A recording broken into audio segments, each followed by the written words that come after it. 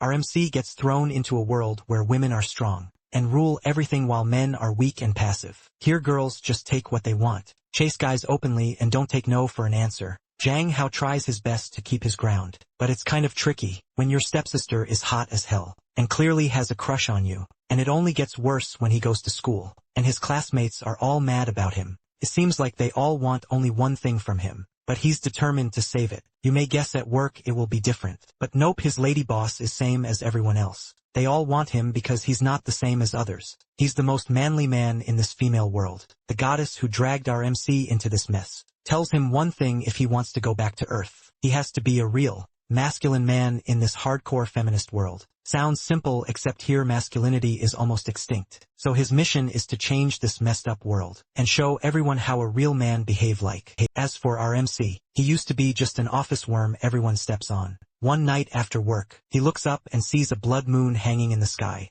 and the next thing he knows, everything goes black. When he wakes up, he's in a completely different place. And worse, he's now a pretty boy wearing pink pajamas. While he's still trying to figure out who he is and what the hell happened, the door suddenly bursts open. A man who seems to be his father storms in and tells him to hurry up. They're going shopping with a friend named Yelong. The name hits him instantly. Yelong used to be a massive, tattooed muscle monster. Panicking, the MC immediately throws off the pajamas and rushes out because the last thing he wants is to keep that guy waiting. But when he gets close to Yelong, he is shocked because the man standing in front of him is not even a complete man anymore. He is even girlier than Hao himself. When his dad sees them together, he instantly starts complimenting Yelong, saying that he is exactly how a proper man should be. That is when Zhang Hao goes on the internet and starts to see the truth. The world leaders in history are filled with conquests of women, while men are only used as housekeepers. In this world, a man's body is not as strong as a woman's, and their endurance is not good. Men are expected to raise the children, and the women do all the physical labor. For some reason, the preference for women above men has created a huge gap in numbers between them all. Men are treated like babies. When they grow older, they take up hobbies that women used to have, such as makeup, while at the same time, they have to fight off thugs with bad intentions toward them. Zhang Hao has only been in this new world for a few hours, and already he has had enough. Literally, merely after a few hours of landing in this strange world, Zhang Hao has had enough. He takes his friend Yelong with him and says that they are going to get back their manliness. Yelong thinks that his best friend has lost his mind, but he still goes along with him. When they arrive at a tattoo parlor, they realize that only girls are present, and all of them are judging the two for having tattoos on their delicate, manly bodies. Zhang Hao cannot take it anymore. He tries to take a picture to show that he is a real man, and the moment he shows a strip of his body, all the girls around them go crazy and start getting excited. When he gets back home, he realizes that his house has also not been spared from this new torture.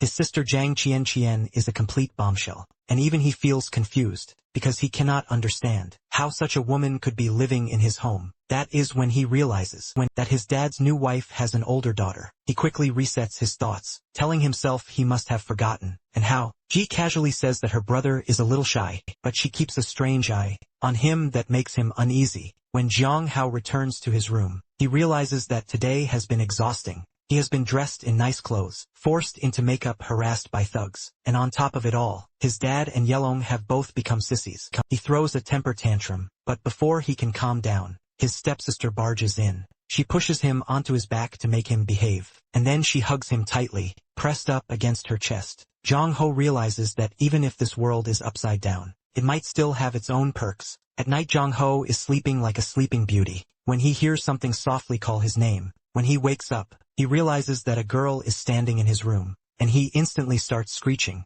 The girl calmly asked him to remember her, because she is the one who brought him here. Zhang Hao suddenly realizes that she is the blood moon who was calling his name that night. He instantly gets up close to her face and demands to know why she brought him to this world. The girl introduces herself as the goddess of the blood moon, and she tells him that she was only following his own words. He once said that he wanted to stop being a virgin, but could not, so she brought him here, where his problem is now solved. She points out that there are many girls in this world who already seem to like him. Zhang Hao starts freaking out, but the blood moon goddess continues to explain. She says that he can go back to his world, but only after he completes a task. In his old life, he always bragged that he was a real man. He only ever looked at beauty on the outside, but he was incapable of evolving himself. A real man should be able to work for it. It is not like a man cannot open a water tap with his bare hands. So in this world filled with strong females, he will have to truly become a real man. Only then will there be a way to return. If he cannot do that, then he will have to find a way to fit in this world. That thought is not acceptable to Jong-ho. But before he can argue, the moon goddess disappears, and leaves him alone with more questions. He wonders what it really means to become a real man, and what exactly he has to do. The next day when he wakes up, he first thinks that everything was only a strange dream, but when he sees her scarf lying in his room, he realizes that the mission is real, and he must complete it. He starts thinking about what a real man even means, in a world ruled by women, but he knows absolutely nothing about that. He is sure of only one thing, and that is that he himself is a bit of a sissy. So whatever this mission turns out to be, he has to start learning more about this new world, in order to tackle the challenges properly. Later on he opens a biology book, to study how the Nodi process works in this place. He realizes that, in this world, women are so strong and dominant, that men have no choice but to be submissive, under their command. Jang Hao does not like that dynamic at all. He wants to return to his own world, where everything feels normal to him.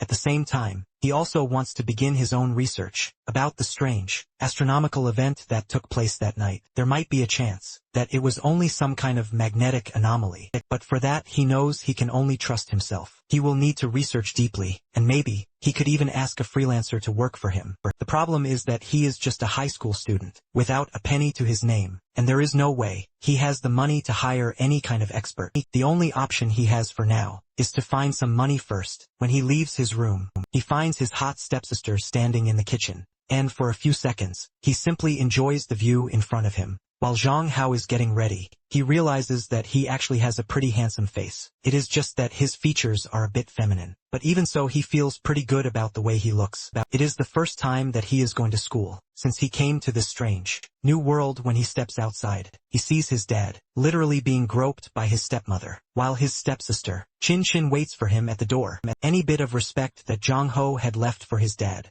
disappears instantly, and he quickly leaves the house, not wanting to stay there for even another moment. His idea of leaving the sissy life behind does not work out the way he hoped, because the moment he meets his best friend Yelong, he sees that Yelong is as feminine as they come. Yelong is busy talking about the new lipstick he got, which happens to be the new trend of the year. Zhang Hao tells him to have a little bit of decorum, and that is when he notices that he has actually hurt Yelong's feelings. Zhang Hao quickly says not to mind his language, because what he really wants is to be a real man. Yelong cannot even understand what Zhang Hao means by that, but before he can press him for an answer, he notices something, and warns Zhang Hao that they should leave quickly, because some perverts are watching them. And just like that, a fat girl is hiding behind the pillars, ogling at all the boys with wide eyes. The whole thing looks funny to Zhang Hao, who thinks Yelong is only exaggerating. He insists that there is nothing to be scared of, because the two of them are grown men. They should not be afraid of a girl hiding behind pillars, but Yelong does not agree,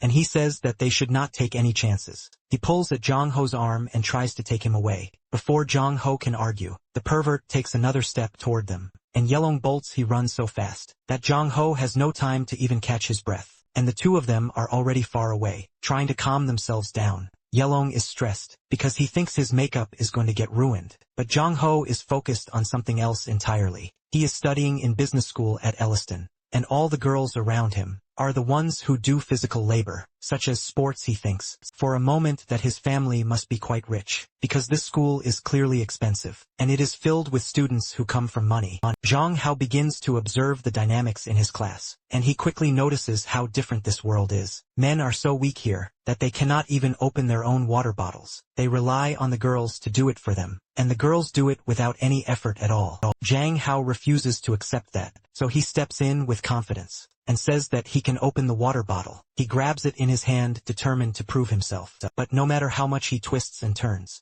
the bottle does not open eventually. With his pride already bruised, he hands the bottle back to the girl and accepts defeat. The humiliation stings, but it does not end there. The moment the girls see him struggling, more of them crowd around him. They start haggling him, asking him to try opening their bottles too, and in return they want the chance to talk to him. Zhang Hao feels suffocated. He falls to the ground annoyed and overwhelmed, while the crowd of girls keeps pushing closer. Yelong quickly rushes to his side. He waves his hands at everyone, and tells them to leave Zhang Hao alone, saying that he is sick and needs some space. The crowd finally begins to move back, but Zhang Ho does not even hear most of it. His mind is somewhere else entirely. He is only thinking about the progress he has made in becoming a real man, and right now, the answer feels painfully clear: it is 0. Django needs a moment alone, so he leaves to go to the bathroom by himself. However, Yelong calls after him and asks if he can join. Django quickly marches away, annoyed because he thinks he does not need someone acting like a chaperone just to go to the bathroom. But as it turns out, Yelong is right. When Young Ho enters the bathroom, a group of girls follows him inside, and they begin to harass him. They crowd around him and talk loudly about all of his perky features. Django feels cornered, and every word they say makes him even more uncomfortable. He thinks to himself that he cannot take it anymore. If things continue like this, there is no way he will be able to complete the mission. He knows that he is cute, but he also knows that he is far too weak to truly find a place for himself in this world. Zhang Hao decides that he needs to find a new place to train, so he looks up kung fu classes. He thinks that it will be good for him to build some muscles for now, and he feels motivated. He moves with focus and concentration, until suddenly, he realizes that a girl has crept up behind him. It is Yuan, his classmate who always sits next to him, and Young Hao immediately gets freaked out. He tells her not to sneak up on people like that, but she laughs, and replies that he was so engrossed in his lesson that he did not see or hear her coming. Yan Yuan then tilts her head, and asks if he is texting a girl that he likes. Before he can respond, she leans impossibly close to his face. Zhang Hao starts to blush in embarrassment. He quickly asks her to back off a little, but Yuan grabs his hand instead. She says that he has very soft and silky white hands, and Zhang Hao freaks out even more. Everyone knows that in this world, women are always bold, and they can touch a man's hand as if it is nothing. If Zhang Hao pulls his hand back, and asks her to have some manners. His words hurt Yuan's feelings, and she looks at him with sad eyes. He says that he used to be a little different than before, but in his own mind, Zhang Hao knows that he has always been the same. When Yuan tries to change the mood, and says that if he is tired, she can give him a massage, Zhang Hao panics and tries to push her away, but at that moment, he realizes just how strong she really is. He does not have the physical strength to fight her, and that only makes him feel weaker. He struggles until suddenly, by sheer luck, the classroom door opens. The English teacher, Mrs. Ma, walks in and tells the class to settle in their seats. Zhang Hao feels relieved as he sits down and opens the book. The words on the page surprise him. He realizes that he can understand everything clearly. He hasn't been to school in a long time, and before coming to this world, he was always the worst at English. But here the contents of the book are simple for him to understand for the first time since arriving. Zhang Ho feels like he has finally found a perk of living in this feminist world. He is intelligent here, filled with sudden confidence. Zhang Ho raises his hand high and asks the professor to pick him. He wants everyone to see his knowledge, and he wants to prove that he is not useless. But when it is finally his turn to speak, his face turns white as a sheet. The words refuse to come out. Even the professor pauses and says that he looks sick and might need to visit the nurse. Zhang Hao looks around and realizes that the whole class is staring at him. Every pair of eyes is locked on him, and his chest feels tight. The girls begin whispering to each other, talking about how he is acting quite differently. The more they talk, the more embarrassed he feels. He lowers his head and wishes that the earth would swallow him whole, or that he could simply wake up. Back at home later that day, Zhang Hao and Yelong are walking together. When Yelong notices how tired Zhang Hao looks, Zhang Hao admits that he just did not sleep well. But the truth is, he is drained from everything, especially from all the women who surround him. Every day they keep asking if he did something to them, and sometimes he even gets groped in the hallway. On top of that, the outcast boys, who are not as attractive, try to frame Young Hao for bullying, even when he has done nothing wrong. For Young Hao, school feels more stressful than anything else, and he secretly wishes he could just stay home. As he is walking, a girl suddenly steps in front of him and says she has something to confess. She hands him a gift and tells him she has liked him for a while, and now she wants to date him. Zhang Hao cannot believe how bold the women are in this world, acting like boys and confessing first. He politely refuses her though, Even Yelong cannot understand how Zhang Hao can resist such a tempting offer. Later, while they are thinking about food, Zhang Hao notices something odd. Every other boy eats so little. Yelong tells him that boys have always been like this, and he even orders cucumbers without rice, saying he is on a diet. Zhang Hao cannot understand how men can eat like birds, since he wants to build muscles and grow stronger. He decides to ask for a large portion, when he confidently tells the cafeteria auntie to serve him the biggest plate of pork and rice.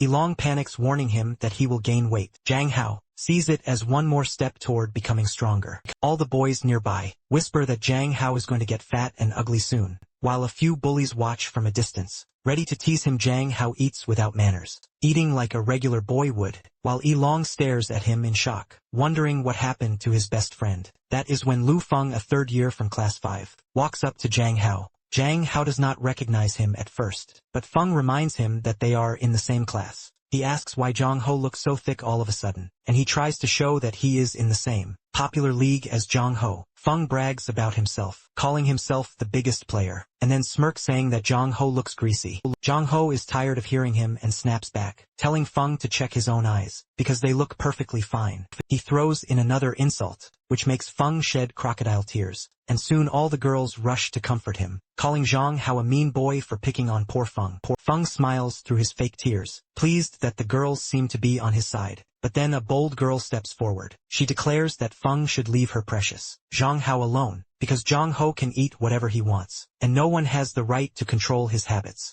Zhang Ho thinks that another beautiful girl has arrived in his life, and wreaks havoc. Feng still refuses to leave, so Zhang Ho finally looks him in the eye and speaks, in a firm, commanding tone. He says that the master is eating and Feng should leave. The words strike the table like thunder, and Yilong nearly falls out of his seat, almost in shock because his best friend is suddenly speaking so harshly to another boy. But the new purple-haired girl only gazes at Zhang Hao with admiration, thinking he has just made himself even more charming. Ben, however, stomps away, with his group of mean girls trailing behind him. His followers rush to comfort him, telling him not to feel jealous or upset, reminding him that he is still more popular than Zhang Ho and that everyone else thinks Zhang Ho is going to get fat anyway. On the other side, Zhang Hao turns his attention to the purple-haired girl. She seems kind, but he has no idea who she is, so he asks Yelong. Yelong tells him that her name is Zhaoling. She is the senior captain of the college basketball team, and she even sits beside him in class.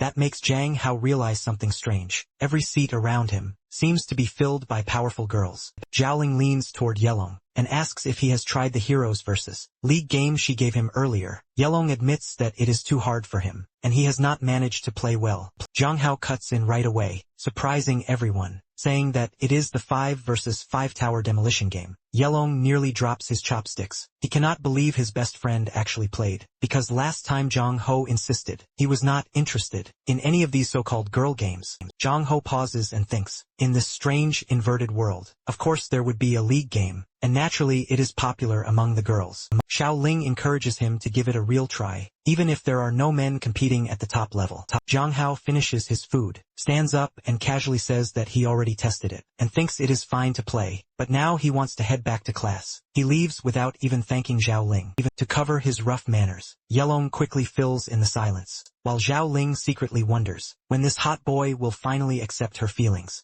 Later in class, Zhang Hao sits quietly and starts piecing things together in his head. If the Hero X League game has no high-ranking male players, then that must mean the real leaders of his world, men like Dasher and Uzi, are not playing here. That thought sparks a new plan. He decides he must make time to meet them in person. And as that idea grows, an even heavier question weighs on him. What does it mean to be a real man in this twisted and upside-down world? Zhang Hao's attention drifts and lands on a lonely girl, sitting by the window quietly playing by herself. When Yelong finally looks up from his phone, he tells Zhang Hao that she is Min Yuhua. The new transfer student. Zhang Hao immediately asks if Yelong is in love with her, and judging by how quickly Yelong gets defensive, Zhang Hao feels certain he has hit the mark. Yelong stammers that Yuhua does not like to talk, but then admits he thinks she is pretty cute, and that he already knows plenty about her. To Zhang Hao, that is all the proof he needs. He firmly believes Yelong is in love. With that thought, Zhang Hao suddenly stands up and declares that Yelong should definitely go talk to her. He marches over to Yuhua's desk with full confidence, announcing that Yilong needs to put himself out there. Yilong tries to stop him, but it is already too late. Zhang Hao is in front of Yihua, introducing himself with a smile, Yihua quietly replies that she just transferred here. And Jiang Hao notices right away that something about her feels different, unlike the other girls, who practically throw themselves at him. In this strange world, Yuehua seems withdrawn, almost lost in her own thoughts. Jiang Hao introduces Yelong, but Yelong squeaks out nervously that Yuehua probably does not want to talk. He fumbles over his words and urges Jiang Hao to leave. Jiang Hao, however, refuses to give up so easily. He leans in and asks if Yuehua is reading an English book, or if maybe she just does not feel like talking to them. Yuehua looks down and answers honestly. She says she simply does not know what to say. Jiang Hao realizes at once that she is not uninterested. She is just painfully shy. So Jiang Hao does what comes naturally to him. He extends his hand and tells her they should be friends. He wants her to feel comfortable enough to talk to him. Whenever she wants, the moment feels small. But to Jiang Hao it is a victory. Real men, he thinks, never turn a blind eye when a girl feels like she has to handle everything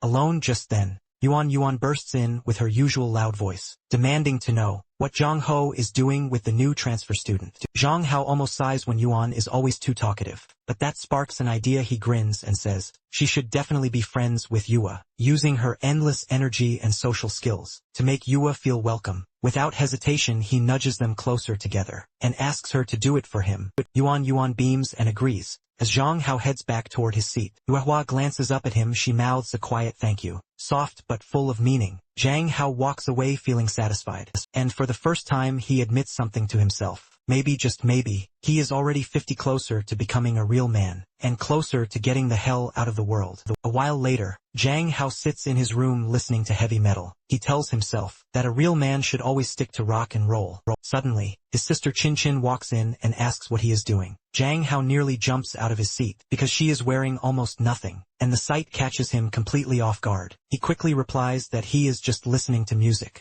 Chin steps closer, her movements soft and deliberate, and she says she wants to listen too. Jiang Hao cannot help but think that there are certain advantages to having a goddess for a sister, and he admits to himself that he loves every one of them. Chin sits down right next to him, so close their bodies are practically touching. She takes one of the earbuds and teases that he must really like rock and roll, that he is different from the other boys. The words please Zhang Hao more than he wants to admit. Then Shin adds something else. She tells him he is very attractive. Zhang Hao freezes. He does not know how to respond, and he wonders if something might be wrong with his new stepsister. At the same time, he convinces himself this must be a test, a challenge to see if he has true masculinity. In his mind, an angel whispers that a real man must resist temptation, or else he will fall into sin. But then a devil answers back. A real man, it argues, has to do what he has to do when the moment comes, especially when a lady is the one asking. That would not even make him a sinner. The inner conflict eats away at him, until Jiang Hao finally pushes Chin back. But in doing so, he stumbles and falls right on top of her. For a moment they are face to face, close enough for Jiang Hao to wonder if this is what it feels like to be a real man. His sanity weakens. Temptation is unbearable and he feels ready to give in. Then it happens. A sudden flash floods his mind of a girl from somewhere else, telling him that he belongs to her, but he is not going anywhere. Jiang Hao jerks upright in confusion, breaking away from Chin. His face goes pale and even Chin notices. She asks if he is sick, if maybe he has anemia. Jiang Hao forces a weak smile and lies that he just wants to rest inside. He knows he barely managed to resist. Without missing a beat, Chin hugs him, pressing his head gently against her chest, and she tells him to take care of himself for his sister's sake. Django admits to himself that Chin is kind, though he also wonders if she hides bitter feelings beneath the kindness. Trying to change the subject, John Hao blurts out that he wants to cut his hair shorter, and he asks what she thinks. Chin smiles and answers truthfully. She tells him she will love him no matter what, and that he should do whatever makes him happy. Her words stay with him. Jiang Hao realizes again how strange this closeness feels with his sister. He pushes the thought aside. What matters more is tomorrow. Tomorrow he will cut his hair. Tomorrow he will change his appearance. Because tomorrow marks the beginning of a new era. Jiang Hao walks into the salon, and a woman greets him with a bright smile. She asks if he has come to find his inner beauty. Jiang Hao shakes his head and says he is not interested in that kind of thing. The hairdresser tilts her head and asks what design he is looking for. Jiang Hao replies that he just wants a hairstyle that feels comfortable to wear. The answer surprises her. She has never heard a request like that before. In her mind she decides that boys these days never say what they really mean. If he asks for something simple, he must secretly want something fantastic. With that thought she gets to work. Her scissors move quickly, and after a while she finishes with a proud smile. Jang Hao looks in the mirror, and for a moment he cannot believe it. The cut is sharp clean, and it highlights his face better than he ever expected. He admits to himself that this is the best haircut he has ever had.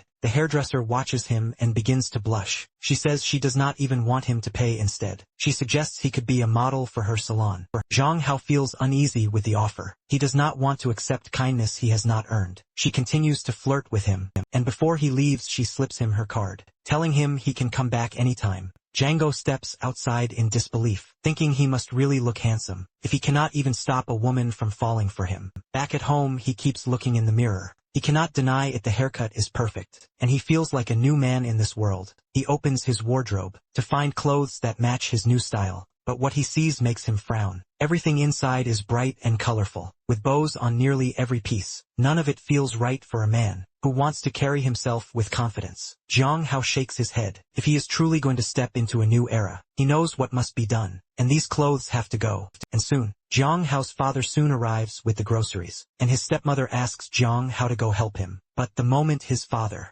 sees the new look on his precious son, he explodes. He screams at Jang Hao, demanding to know why he cut his hair so short. He insists that men do not wear their hair like that. He wants to storm off and give the hairdresser bad reviews, and he complains that no one will ever want to marry Jang Hao now. Jang Hao cannot believe that he needs to ask for permission from his father just to get a haircut. Scolding does not end there. His father even takes off his shoe and starts hitting him. Jang Hao runs across the room, shouting that this is domestic violence, and his father should never strike his handsome face. Just then Chin Chin barges in, asking what is going on. Jang Hao stumbles and collides with her chest. She steadies him with a smile, before turning to their father calmly. She tells him to take it easy, reminding him that his health will only get worse if he keeps stressing over small things. She takes a closer look at Jang Hao's haircut, and feels a little uneasy, because his hair is very short. But to protect her little brother, she lies and says he looks good. She adds that he asked for her permission yesterday, so their father has no reason to be upset. Jang Ho's father still cannot shake his anger.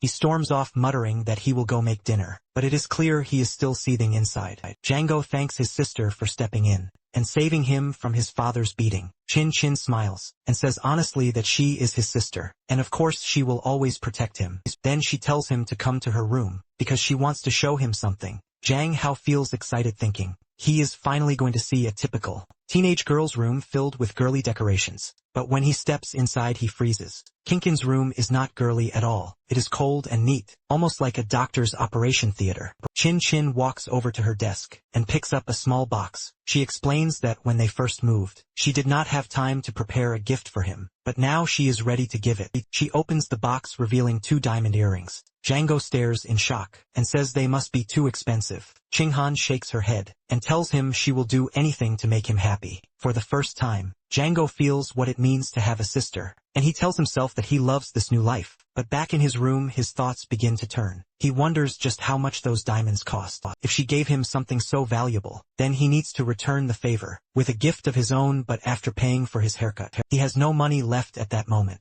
His phone lights up with a message from Yelong. Yelong tells him he just finished writing a new novel, and Zhang Hao should read it. Zhang Hao suddenly gets an idea. If Yelong can write novels, then he can too. Could be his way to earn money quickly. He decides to write stories about brave male heroes and powerful military queens. With that thought he sits down to work. Jian Hao opens a blank page and types the title of his new book. He calls it A Real Woman in a World of Men. He leans back in his chair with a confident smile, convinced it will be the next bestseller. Next day at school, Jung Hao's phone buzzes. He checks it and sees a notification from the website where he uploaded his novel. To his surprise it says his story has already passed the signature request, and now he needs to take the initiative to contact the editor. He realizes the review process is faster than he expected. From now on he can earn daily fees for every update. It feels like his plan is finally working, and he is on track to make some money. Zhang Hao thinks this calls for a celebration. He decides to buy himself ice cream. The problem is he only has one left. With that, all he can afford is a popsicle.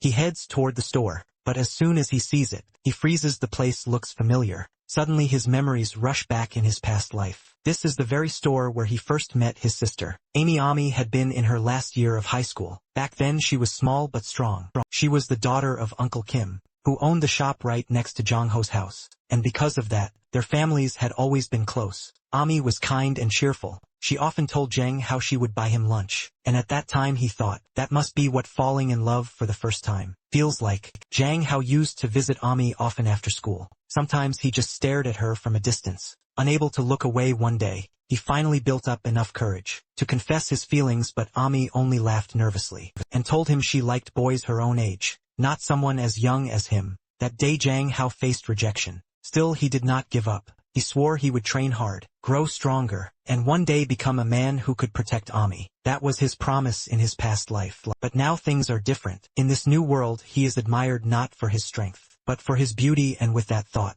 Jong Hao decides that this time he will succeed. This time he is sure he can win Ami's heart. When Jong Ho reaches the store, he hears raised voices. Amy is arguing with her father. She says she just wants to save enough money to get married, but does not want to work hard. Her father tells her that life does not work that way. He reminds her that the daughters of other families are even older than she is, yet they continue to study and work harder than she does. Xiao Hao hesitates. He thinks maybe it is best to avoid whoever is arguing. But then Ami walks in. The moment he sees her face, his heart skips to him. She is still as beautiful as ever. For a second, he almost forgets the argument he overheard. Then his eyes move to the rest of her. He freezes. Ami is much bigger than he remembers. The shock nearly makes him run. Before he can turn away, Ami notices him. She looks straight at him and asks if he has done something strange to his hair. Jang Ho collapses to the ground in fear. His body shakes, and tears fall as he begs her not to come closer. Yet even as he cries, her face draws him in. Her beauty tempts him,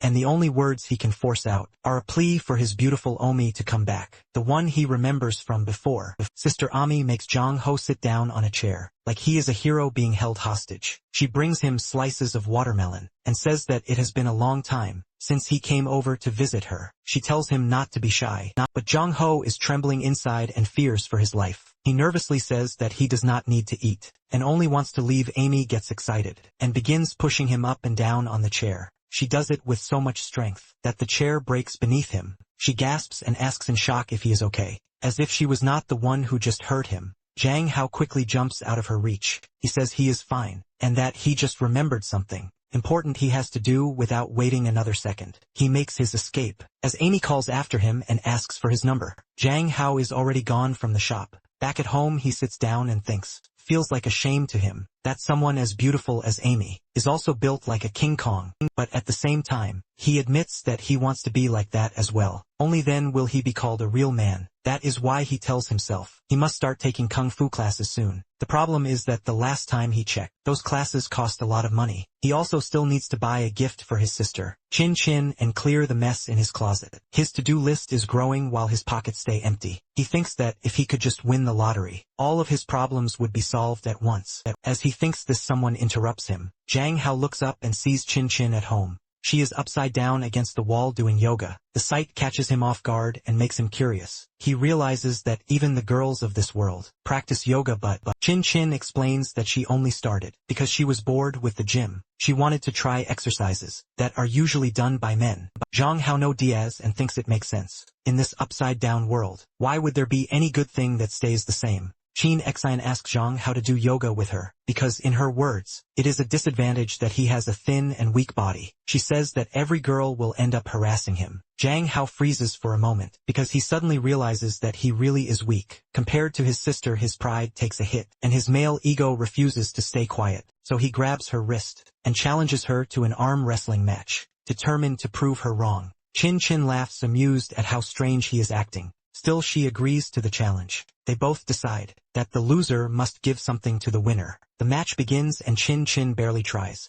while Zhang Hao uses every ounce of his strength. He grinds his teeth and declares that this is not just a game of arm wrestling. His dignity is on the line. In his mind, he compares himself to men of another era, who had to endure far worse. They lived quietly, hiding parts of themselves. It still carried their honor as men until the end. But here he is being treated like a fragile girl, who cannot do anything. His frustration grows when Chin Chin starts to tease him, saying he is not playing badly for a little boy. Django's arm begins to ache, but he refuses to give up. His pride as a man demands that he keep fighting. Yet to end his suffering, Chin Chin finally uses her full strength and defeats him in an instant. She then smiles kindly and tells him that he actually did really well. Django sighs and accepts once again that he is weak in this world. He asks Chin Chin if there is anything she wants to do with him, now that he lost. Chin Chin presses his hand against her cheek and says that she wants to know what it feels like to use someone's thigh as a pillow. Zhang Hao cannot even imagine doing that, but when he looks at her strong legs, shaped from yoga and workouts, he decides to play along. He sits down and says it is no problem. Yet, instead of him resting on her thighs, Chin Chin rests her head on his. Zhang Hao stares at her in shock because in his mind, this is supposed to be the girl's position, not his. Chin Chin closes her eyes and says that his legs are just as smooth as she thought they would be. She asks if she can stay like this a little longer, seeing how innocent she looks while asking. Zhang Hao nods and tells her she can stay as long as she wants, because in the end he is a man who keeps his word, and he is a man who will do everything that is asked and expected of him. A few days later, Zhang Hao sits in full writing mode wearing his glasses. When his phone buzzes, he looks up, surprised at who would text him on a weekend. It is Yuan inviting him to an amusement park, because she is going with Yuehua. She has already asked his best friend, Yelong, to pick him up, since it is not really an invitation. Zhang Hao knows he has no choice but to get ready. Just then Zhang Hao hears Yelong's voice, and he is already at the door with his little sister. Zhang Hao had wanted a quiet day, alone with his thoughts, but now he has to deal with company. When he goes to greet them, the little girl suddenly jumps on him. Zhang Hao is confused, because he has never seen her before. He asks Yelong who she is, and Yelong almost cries, saying that his best friend has forgotten about his own sister. She is Yelong's 6-year-old sister. Li Ling. Yelong pulls her off Zhang Hao like Velcro, and explains that she only met him when she was 4 years old. So of course Zhang Hao does not remember her now. But what Yelong does not know is that Zhang Hao genuinely does not remember her, because in his previous life, Yelong never had a sister. Zhang Hao asks him to wait in his room for a moment, but as he turns around, he suddenly feels someone pinch him. There is no doubt it is Li Ling. Zhang Hao has no interest in going to the amusement park. He thinks it is boring. Yelong insists that is not true. He reminds him that Yuehua will be there, and she can help him relax. Besides, Zhang Hao has been working non-stop for days, and needs a break while the two boys argue. Li Ling explores the room, looking at everything with wide eyes. She already has a little crush on Zhang Hao. Finally Zhang Hao stands up, and says they will go to the haunted house. But first he needs to change. He remembers the promise he made to Yuehua, that he would help her like a real man. And a man does not break his word. He puts on his manliest Zhang Hao, and while Yilong urges him to hurry, he does not want to make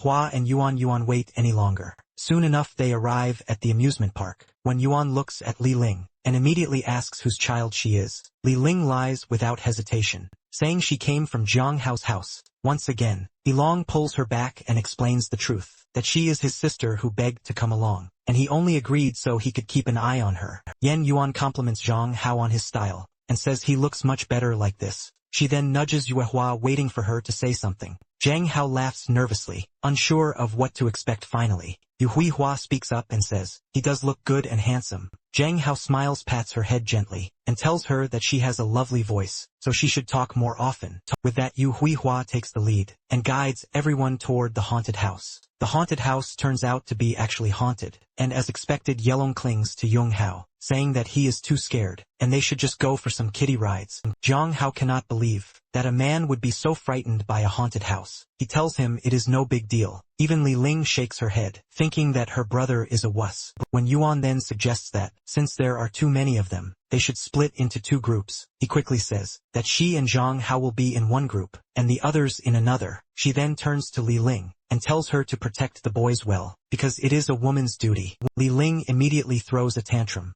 insisting that she wants to stay in a group with Zhang Hao. Zhang Hao steps in, and firmly tells her to behave and go with her brother. He adds that she does not need to worry about him, because he will be fine the whole time. When Yuan feels disappointed, because she wanted to stay with Zhang Hao, but Zhang Hao outsmarts her. From the way she acts it looks like being in her group, would only make his life difficult. Compared to that, Li Ling is clearly the better option. Zhang Hao then sends Yuan's group ahead to scout the way, telling her that he and Li Ling will follow. A few minutes later, Yuan is upset and also a little scared, but when Zhang Hao asks about it, her pride as a woman takes over. She quickly says that women cannot be afraid, and that she will protect Yelong and his little sister. 10 minutes later, Zhang Hao and Li Ling finally decide. It is their turn to go. Zhang Hao promises her that he will protect her, because she is his sunflower, and Li Ling has no choice but to quietly agree. When they enter the haunted house, they are immediately met with the sound of everyone else screaming. Hearing all the screams inside,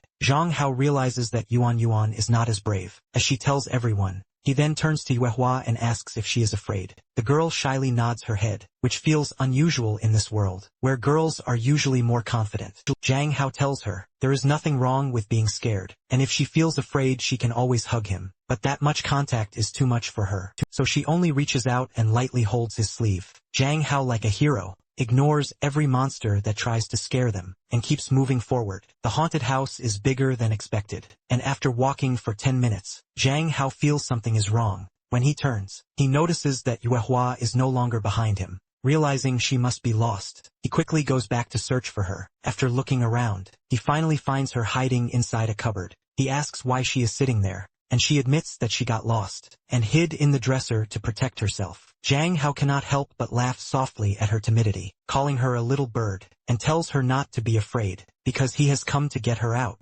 Yewa feels a sense of relief. She realizes that she can trust Zhang Hao, because he is the first person to treat her with kindness. When they finally leave the haunted house, Yelong is shivering from fear, saying that he will never step into a haunted house again. Even his 6-year-old sister shakes her head and calls him an embarrassment. When Zhonghao and Yuehua return, Yelong burst into tears of joy, grateful that everyone is safe. When Yuan then asks why the two of them took so long inside, and if they did something fun, Zhang Hao flicks her on the head to shut down her teasing as Yuehua walks toward them. Zhang Hao notices that something is not right. She is sweating and panting, and before he can react she collapses into his arms. Only then does Zhang Hao realize that Yuehua has fainted. Yelong, as always, starts to panic. He says they need to call the police, but he cannot find his phone, and even Yuan gets flustered and quickly starts dialing for an ambulance. Zhang Hao tells them not to worry, and says he will take care of it. He lifts Yuehua carefully, carries her to a nearby bench,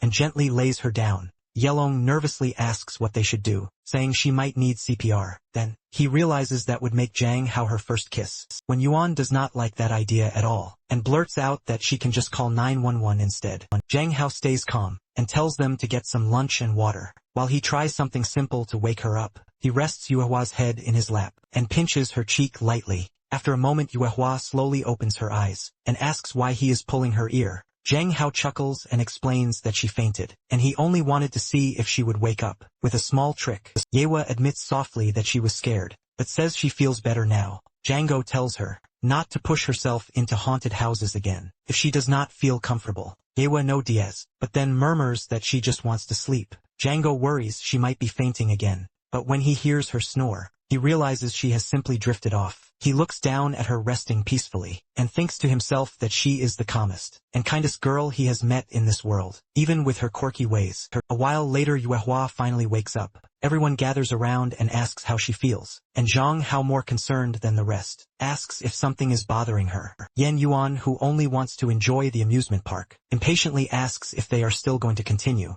Zhang Hao shakes his head, and says they have had enough excitement for one day. He suggests they head home so Yuehua can rest. But when Zhang Hao stands up, Yuehua suddenly takes his hand and quietly says they can go together. He pauses, then lets her hold on. They start walking hand in hand, and Yuehua, still shy, clings to him in her own way. When Yuan watches with envy, crying on the inside because she too wants to know what it feels like to hold a man's silky, smooth hand. It is something she has always dreamed of. On the way to drop Yuehua at her house, the walk takes longer than expected. Yuan and Yilong both comment that Yuehua seems to live quite far away, maybe even in a rural area, and they wonder how inconvenient it must be for her to come to school every day. Zhang Hao frowns, and tells them not to be so condescending. When they finally arrive, Yuan's jaw nearly drops to the ground. Standing before them is not a simple home, but a massive mansion as they take in the sights. A butler hurries out bows and announces that the lady of the house has returned. He says the Lord had specifically ordered her not to leave the estate, and asks how she could have gone out without permission.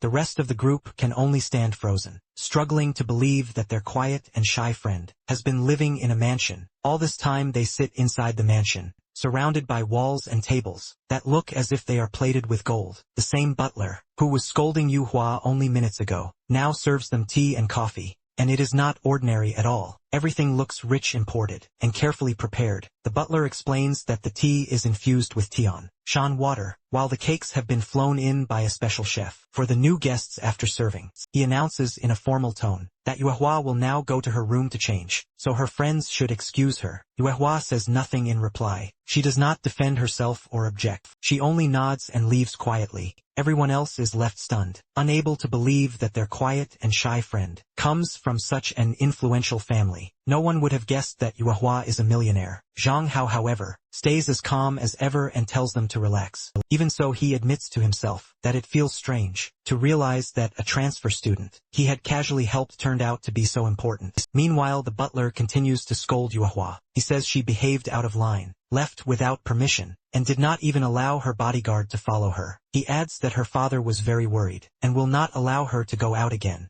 Yewa stops in her tracks and asks if her father called and how her mother is doing. The butler replies that her father did call, but he did not answer any questions and seems to still be busy. Yewa grips her skirt tightly and mutters that he is always too busy to answer her calls. The butler tries to defend him, saying the Lord has too much business to handle, but he sent her a gift that is already on its way. It is a model of her favorite tank. Yewa shows no excitement. What she wants is not gifts or expensive toys, but love and affection from her father. Even the butler, despite his formal tone, looks as if he feels sorry for her. A while later, Yelong looks up at the stairs and sees Yuehua coming out of her room. In a magnificent dress, his eyes light up, because his crush looks even prettier at home. Even Zhang Hao notices the change. He thinks that while she does look cute, compared to when she was with them, she now seems like a lifeless doll. Zhang Hao asks if she is okay. Yewa quietly replies that her father did not call her back again. But Zhang Ho does not have enough information to know what that really means. She then asks him to come to her room, because she wants to give him something. Zhang Ho is confused, but he follows her anyway. When he steps inside, he is shocked. In a world where women are usually very masculine, her room looks soft and feminine, even more than her sister's. Curious, Yungo asks if her father said something that upset her, or if she was punished for going out with them. In this world, fathers are like male mothers, but it seems that in this villa, the only people living with Yuehua are the nanny, the workers, and the housekeeper. There is no father or mother here. She admits that her dad was good to her before, but now he is always busy. Zhang Hao then asks about her mother. Yuehua explains that her mother is even busier, and that it has always just been her alone in this house. This shocks Zhang Ho, who realizes how lonely her life has been. Her mother is the mayor and never has time to come home, while her father is always traveling to earn money for the family. The housekeeper once told her that everyone loved her, but to Yuehua that feels like a distant memory. She has grown up without any affection or attention from her parents. Zhang Hao pats her head gently and tells her she can call him anytime if she feels lonely. He reminds her that she can also reach out to Yuan and Yilong because they are all friends now. Yuehua smiles at the gesture,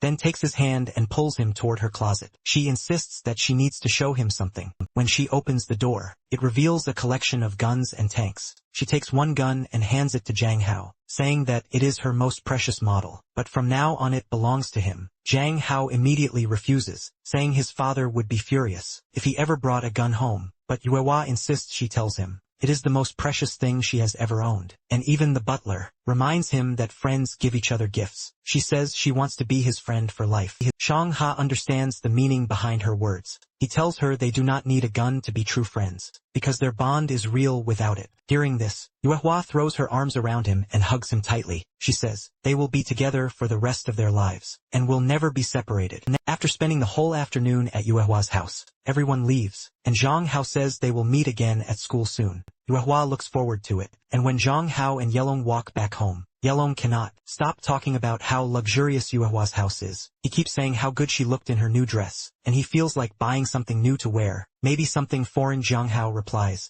that Yelong already has plenty of hair to style, and should not waste more money on it. Then Jiang Hao suddenly remembers that, if his friend really wants to buy clothes, it is the perfect chance for him as well. He has wanted to throw away his pink clothes with bows for a long time, and now he can finally replace them. Excited, he says, they will go shopping first thing tomorrow morning. At the shopping mall, Yelong asks what the occasion is. Jian Hao explains that he just wants to upgrade his wardrobe a little. He has some extra money from his part-time job, and wants to shop without any time limit. Yelong puts on his best shopping mood, and helps Zhang Hao pick the best items he can find. Zhang Hao spends a fortune on his new wardrobe, and thinks this must be how girls feel when they go wild on a shopping spree. After a while, Yelong gets hungry and suggests they should eat. They walk to the nearest restaurant, and while ordering, Zhang Hao notices someone whispering about him. Calling him handsome, he turns his attention toward them, and even Yelong looks confused. But Jung Ho brushes it off, saying it is nothing bad, and they should focus on their meal. Still, he cannot shake the feeling that he is being watched. While he eats, a random girl secretly takes his photo. She gushes to her friend that she found a very handsome man at the restaurant, someone she wants to marry and have kids with. She uploads his picture online. A little later, Zhang Ho's instincts tell him to wear a cap. When Yelong asks why, Zhang Ho replies that he needs to keep a low profile because of his looks. Yelong does not feel jealous of his beauty. Instead, he agrees that Zhang Hao should be careful, because the internet celebrity Zhang Zhang always says people need to stay alert, since perverts are everywhere. Zhang Hao is right to be cautious because, unknown to him, he is already trending online as the incomparable beauty of the restaurant. Many girls on the internet are thirsting over him, begging for his number so they can talk to him. Meanwhile, a brunette sees his picture. The moment she notices that it was uploaded by Ling, she screams in excitement because she knows the girl. This means she has a chance to get closer to Zhang Hao. After coming back home, Zhang Hao slouches on the sofa and says he is tired from all the shopping. Still, he thinks it is worth it, because now he can finally throw away his horrible old clothes. Suddenly, his phone rings, and it is his best friend calling again. Shanghai wonders why he cannot leave him alone, since they just met a while ago. When he connects the call, Yelong screams that Zhang Ho is famous and trending online. Zhang Hao has no idea what he means. So Yelong explains that the photo taken of him at the fast food restaurant has gone viral. He tells Zhang how to open a vlog because he is already in the top 5 searches. Meanwhile, his sister, Ling is fuming because she believes those pictures should have been hers. To keep Zhang Hao finally opens the app and sees that he is number 4 in the rankings. He scrolls through endless comments where women call him hot and stunning. Some even say he should join the entertainment industry because he is that handsome. The restaurant itself has posted a comment saying they are honored. Came to eat there. Zhang Hao is floored. He cannot believe his eyes. Still, he convinces himself that it is an exaggeration and that in a few days the hype will fade. He decides to relax by watching a live game, but dirty ads suddenly pop up on his screen, and he quickly deletes them. Thankfully, the gaming section looks more normal. His favorite game is still there, although now the presenter is a girl. He figures that should not matter as long as she can play. That is when an idea strikes him. Since he is an adult, maybe he can start his own live broadcast. With his skills, it would be easier than working as a writer. Just as he considers this, his sister Chin walks in. She says she spent the entire day at the research institute, and yet she even heard that her little brother has suddenly become an internet sensation. Zhang Hao feels embarrassed realizing she knows too. Chin asks if he went out with Yelong today. He thinks she might be angry, but he admits that he did go with Yelong because they both wanted new clothes, so they decided to shop together. She steps impossibly close, trapping him in place, and her expression turns serious. She asks if anyone bothered him. Django hesitates, but finally answers that nothing like that happened, and if it ever does, he is confident that he can protect himself. Chin Kuan thinks Django is too naive. She tells him that the women of this world are far scarier than he can imagine. As she speaks, she gently caresses him and reminds him that he is the only son their father has. If something happens to him, she could never explain it to their parents. She warns him that if a strange woman ever bothers him again, he must tell her right away. He should also let her know when and where he is going out. Kin leans in so close that if Zhang Ho looks down, he is certain he would be pressed against her chest. After a long pause, she finally steps back and turns to leave, but then she stops and says there is one last thing. Without asking, she takes his phone, and for some reason this makes Zhang Ho feel nervous. The next day, a group of women gather outside Zhang Ho's school. Hidden in the bushes, he listens as they talk about where he suddenly disappeared. They say he must be hiding nearby, and they need to find him, because it is rare to see such a beautiful man. These days, Zhang Hao hears every word and his nerves start to rise. He has no idea what is going on. He quickly takes out his phone and calls Yelong for help, but before Zhang Hao can say anything, Yelong immediately tells him to stay at home and not come to school. There are too many people there because of yesterday's news. Now that everyone knows, Zhang Hao is a student at this school. The crowd has gathered on this side to surround him and get a piece of him. Zhang Hao can hardly believe his luck anymore. All he wanted was some quiet time and a chance to get out of this world. Instead, it feels like everyone wants to bite him. Yelong advises him to take the day off and avoid the chaos. Besides, there are already plenty of people at school who dislike him, and now he has everyone's attention. Django runs out of the place as fast as he can and lets his sister Chin Chin know. He asks her to get permission from their father to help convince him to skip school. Even she tells him to go home and not worry about anything else. At home, he is so bored that he has nothing to do. He decides to take the opportunity to study and practice live broadcasting. Since he is 18 years old, he feels he should be able to make money by playing games instead of working part-time. Besides, he used to be the king of the game in his old life. He enters his beloved game and realizes that all the characters have changed, but the rules are the same. That will not be a problem for him. Within a few minutes he is getting quadra kills and penta kills against other players, and he thinks that he still has it. The feeling of being strong is not bad. He likes being fast and skilled. When he sees the small icon button in the game, he realizes that he has not lost his ability. He wants to play again and again. He spends his whole afternoon playing, and when he finally gets tired, he realizes that he is almost ready. He decides that he will try to start a live broadcast. That night after dinner, his mother and father are busy together on the couch. When he excuses himself and says that he is going to his room, his sister Chin Chin is watching him closely. Django starts his first live broadcast and admits that he is a little nervous. He goes into the summer beach game and notices something strange about the player he is matched with. That player follows him everywhere trying to catch him. The player then asks him if he used swordsman lethal to finish him off. Zhang Hao, tired of being stalked in the game, quickly takes out the character that was following him. Right after that, he gets a message from the same person, asking if he really used swordsman lethal to defeat her on the other side. It is a girl. She is a nerd who plays the game, and she tries to excuse her loss by saying she just had a bad view. She insists that a player of that level should not be able to beat her unless he is using hacks. She says she is the master of games, and if she cannot win, then she should just sell her computer and quit. Other players start digging into Zhang Hao's character, trying to figure out who he really is. But since esports do not show gender, no one can tell if he is a boy or a girl. Still, the girl he defeated refuses to accept cheaters. She says there are too many people these days who use fake documents just to pass themselves off as idols so they can join the game. The group chat is full of complaints, and Zhang Ho is reading everything. He wonders why everyone is talking badly about him when he has not done anything wrong. Players begin sending him requests to join their team, but Jung Hao declines every single one. He says that he only plays solo. The others immediately label him arrogant. They say he is unbearable as a boy, and they all swear they are going to teach him a lesson. They claim that next time, he will not dare step into a girl's game, pretending to be a guy even. The same player he defeated earlier challenges him again. Django accepts the challenge without hesitation. Using his speed, he takes her down instantly. This time she realizes that she is dealing with someone on a different level. She quickly tells her fans not to attack him, suggesting he is probably just a guy who is new to the game and does not understand how serious hacks are taken. Zhang Hao, meanwhile, admits that maybe she is right, maybe the other side is good, but then he notices something that makes him pause. The small icon at the top of the screen shows that his live stream has suddenly exploded. With viewers, they are flooding the chat,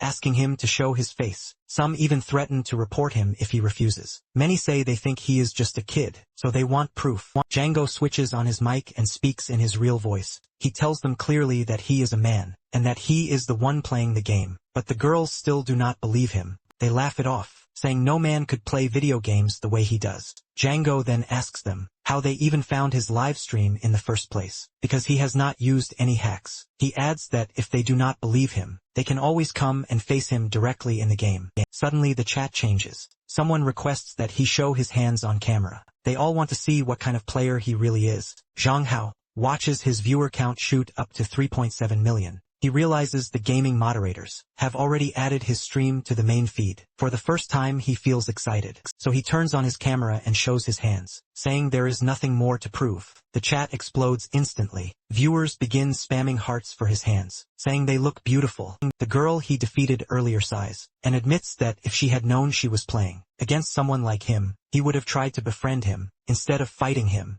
Comments pour in about his veiny hands, and Zhang Hao cannot believe what people find appealing. The second round is about to begin, so Zhang Hao closes the chat, since all the messages are slowing his game down. At the same time, inside a large enterprise building, a mysterious girl sits in front of her screen, watching his live stream with sharp interest. She quickly realizes that this new streamer is already drawing massive attention, and if the company signs him, he will become a valuable asset and a steady source of revenue. After streaming for a while, Django finally bids everyone farewell. He thanks them, saying that this was his very first live broadcast, and he is grateful for the support each one of them gave him. But the girls in the stream refused to let him go. They beg him to stay longer, saying 2 hours is not nearly enough. Some even joke that he should ask his mother to check under his bed, because that is how much they adore him. Zhang Hao finds it all very strange, so he shuts down his computer right away. He decides that tomorrow he will stream again at 8 o'clock, probably for 2 hours. So he needs to rest and wake up early to be ready, since it is already past 10.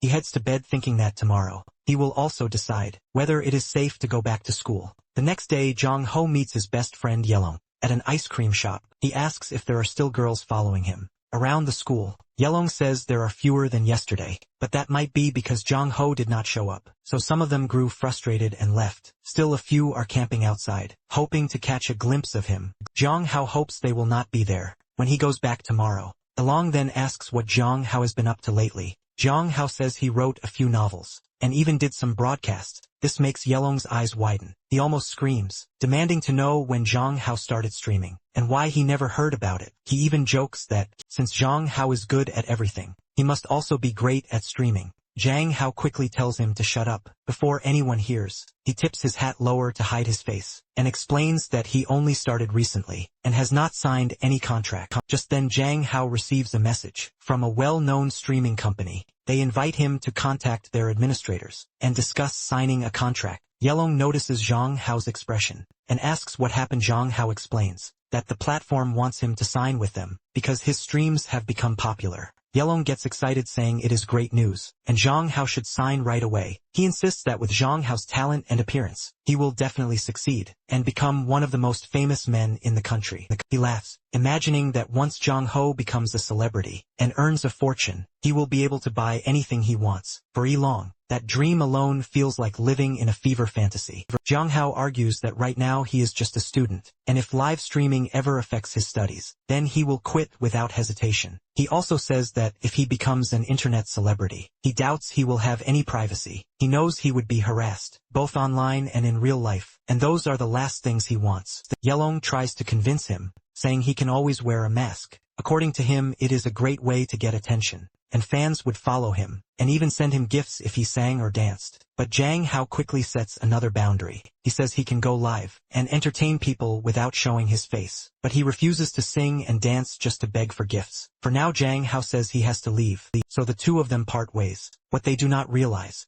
is that a pair of girls have been stalking Zhang Hao. From a distance, when they reach an alleyway, Zhang Hao notices someone following them. He suddenly tells Yelong that he has to stop by the supermarket, and that he can go alone from here. Yelong does not suspect anything, so he leaves Zhang Hao behind. Once Yelong disappears, Zhang Hao looks around the empty alley. He calmly announces that there is no need to hide anymore, and that whoever is following him can show themselves. That is when a gangster steps out of the shadows. She grins at him and says she is lucky that someone like him wandered into her area. Calling him a handsome boy, she offers to take care of him. Zhang Hao stares back coldly, and asks who the hell she even is, to talk to him like that. The second hand of the gangster group speaks up, and asks how Zhang Hao could not know who Sister Luo Xian is. She says Lu Xin owns all the streets in the area. Zhang Hao calmly replies that he does not know anyone named Lu Xin who owns the streets, and even if she did, he is not interested in her at all, so she should stop talking nonsense. The second hand steps closer, and asks if the kid wants to die, because no one speaks to Lu Xin like that. But before she can continue, Lu Xin herself steps in. Instead of thanking her follower, she punches the girl in the face, and tells her not to be rude to her beautiful little pet. Lucian looks at Zhang Hao, and says he has a lot of personality, and she likes that. She says the internet was right about him, that he is a handsome man, and she has already decided to make him hers. Lucian then explains that her people were not trying to offend him, and maybe he misunderstood, but what really matters is that she wants him to become her boyfriend in return. She says she will give him 10,000 yen every month as a salary. Gang Hao immediately thinks the amount is far too small. At the same time, he knows many men would consider it a dream to be taken in by a wealthy woman. Well, he admits to himself that Lu Xin is beautiful and strong with a toned figure and even visible abs. But then he asks himself if being a man means depending on someone else. The thought does not sit right with him, so he rejects her offer and tells her to leave. As Zhang Hao turns to go, Lu Xian calls out again. She says that nowadays, it is normal for boys to be adopted by older women, and she can raise the money if he is not satisfied with the first price. She warns him to think carefully before refusing, because if he says no again, she will have to use force. She pulls out a pocket knife, spinning it around her fingers, and says she would hate to ruin such a beautiful face. She holds the knife close to him as a threat, the blade only inches from his skin. Zhang Hao does not flinch because he knows kung fu. He quickly grabs her wrist and twists it. The knife slips from her hand and clatters to the ground. Zhang Hao tightens his stance and thinks to himself that he has finally found someone he can use to practice his kung fu. Zhang Hao slams his elbow into Lucian's chest, sending her stumbling backward. As she clutches her heart, she curses under her breath, but before she can recover, a kick comes flying toward his face. Zhang Hao ducks away just in time and bolts across the floor. He snatches the knife from the ground and turns back, this time pointing the blade at the gangsters. He warns them to leave him alone. One of Lu Xin's minions steps forward and says, "The kid really wants to fight," but Lu Xin raises her hand and orders them all to stay back. He says she wants to tame this wild cat herself. Rolling up her sleeve, she steps toward him with a confident smile. Zhang Hao steadies his breathing, thinking that women in this world hold a natural advantage, so if he wants to win, he must find another way. He grips the knife and swings it again and again, forcing Lu Xin to step back. With his free hand, he pulls out his phone and dials the police. He warns her that if she does not stop, he will give them her name. Lu Xin freezes. Realizing that Zhang Hao is not only skilled, but also clever, she lowers her guard and steps away, deciding to let it go. Her followers look at her in shock, unable to believe that their fierce leader is letting the boy walk free. But Lucian smirks and tells them that sometimes patience is needed, especially when it comes to handsome ones. She asks Zhang Hao for his name. He answers, introducing himself quickly, reminds her to stay away, because the call is still active. Lucian bites her lip and says she will remember him, her eyes lingering with temptation. While Zhang Hao is fighting, one of Lu Xin's minions secretly takes a picture of him in action and uploads it to the internet. The image begins to spread quickly. Far away inside a powerful corporation, a woman sits at the head of the table. Her name is Miss Wei, and her presence fills the room with tension. The employees below her present their findings, saying they have discovered a strong candidate. The president listens carefully, then orders them to sign him right away, confident that the boy will become a huge success. Miss Weiss sits in her office, a cigarette in her hand, and wonders why she has to deal with recruiting. She thinks that bringing in new people is more like a job for a headhunter, not for her, but then she asks herself, why should she even worry about this? In the first place, her second-in-command agrees, but reminds her that this is a direct order from the president. The president wanted to introduce the new boy, and even asked to speak with him in person. Miss Wei frowns and asks if her mother ever gets tired of chasing fresh faces. She mutters if her mother really wants to find herself a younger man to play the role of father. Then she asks to see the pictures. The assistant hands them over, and of course, it is Zhang Hao's photo while he is fighting.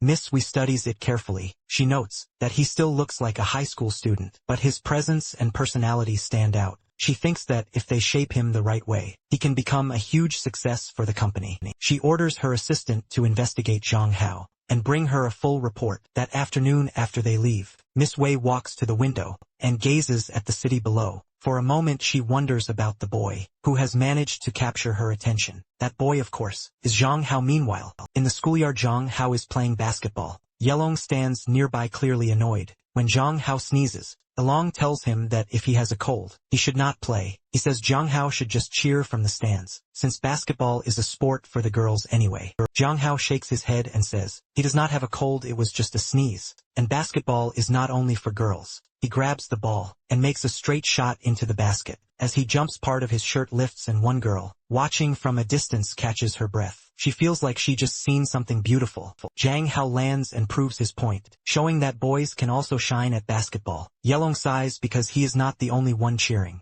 A whole crowd of girls are shouting Zhang Hao's name, their voices rising for the best player on the court. Later on, Yelong speaks with Yuehua. He says it is strange how Zhang Hao has become famous. Almost overnight, Yuehua agrees that it is unusual, but she also says that as long as Zhang Ho is happy, that is what matters. Yelong nods, admitting that Zhang Ho is so cool that even Chin Chin, the shyest girl in school, is smitten with him not far away. Feng sits with his minion. He sneers and says that Zhang Hao only enjoys attracting attention from girls. He wonders why no one sees his true nature. Feng claims Zhang Hao is nothing but an arrogant boy. Pretending to be pure, his minion replies that the girls are blinded by his face and do not understand what kind of person he really is. He warns things that they must not let their guard down. At the same time, a girl hides behind one of the pillars. She secretly takes photos of Zhang Hao, whispering to herself that sister Luo Xin promised her money, even for blurry pictures. She thinks these shots will work for her plan. Zhang Hao suddenly turns his head and looks in her direction,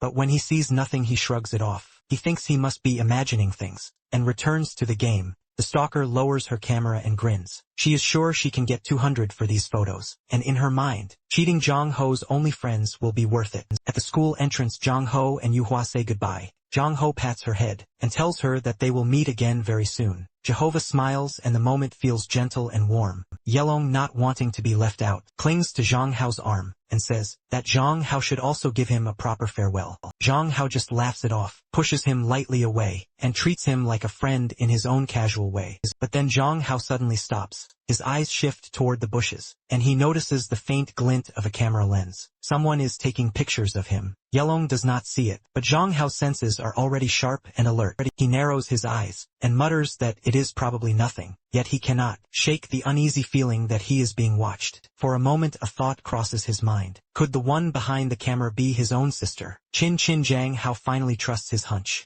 and walks toward the tree where a girl is hiding. She panics and starts rambling that she was not doing anything wrong. Zhang Hao looks angry, his voice sharp, but at the same time he feels a little relieved that the person hiding there is not his sister Chin Chin. He demands her phone, saying he wants to check if she was recording him or not. The girl defends herself, insisting she was only taking a landscape photo. But Zhang Hao is not fooled. He shows her the video she had been secretly filming of him cornered. The girl finally admits that she was inspired by sister Lu Xin, who convinced them to do this. According to her, they can sell photos for 200 each, as long as the person's face is clear. Zhang Hao cannot believe that Lu Xin is still pulling strings. Behind the scenes, girl explains nervously that Lu Xin is the real head of the area. Zhang Hao tells her that he understands, but if she deletes the pictures, she is free to go. She quickly does as he says, then runs off, thinking that this is Lu Xin's problem now, and she has to find a way to handle it herself. On Saturday, Zhang Hao goes to the mall with Yelong. Yelong is excited and asks if Zhang Ho has already signed a contract with the streaming company. Zhang Ho no Diaz and says he did, and not only that, he managed to set his own conditions, and surprisingly, the company agreed. The first thing Zhang Ho demanded was to get back the gifts from his earlier streams. Now, he needs Yelong's help to decide which ones to keep and which ones to return. Yelong gets thrilled because after all, who does not like free gifts? He even teases Zhang Hao, asking if a special girl sent him something. At the same time, he feels a bit betrayed that Zhang Hao had not told him earlier, but when Zhang Hao explains, Yelong realizes that he just wants to buy a gift for his sister, as a way of returning the favor for the earring she gave him. Yelong then pressed for details about the conditions Zhang Hao set with the company. Zhang Hao explains clearly he will not show his face if he does not want to. He can create content other than gameplay, but only if he chooses. He will not attend offline events unless he agrees. His live streams will run 2 hours daily, extended to 5 on weekends, but with at least 1 day off each week. weak. And most importantly, he will always know beforehand. If the company expects him to do anything, outside of gaming above all else, his face will remain private.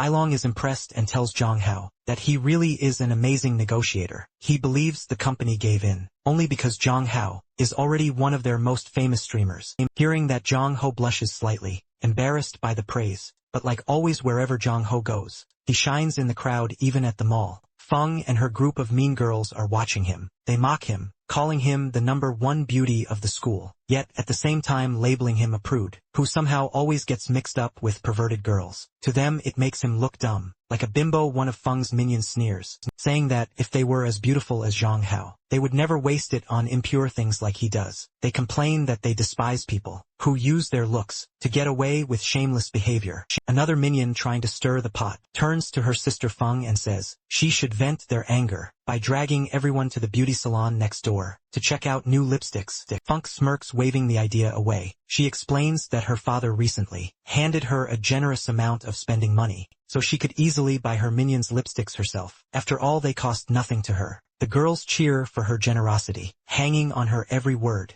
Then Feng leans in, her voice dropping to something colder. As a test of their loyalty, she orders them to teach Jong Hao a lesson. Excited, the minions vow they'll make him cry. Their brilliant plan to catch him off guard: snap unflattering photos and plaster them online, so the whole school can see how ugly he really is. Feng adds a warning they should find somewhere private, away from watchful eyes, otherwise they'll risk getting caught. She grins, imagining the humiliation. Her plan is sinister, meant to ruin his reputation. The irony, of course, is that no matter how hard they try, it's impossible to make Jong Ho look ugly. He's just too effortlessly handsome. Jang Hao buys something really expensive for his sister, and Yelong comments that he must be a really good brother, because spending over 1,000 on such a costly belt shows how much he cares. Jong Hao then admits that ever since he registered on the livestream platform, his daily pay has been more than enough. He explains that Chin Chin even gave him real diamond earrings, so it only made sense for him to give her something of equal value. Elon cannot believe what he hears: real diamond earrings. He insists on seeing them right away. The two of them talk as they head toward the bathroom, unaware that Feng and her minions are secretly trailing behind. The girls see this as their chance to bully Jong Ho and capture embarrassing photos. Feng, however, removes herself from the situation and tells her minions to follow the boys inside, while she keeps watch outside. In truth, she is worried that if Jong Ho sees her in the bathroom, he might spread a rumor that she is stalking him. Her minions are too clueless to understand her hesitation, so they carry on with the plan. Inside, Jong Hao steps out of the stall, while Ilong is busy fixing his appearance. Jong Hao casually tells him to stop using that perfume, since it makes him smell like he is trying to advertise it. At that exact moment, two of Feng's minions burst into the men's bathroom. One of them tries to bump into Jong Hao, but he trips and nearly falls face first. Jong Hao reacts quickly, grabbing him by the collar and asking what he is doing. The other minion immediately shouts that Jong Hao pushed him on purpose, and demands that he watch where he is going. Yelong, already irritated, jumps in to defend his friend. He says it is obvious that the guy tripped on his own, and that Jong Hao never pushed anyone. But instead of admitting fault, the fallen minion charges straight toward Yelong. In anger, Jong Hao steps forward at the last moment, stopping him in his tracks, and warns him to keep his hands to himself. He says if anyone dares to lay a hand on his friend, then that must mean he has a death wish. The minion tries to defend himself, but his voice is shaky. He insists that he did not hit anyone, and repeats that he has no death wish. Still, his words sound weak, because Jong Ho looks completely fearless. Jang Hao tells them to step aside and move out of the way, but instead of backing down, the minion makes one last attempt to provoke him. He spits in Jang Hao's direction and calls him disgusting. Jang Hao dodges the spit at the last moment. His patience finally running out, he pulls back his fist and punches the minion square in the face, warning him not to think he will hold back just because they are girls. The second minion shrieks that Jong Ho hit her friend. Yelong, already annoyed, rolls up his sleeves and steps forward. In seconds, the two minions launch at each other in a messy, hair-pulling fight that even makes Jong Ho cringe. Watching them scratch and scream is embarrassing. So Jong Ho decides to step in and show them what a real fight looks like. He quickly teaches both of them a lesson. The strikes land fast, sharp, and controlled, like a perfect software update no one can keep up with. But when it's over, Jong Hao tells them to mind their own business. Next time, one of the minions holds her face and yells that Jong Hao is going to regret hitting her. She threatens to call her partner and have him deal with Zhang Hao. But Zhang Hao stands tall, completely unfazed, and makes it clear he is not afraid of empty threats. Outside the shopping center, Zhang Hao and Yelong are walking. When Shuichi returns with her partner, he immediately starts complaining, pointing at Zhang Ho, and snitching that he was the one who attacked them. Suchi's partner, a tall and muscular girl, stares at Zhang Ho with clear disgust. The minion lies as well, saying they were cornered in the bathroom, and had no way to escape. Feng, as always, removes herself from the situation. She says she is going to the bathroom first, and tells her minions to proceed with the beating. One of them suggests she should stay, and take photos of Zhang Ho. But Feng is not foolish. She decides to keep a safe distance, pulling out her phone, and preparing to capture every angle. Her plan is simple. She will upload the photos to the school forum, and let everyone see Zhang Hao's face, when he becomes the center of attention, in the worst way possible. Shuichi continues her act, squeezing out crocodile tears, to make herself look like the victim. Zhang Hao, however, does not hesitate, with no fear in his eyes. He asks what these wimps are doing coming back along. More cautious, reminds him that they were the ones who started it, and that he and Zhang Hao only defended themselves. Zhang Hao is not defensive at all. Instead, he looks thrilled, almost excited, and tells them if they have something to say, then they should just say it, instead of wasting everyone's time. But then something unexpected happens. The buff partner looks at Zhang Ho for the first time, and her expression changes completely. At that moment, she falls for him. Her girlfriend Suchi notices and bursts into anger, screaming at her for staring so shamelessly. The buff girl, however, remains calm. He admits it does not matter what happened, because her girlfriend was the one who struck Zhang Ho first, and no matter what, it was her fault. The buff girl turns back to Zhang Ho, and without hesitation, asks for an apology on behalf of her girlfriend. She says they should forget about the incident and move on. Her partner cannot believe what she is hearing. To be betrayed like this, and in such a humiliating way, makes her furious. She asks if her girlfriend is in love with Zhang Ho, but the buff girl avoids answering, leaving the question hanging. Zhang Ho finally steps in with his usual bluntness. He tells them that if they are having marital problems, they should take it somewhere else. He asks them to get out of the way, so he and Yelong can continue on their way. Without more drama, Suji cannot believe what she is hearing from her own girlfriend, but her first girlfriend quickly snaps, and threatens her, saying that if she does not shut her mouth, she will put her in a bag and throw her into a river. After that harsh warning, she suddenly changes her tone and turns to Zhang Ho. She says, there may have been a misunderstanding a moment ago, and suggests they just exchange numbers. She even offers to give him a gift as an apology. Feng, who has been watching from the side, is already recording the entire scene. She plans to upload the video online, framing Zhang Ho as a home wrecker, to destroy his reputation. She zooms in and out, waiting for the perfect angle to make him look bad. At the same time, not far from them, a luxurious car pulls up to the shopping center. Inside sits Miss Wei, reviewing the second quarter earnings, with her usual focus. But when she lifts her eyes for a moment, she notices someone standing directly in front of her car. It is Zhang Hao. Feng is so busy recording the video that she does not notice a mob of gangsters walking right behind her out of nowhere. Lu Xian places her hand on Feng's shoulder and asks who she is filming. Feng begins to stutter, saying it is nothing important. But when Lu Xian looks at the phone, she immediately realizes what Feng was doing. Feng had been taking pictures of her beloved boyfriend. Lu Xian stays calm, but her words are sharp. She asks Feng if she has a death wish, daring to film her man in the same frame as another woman. Without hesitation, Lu Xin lifts Feng up by the throat. Feng gives a weak reply, saying she was wrong and never intended to cause harm. She knows Lu Xin is the head of the area, and understands that Yong Hao could never afford to cross someone like her. Lu Xin then tells Feng that if that is true, she had better come with her to meet her boyfriend. As Lu Xin steps forward with Feng in her grip, even the buff girl starts to sweat, wondering why Feng would ever be with someone so dangerous. Lu Xin walks straight up to Zhang Hao and speaks directly to him. She says that even though only 2 days have passed, she has missed him more than she can admit. Zhang Hao, however, shows no reaction at all. Even Yelong looks uneasy around Lu Xin, but Zhang Hao only wants the situation to end, because one after another is female. Obsessed admirers keep appearing outside the mall. Zhang Hao turns to leave, but Lu Xin stops him, with what she calls a token of good faith. To win him over, she reveals that Feng was the one filming him, and then pushes Feng to the ground, saying she is a gift for him to deal with. However, he wants Zhang Hao does not fall for it, and bluntly asks what Lu Xin really wants from him. Lu Xin flicks her finger and her minions rush away, making Zhang Hao think she is about to start another fight. Instead, they return carrying a large bouquet of flowers. Lucian holds it out to him, and in a surprisingly gentle voice, she asks if he will go out with her, saying that she likes him very much. Lucian promises that she will give Zhang Hao whatever he wants if he agrees to be her boyfriend. Zhang Hao thinks to himself that she is just a pervert, who keeps proposing to him again and again.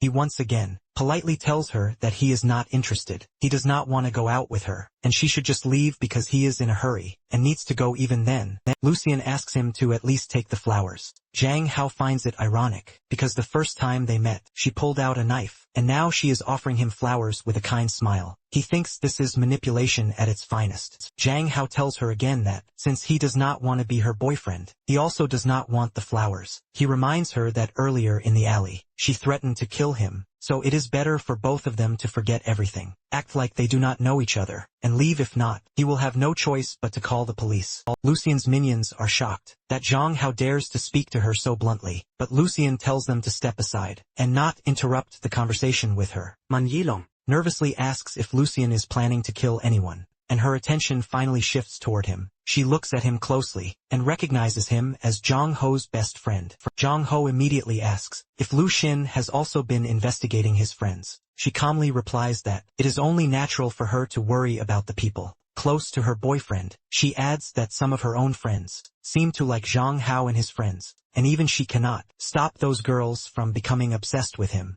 Django realizes her words carry a hidden warning. Behind her innocent tone, she is clearly threatening him through Yilong. Django's tone suddenly shifts the conversation, and he tells Lu Xin that they can always forget about everything. He asks what else she even wants from him, but Lu Sun refuses to forget about her love. She tells him she wants to hear the L word, then asks if he would like to go out with her for a few drinks at the bar. Django pulls his face away from her hand and asks her for the address. Lucian smiles, and says to meet her at 7 o'clock at the Lights Up restaurant on the west side. She promises she will be waiting there. She even calls him honey, which makes Zhang Ho cringe, but he tells her he will be there on time. Later Yelong pulls Zhang Hao aside, and says that the woman clearly looked like a gangster. Everyone with her had tattoos, so does Zhang Hao really want to be alone with someone like that? He says Zhang Hao will be vulnerable, but Yelong repeats that he can always call the police. Zhang Hao explains that it is not that simple. None of them have written criminal records, so the police would not be able to do much, and if they provoke her and make her angry, he could make their lives miserable.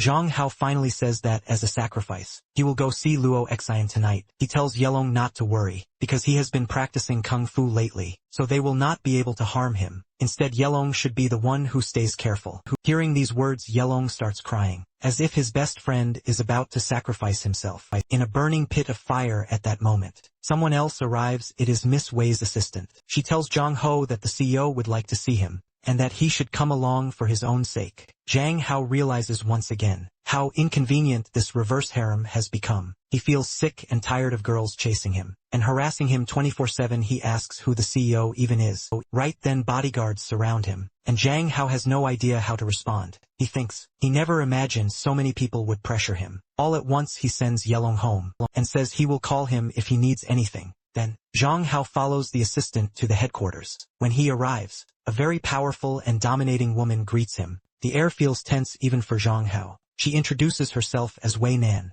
CEO of Fenghong Media Group. She marches straight up to him and says, as a matter of fact, that his first stream was a huge success. According to her, there is no one else in the world streaming like him. Wei Nan then hands Zhang Hao a contract, telling him to sign it, and promising that she will make him a star. But it is not that simple, and the demand shocks Zhang Hao. When he looks through the contract, he realizes that the one he already has is far better. He apologizes and says it is all a misunderstanding. He explains that he does not want to be a star, nor does he want to be famous. He adds that he is in a hurry to get home for dinner, so he will be leaving now. Just as he turns to go, the assistant stops him and asks him not to be rude. She reminds him that someone like the CEO rarely takes the time to meet a person face to face, and that Wei Nan graciously asked to talk to him personally. Zhang Hao does not accept this. He calmly uses his kung fu to remove her hand from his arm, and tells her again that he does not need a contract. He heads toward the boundary, but then he pulls the woman forward,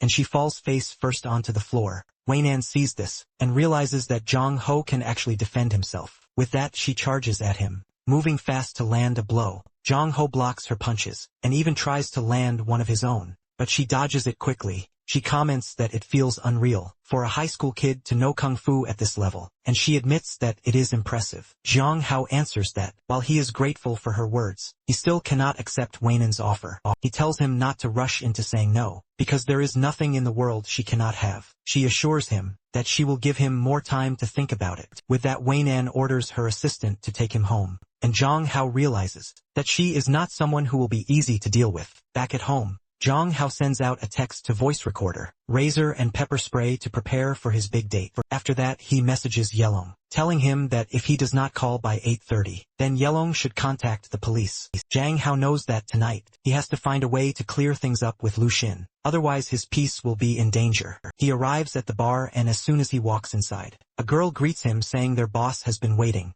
He asks her to take him over, and soon he sees Lu Xin, sitting on a sofa like a queen, while two attendants stand by her side. The receptionist introduces Zhang Hao, and without wasting time, Zhang Hao says he only came tonight to make things clear. He tells Lu Xin that from now on, they should act like they never met, because it is better for both of them if she does not know him and he does not know her. Lu Xin does not look amused. She thinks his request is difficult. She stands holding a glass of wine in one hand, and makes him an offer. She says that if he satisfies her just once, for one night, she will stop bothering him. The receptionist even tries to tease him a little, asking how he likes the offer. Django only shakes his head. He says that he knew she would say something like this, so he is going to call the police. Lucien laughs at him, saying that calling the police is an immature move. There is nothing wrong with them finding some love in one another. Even her assistant joins in, saying that he should not resist. She warns him that if he does, then they will pin him down for Lu Xin, and after that, they will post his pictures on the internet. She smirks and tells him to stop acting so bratty. Zhang Hao cannot believe her boldness. She keeps speaking, thinking that he must be afraid, and tells him again to follow Sister Lu Xin's orders. Zhang Hao only thinks that he has never heard anyone say such twisted things. Luckily, the recorder in his pocket is still running. Lu Xin then reveals that the assistant is actually her younger sister. She smiles and asks if Zhang Hao would like to spend the night with just her, or if he would prefer someone else to join. Suddenly, Lu Xian's sister pulls a knife on Zhang Hao. Zhang Hao glares at her, and asks how she dares to pull a knife, and if they really plan to kill him if he resists. Zhang Hao also came prepared. He quickly pulls the pepper spray from his pocket, and sprays it into their eyes. All the girls start crying from the sting, and one of them tries to attack, but as Lu Xin's sister is busy grabbing at her eyes, Zhang Hao snatches the knife from her hand. He presses it to her throat and warns her not to move, or he will cut her. Zhang Hao then turns to Luo Xian, and says once again to let him go, otherwise she will be the one in trouble. Lu Xin only laughs and calls him a brave boy. Zhang Hao holds Lu Xin's sister as bait, and makes his way out of the bar. He warns that, if Lu Xin dares to send another woman after him, she will see blood in the streets, and bringing in the police will do her no good. Lu Xin, however, only looks amused, thinking she has plenty of time to play with him. But then she gets a text from her sister's phone. Zhang Hao has already asked for the picture to be sent to him. He reminds Lu Xin that he recorded everything they just said, and warns that if they provoke him or hurt his friend, he will send it all to the police. This irritates Lu Xin, who never thought Zhang Hao could be this cunning. On the other hand, one of Wainan's workers has been keeping a close eye on Zhang Hao. She reports back to Wainan, telling her that Zhang Hao is safe. A few days later, Yung Hao is at school, still thinking about what happened 2 days ago. He threatened Lu Xin and her gang, but he does not know if it worked. If she keeps acting like a psychopath, then he will have to come up with something else. While he is lost in thought, he overhears a group of girls talking nearby. They whisper about Lu Xin, saying that she seems to have been fixed. The atmosphere in the area feels different, and everyone says that a new boss is going to be revealed this afternoon.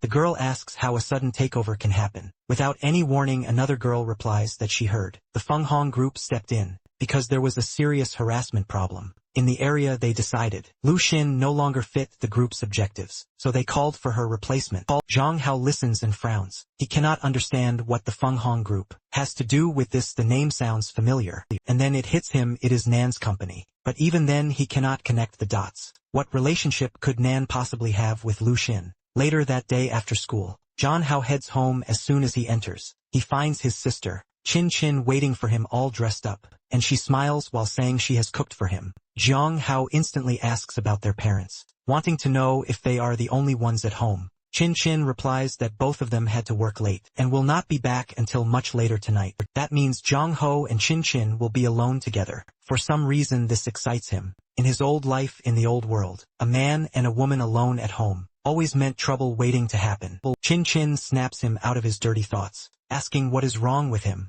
Jong Ho gets nervous and quickly says it is nothing, that they should just eat. But deep down he knows those thoughts are wrong. He tells himself to come to his senses. She is his sister even if there is no blood relation. On the other hand, Chin Chin already seems to know exactly what is running through his head. After they finish dinner, Chin Chin asks Jong Ho to go to his room and work on his homework, reminding him that later he has to stream for hours. She says she will handle the dishes. Jong Ho asks if she is sure she does not need his help, and that is when she gently touches his hand. She tells him she does not want her precious Jong Ho's hands to get irritated by the detergent. Jang Ho feels nervous at all this attention, but nods saying he understands. He knows his sister is beautiful and virtuous, the very image of a perfect woman in his old world. He would have wished for such a wife. He never realized that having an older sister like her could be so difficult. Around 7 o'clock, he logs in for his live stream. He greets everyone warmly and reminds them of the rules, making it clear once again that he will not show his face. 2 hours pass before Chin Chin returns. She tells him to shut down the computer and get some rest, but Jang Ho is already done with the stream, showing that he has been responsible.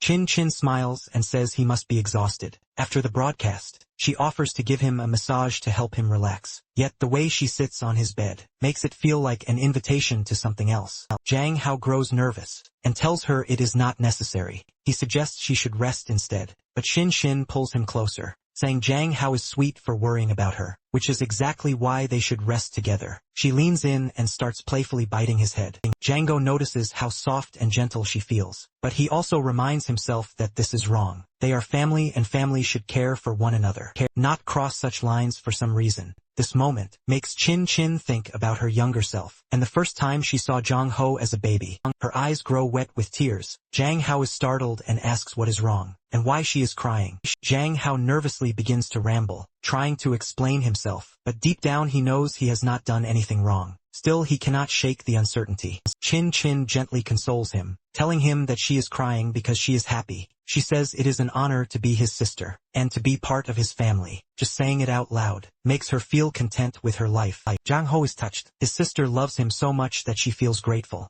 to the point of tears for him. This is something new, something he did not have before. At least now he feels like he has a complete family, and his father is not alone anymore. Jong Ho allows himself to be consoled, and in that moment he silently vows that, as long as he remains in this world, he will protect his family, and do whatever it takes to keep them happy. He then reassures Chin Chin, telling her that they still have a long time to live together, and that their family will always be happy. Chin Chin blushes at his words. She admits that she does not cry easily, and that this time was just an accident. She turns her head in embarrassment, but Jong Ho calmly tells her, "Oh, there is nothing to be ashamed of." He thanks her for treating him as if he were her real brother. Meanwhile, Chin Chin thinks quietly to herself that perhaps they were destined to become a real family all along. Jensen then asks Jang Ho to lay down with her, and soon the two of them are lying so close that Jang Ho nervously asks if she wants them to sleep together. Chin Chin smiles and explains that she only thought he might be afraid to sleep alone, since their parents are away, so she wants to give him company. Besides, she admits that she has always wanted the chance to sleep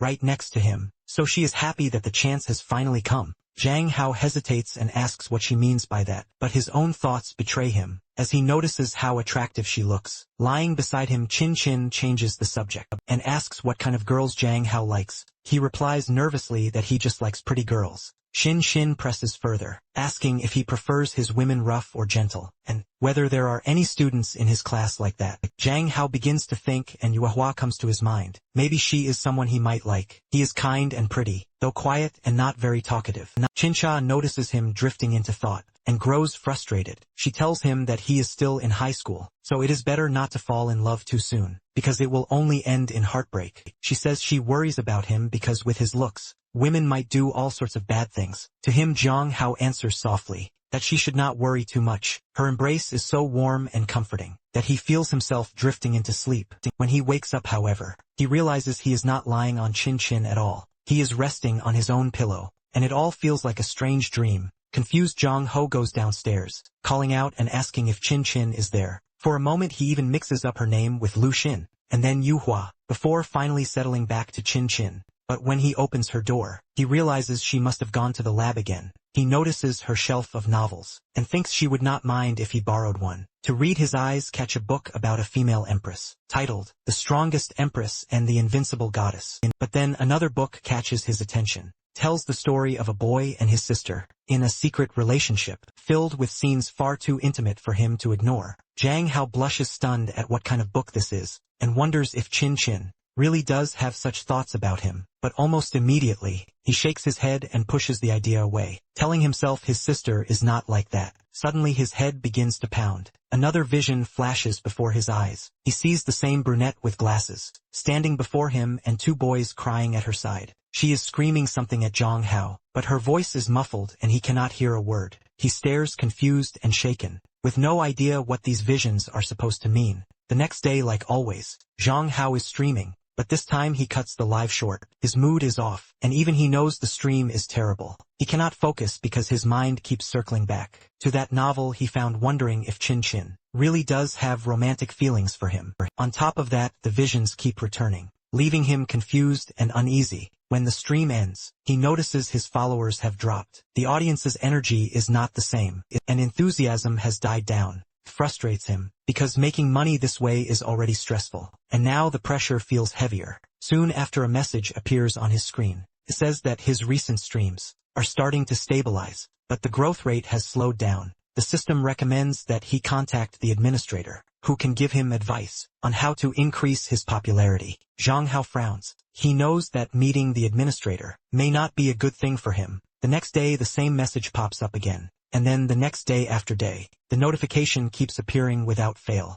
Zhang Hao grows tired of it, but no matter what he does, the system will not leave him alone. Zhang Hao then receives a text from his admin, asking why he has not logged in yet for his stream. He replies angrily that he does not want to. The admin quickly tells him not to say things like that, because his fans are waiting for his return, and they would be glad to see him perform again. When the admin suggests that he should dance, or show his face to make them happy, Zhang Hao firmly reminds her that, when he signed the contract, he made it clear he would only stream if he wanted to. The admin says she is not forcing him, only giving suggestions. She promises to send him more proposals, telling him not to worry and to take his time. Still, she reminds him that in 2 days, they will be having a meeting. Zhang Hao dismisses her, saying he will do many things, but will never reveal his identity. Meanwhile, the admin is in a good mood, excited that she is going out on a date with a handsome boy, while Zhang Hao just thinks of the whole thing as a hassle. When he looks at other men on the platform, begging for gifts from viewers, he vows to himself that he would rather lose all his savings than ever do something like that. He decides to look at the document his admin sent him. The first option suggests he make short videos, preferably dancing in them. The second option is to cosplay as a Greek god. The third is to record himself while working out as Zhang Hao expected. All the suggestions sound ridiculous, and he has no interest in selling his dignity for the audience. 3 days later, Zhang Hao goes to a coffee shop with Yelong. Yelong comments that Zhang Hao has become so popular that even the administrator came personally to meet him. Zhang Hao shrugs, saying he does not care much. The administrator Song Qing greets them warmly as Zhang Hao introduces Yelong. Then Zhang Hao tells her that he has looked at the 3 options, but the truth is he is not interested in any of them. Song Qing smiles, saying she already guessed he would not like the first 2 options, but she thinks the last one is worth considering. She sets down her coffee mug, crosses the small distance between them, and points out that she has noticed him practicing exercises to build his chest, since he refuses to show his face. She suggests streaming his workouts while wearing a mask. That way he would not reveal his identity, but the audience could still enjoy his figure. She adds that viewers would love it, and it would set him apart from other streamers. Exercising while streaming is not only practical and easy, she explains, but it also lets him earn money while staying fit.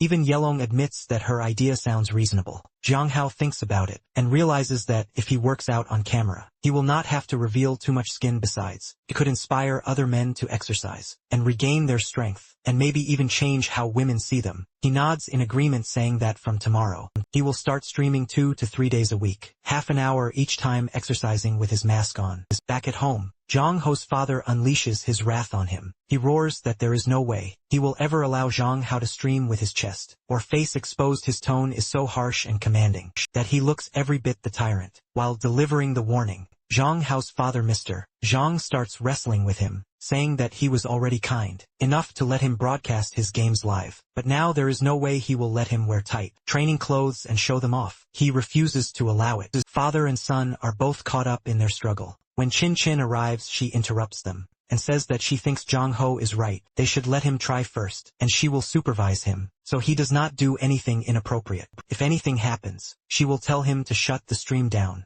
Mr. Zhang grumbles that Chun Chen spoils him too much, and his son already keeps him busy enough. Still he leaves the room. Zhang Hao turns to Chun Chen and thanks her. He admits that if she had not stepped in, he would have ended up in a huge argument. With their father, Chun Chen waves his thanks away and tells him to save it. She says she will be keeping an eye on him, no matter what, since some people online can be a real pain, and she does not want her younger brother to be harassed later. Django sets up his streaming devices in his room. He greets his viewers and says that today, they have a special program. Since he has been urged many times to show his face, he will, but his main focus is on the importance of exercising. He explains that improving cardiovascular capacity with aerobic training is something everyone should try. He recommends jogging to start, and adds that they should also work their joints carefully. To avoid injury, he mentions that he has been practicing before starting this program, and now he is ready to begin. Zhang Hao begins to run immediately. The chat floods with reactions. Viewers go wild over him.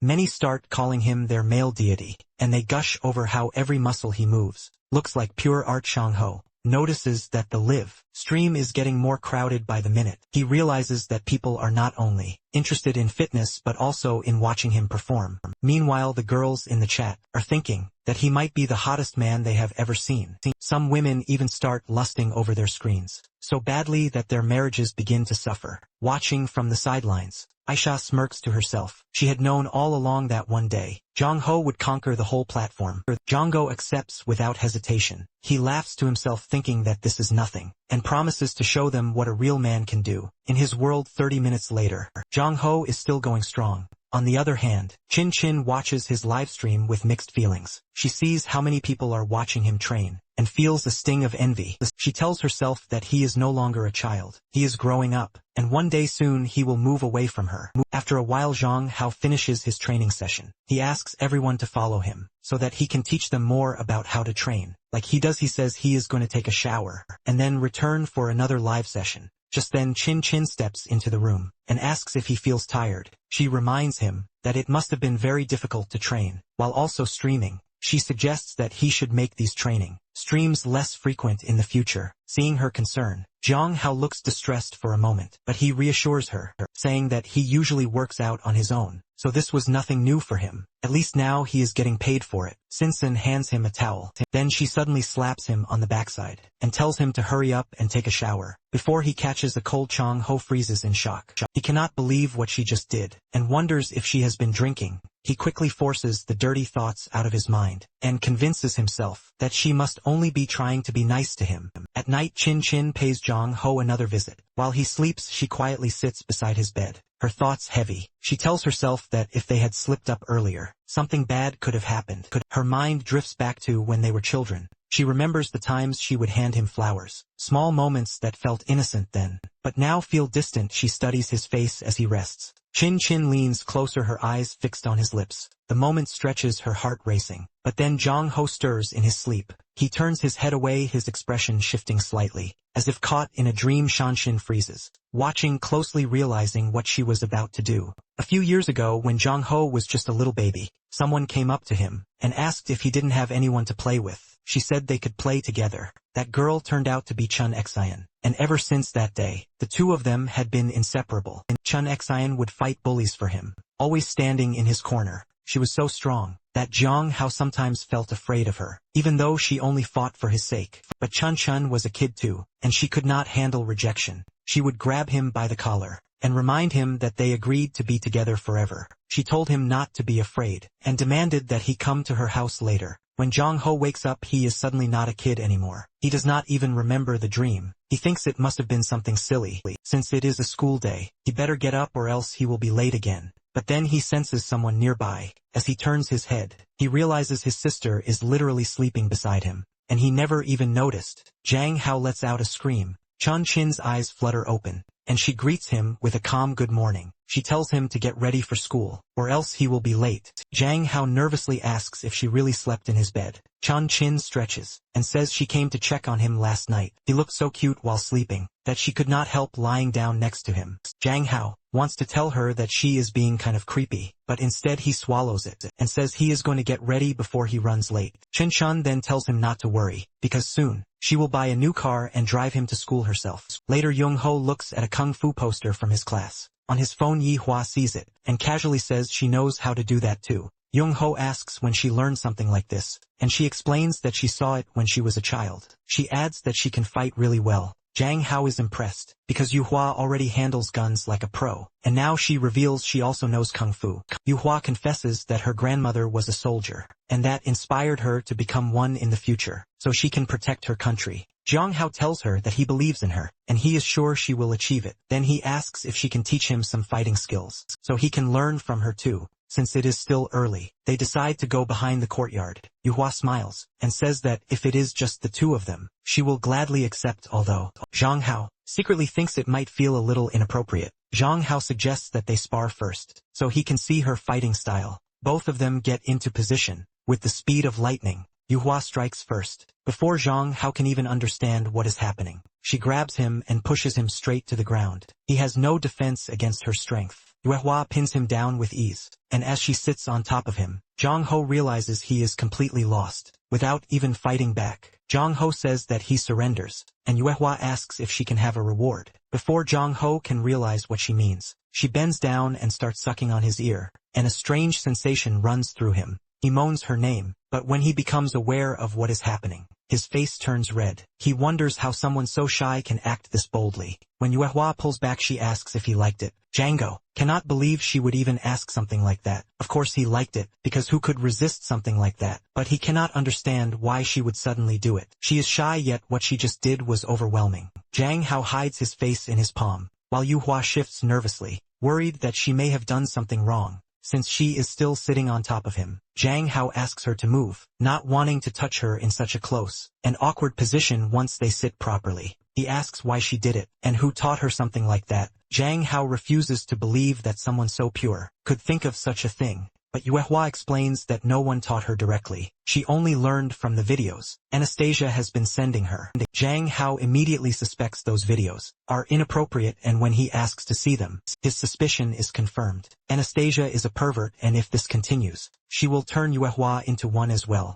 Yue Hua says that Anastasia told her, these things are good, because this is how men and women communicate. He then nervously asks if she did something wrong. Django does not want to discourage or embarrass her, so he gently explains that this is not how people normally talk. Couples do things like this, but they cannot. He makes it clear that she should not do it with him, or with anyone else, because they are only friends. He reminds her that such things are only for couples, and tells her not to kiss him like that in the future. As they prepare to go to class, Yue Hua suddenly stops him, and asks when they can be a couple. Django asks if she even knows what it means to have a girlfriend. From her clueless look it is clear she does not. Zhang Hao tells her that they will only talk about becoming a couple when she actually understands what it means. But his answer lingers in her head. Yewa keeps thinking about what she did, and how much she liked it, so she continues to pop up around Zhang Ho, asking if they can communicate now. Zhang Hao spends the whole day dodging her, and soon even Yelong notices. He asks Zhang Hao what is going on, since Yue Hua has been acting strange. Zhang Hao brushes it off, and says she is becoming like the other girls, who keep bothering him just because he is handsome.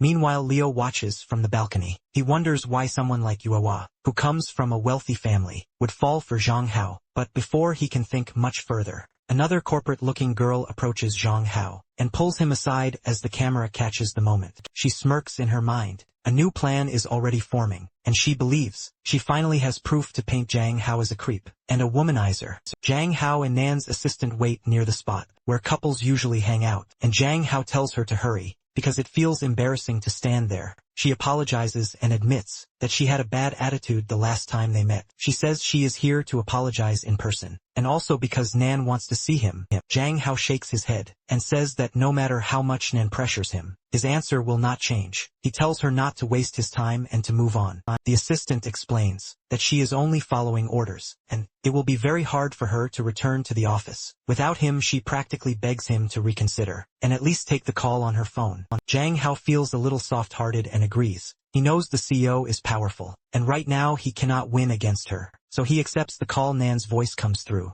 and Jung Hao does not waste a second. He tells her his thoughts are the same as before. He will not work for her, and her time is too valuable to waste on him. But Nan does not waste time either. She tells him she knows exactly what he wants. She says Zhang Hao wants to be as powerful as a woman. So Zhang Hao falls silent at her words. Nan goes on and says that he hates being seen as weak. She has seen many eyes in her life, but when she looked into him during their fight, she saw a fighting spirit. She tells him she likes that spirit, and warns him to think carefully, because this could decide his future. Then she ends the call. Zhang Hao stands still for a moment, realizing that Nan is not only powerful, but also cunning. She knows how to hit people at their weak spot, and hide her true game. He decides he will meet her and sets a date and time. On the other side, Nan is satisfied because her guess was right. She predicted correctly that Zhang Hao would give in. The next day, a sleek car pulls up at the school gate, drawing everyone's attention. Students crowd around whispering and staring. Then Zhang Hao steps out of the car,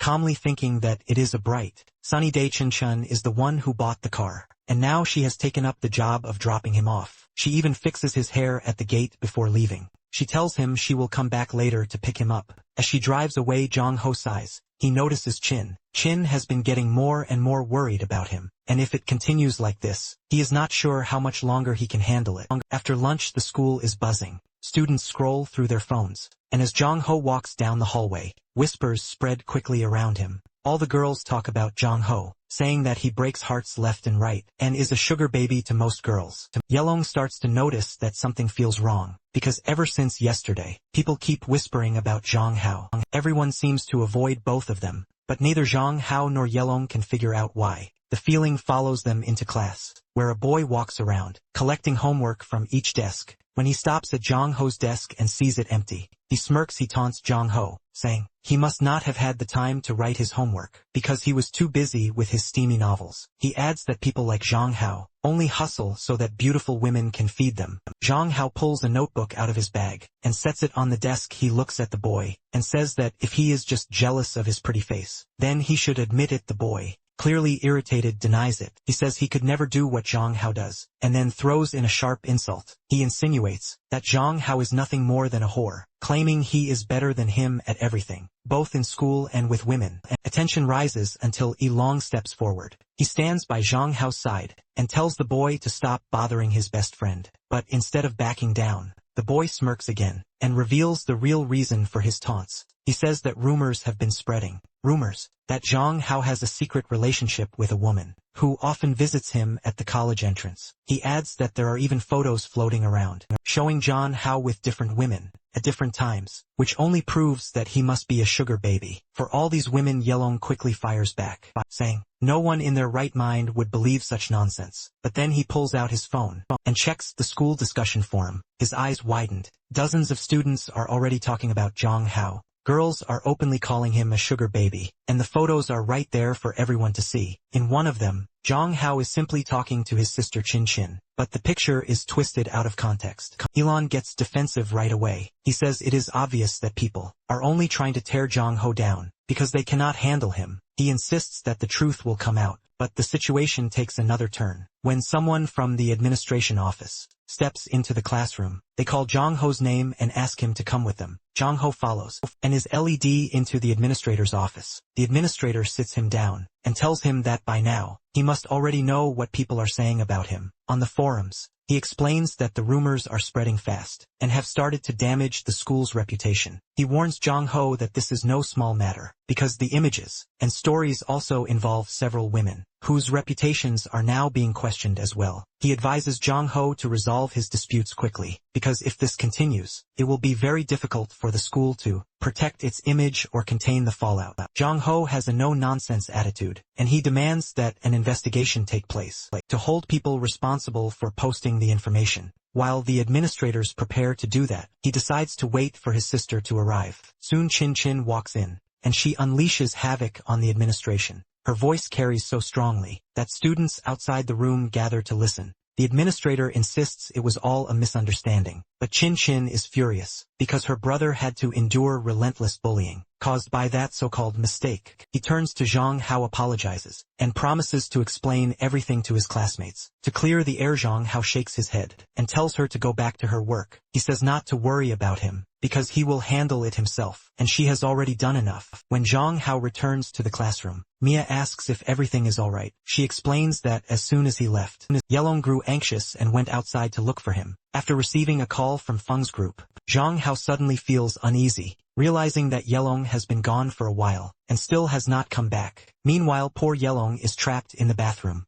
It is empty and abandoned, and even his phone has no signal. He feels as if he has been kidnapped. Feng and his minions lured him in, locked him inside, and now all he can do is wait for help to arrive. At the same time, Zhang Hao and his friends search the entire school, asking everyone if they have seen Yelong. One of the girls reports back. She says she spoke with a classmate from class 3, and he mentioned seeing Yelong near the toilets, at the back of the courtyard. Feng and some boys were also there. Zhang Hao instantly understands. Feng's grudge against him is so strong that he is now bullying his friends. With that, Zhang Hao makes his way to the toilets. Inside, Yelong is losing hope. When he suddenly hears the calm voice of his best friend, he cries out in relief, tears streaming down his face, because he truly believed he would never escape. All he wants is to go home. Yewa tells him to step aside. Then, with a single powerful kick, she smashes the door into pieces. Even the boys nearby are shocked by her strength. Django rushes to hug his best friend and asks if Feng and his minions are responsible. Yelong explains that not only did they lock him up, but they also poured milk on him. He says they must report the incident to a teacher, but Zhang Hao disagrees. He tells him not to worry because once classes end, he will help him take revenge. True to his word, after school, Yuhua corners Feng in a desperate attempt to save himself. Feng turns to Chongho and demands to know how he can sink so low as to beat up his own classmates. But even after all of Feng's pleading,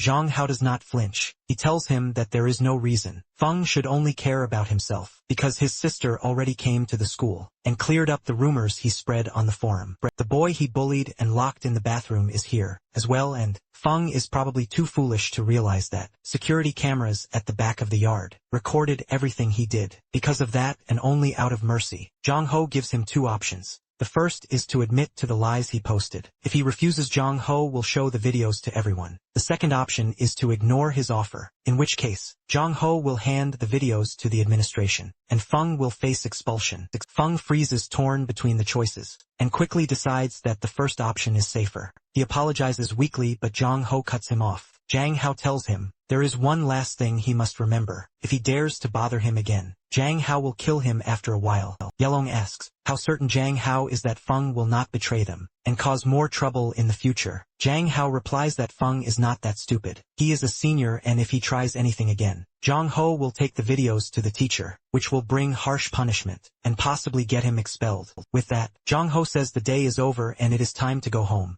Yelong leaves, leaving Zhang Hao and Yuehua together. Zhang Hao suddenly remembers something and asks Yuehua if she has heard of Nan. Yuehua answers that Nan is the head of the Wei family, and that she is very powerful. Zhang Hao then asks if Nan is stronger than her family. Yuehua admits she does not know, and says they probably hold the same power. Zhang Hao pauses, as he realizes the wealth and influence Yuehua and her family must have, but he also knows that Nan is not someone who gives up easily. If she sets her sights on him, he will have to face her sooner or later. That is why he decides to take control of the situation now and arrange a meeting with her. Nan wakes up in her luxurious house, but she is not satisfied. It has been 3 days since she last spoke with Zhang Hao, and she cannot believe that he still has not contacted her. She felt a spark the last time they talked on the phone, and she was certain he would call. Now she is deeply disappointed, and she drifts into thought. Her assistant enters the home office and tells her that a client wants to set up a meeting at the Sage House. Nana agrees and asks her to prepare for it.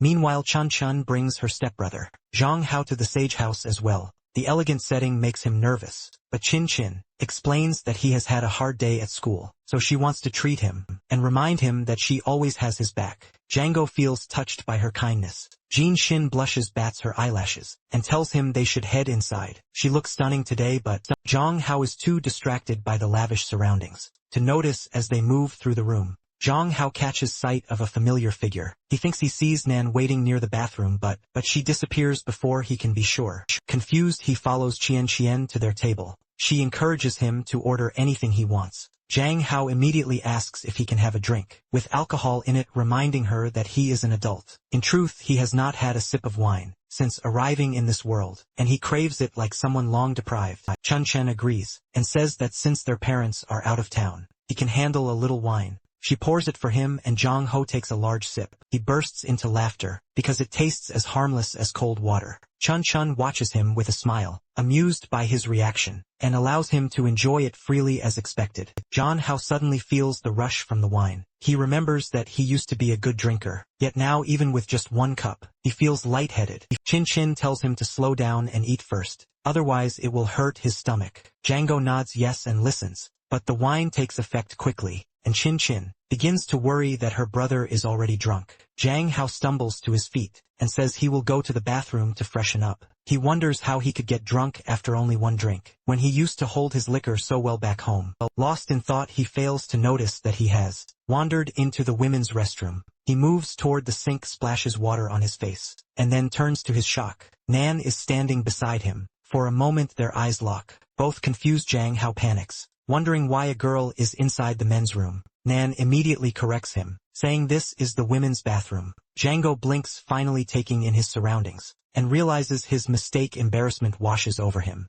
as he understands he walked into the wrong place. Right now he feels like a sheep trapped among wolves. Not knowing what to do, Jong Ho rushes into a bathroom stall to avoid the attention of the women outside. In his panic, he makes one fatal mistake. He drags Nan inside with him, and he does not think clearly, and Nan herself is confused about why she has to hide with him. Chong Ho has no choice but to admit the truth. He says he had a few drinks. He feels dizzy and his mind is not at its best. Nan suddenly smiles like a hunter circling her prey. She pins Chong Ho against the door and leans in close. Jang Hao turns pale, uneasy with how near she stands, because he is a helpless man in front of a strong, independent and beautiful woman. Jang Hao cannot answer, he is too stunned. Nan presses further, and demands to know why he has not called her. She pushes her chest forward, and Jang Hao blushes. He stammers that he planned to meet her tomorrow, but he never expected they would cross paths tonight. Nan finds his reaction amusing. She notices he avoids her eyes, so she grabs his chin and forces him to meet her gaze, and she tells him that she has changed her mind. She no longer wants him as an employee. She wants him as her man. Jang Hao replies that they have only met twice,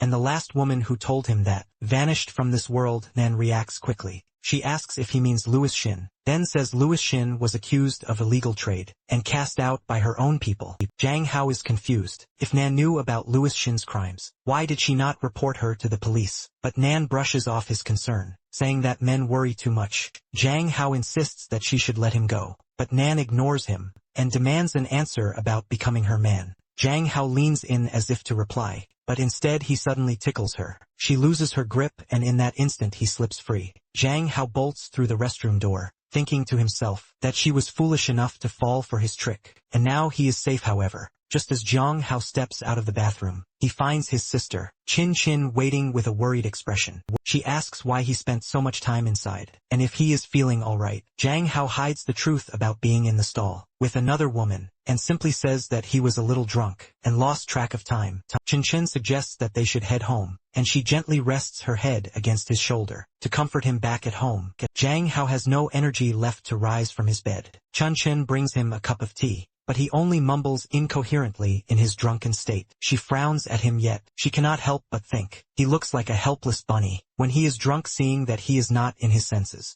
Chin leans down and places a small kiss on his lips. She knows that sooner or later he will belong to her, even after promising just one kiss. Chin cannot stop herself. She grips Jong Hao's hand, pulls him close and presses her lips against his neck. Jong Hao's eyes flicker open in his drunken haze. He thinks he is dreaming. When he sees Chen's face so close, filled with desire, he convinces himself that it must be nothing more than a dream. He turns her over and takes control, believing he needs to respond to this mysterious vision. In front of him, Chun-Chin freezes for a moment, stunned and flushed by his sudden boldness. Jiang Hao battles inside his own mind. One side urges him to give in, because if this is a dream, then nothing matters. The other side reminds him that Qian is family, that she has always been kind to him, and that taking advantage of her is wrong. The two sides argue until Jiang Hao leans down. Instead of going further, he kisses her on the forehead and whispers that, even in dreams, a real man should never take advantage of a vulnerable woman. Exhaustion takes over and he collapses onto her chest. Chun-Chun sits in shock for a moment. Then her face softens, and she blushes as she watches him sleep.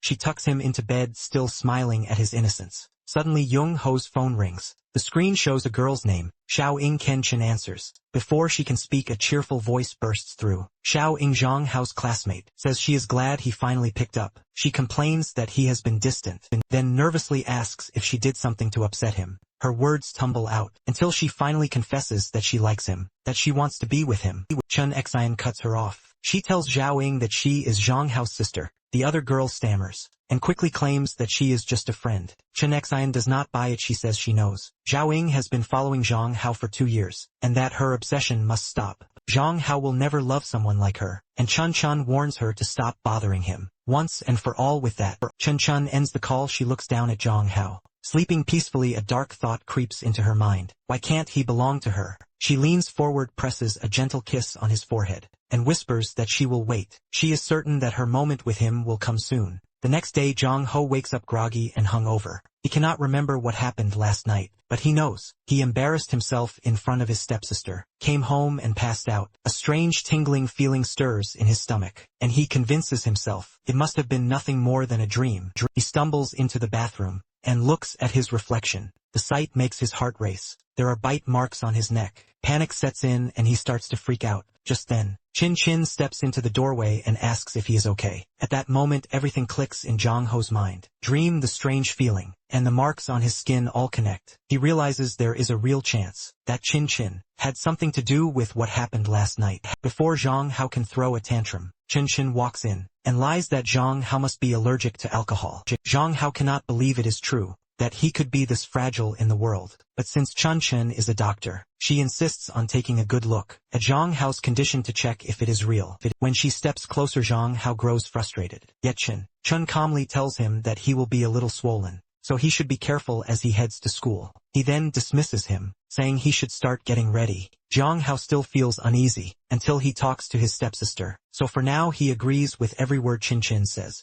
Later at school, Zhang Hao is the only student wearing a turtleneck. To hide his hickeys, even Yelong asks if he is so warm that he already turned to his winter clothes. Zhang Hao lies, saying that real men like him can endure any temperature. In truth, Zhang Ho feels as if he is burning in an oven. They are talking when someone suddenly grabs Zhang Ho by the collar and threatens him to stay away from his leader's girl. The boy is talking about the same girl who called last night while Zhang Ho was asleep, but Zhang Ho has no idea, so he is understandably confused. Still, he does not like the tone, or the way that random boy puts his hands on him. With a sharp look, Zhang Ho clutches his wrist and shoves him away, making him fall and hit his head. In complete humiliation, the thug is injured now, his ear broken, and he trembles in fear, because Zhang Hao is far stronger than he expected. Lin Song, the leader, only smiles at the scene, amused by the fight, and thinking that Zhang Hao must be the kind of man his crush actually likes. Along quickly fills Zhang Hao in, telling him that Zhang is captain of the basketball team and shares a class with Zhang Ying. But Zhang Hao has no interest in this petty drama. He simply walks away, saying he is not in the mood to mess with them. If they truly care about Ying's feelings, then they should talk to her directly, instead of dragging others into their mess. Unsurprisingly, the so-called alpha thinks Zhang Hao's words sound like good advice. Meanwhile, Zhang Hao notices Yi Hua watching from the side. She suggests giving the boys a beating for disturbing him, but Zhang Hao waves it off. He tells her it is too harsh for students, and instead she should teach him boxing, because a man has to be strong. Yelong is surprised, and asks if they are really taking extra lessons. After school, Zhang Hao says yes, and even invites Yelong to join, so he can learn to fight and defend, and himself making sure no one ever bullies him again. On the other side of town, in her lavish apartment, Nan swims to cool her mind, but no matter how hard she tries, she cannot stop thinking about what happened in the bathroom with Yung Hao the other day. The stress only grows heavier, and she knows she needs to put an end to it, so she calls her assistant and orders her to bring Zhang Hao in as soon as he leaves school. After school ends, Zhang Hao, Yelong and Yuehua meet in the warehouse for their boxing practice. Zhang Hao says that today they will work on core strength because his body is still too weak, and he dreams of the day he will have abs. Yewa hears this and asks if he is talking about abs. She lifts her shirt and shows her defined stomach. Zhang Hao instantly covers his eyes, calling himself indecent, a shy boy trying to protect his innocence. But even with his eyes shut, he still sees her toned stomach in his mind, and admits that this is exactly the kind of physique he wants. He steps closer and touches her stomach, saying that she is very slim, but still has a strong and toned body. Yewa blushes at the touch, and says it will take a while before he can match her fitness. Yelong, watching, points out the obvious. Zhang Hao is touching Yuehua and she is not moving away. Zhang Hao suddenly realizes he never asked for permission, and he wonders why Yuehua did not resist. But Yuehua just shrugs and says it is not a big deal. If Zhang Hao wants, she can even show him more of her body to make him happy. Zhang Hao thinks she is a little strange for this, and Yelong warns that the whole situation looks bad, and they should avoid trouble. Then Zhang Hao suddenly changes the subject. He asks Yuehua how much money she has, and tells her to give it to him.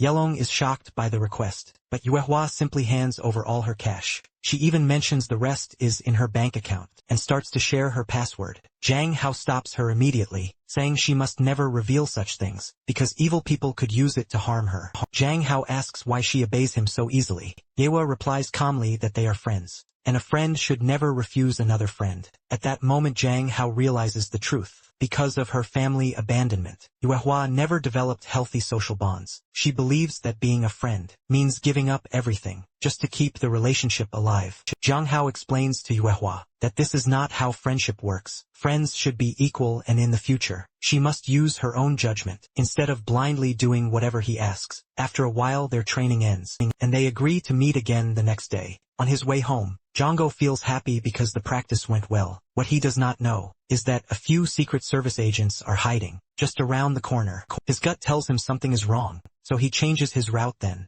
a little girl suddenly stops him and asks if he wants candy. Django asks why she is out alone at this hour, because it is dangerously late for a child. She explains that she is doing a school activity where she has to give candy to strangers. Her teacher told her to hand out all the candy in the package, and if she fails she will not get a reward. Zhang Hao finds it admirable that even students are working so hard. He takes the candy and says he will take her home, but as soon as he eats it, he notices the taste is strange. Slowly, his body weakens and he starts losing consciousness. He jolts awake, only to see several men in business suits standing over him. He is strapped to a bed like a sacrificial lamb. Zhang Hao struggles against the restraints, but they hold him tight. Panic rises, as he realizes he does not even know where he is. He sees men dressed like CIA agents. His mind races and he wonders what he should do. Then a woman turns toward Nan and informs her that her precious boy has woken up. Zhang Hao is horrified. He realizes Nan is the one behind all of this. His thoughts spiral as he tries to understand how she could do it. He breaks down further when Nan coldly tells the others to leave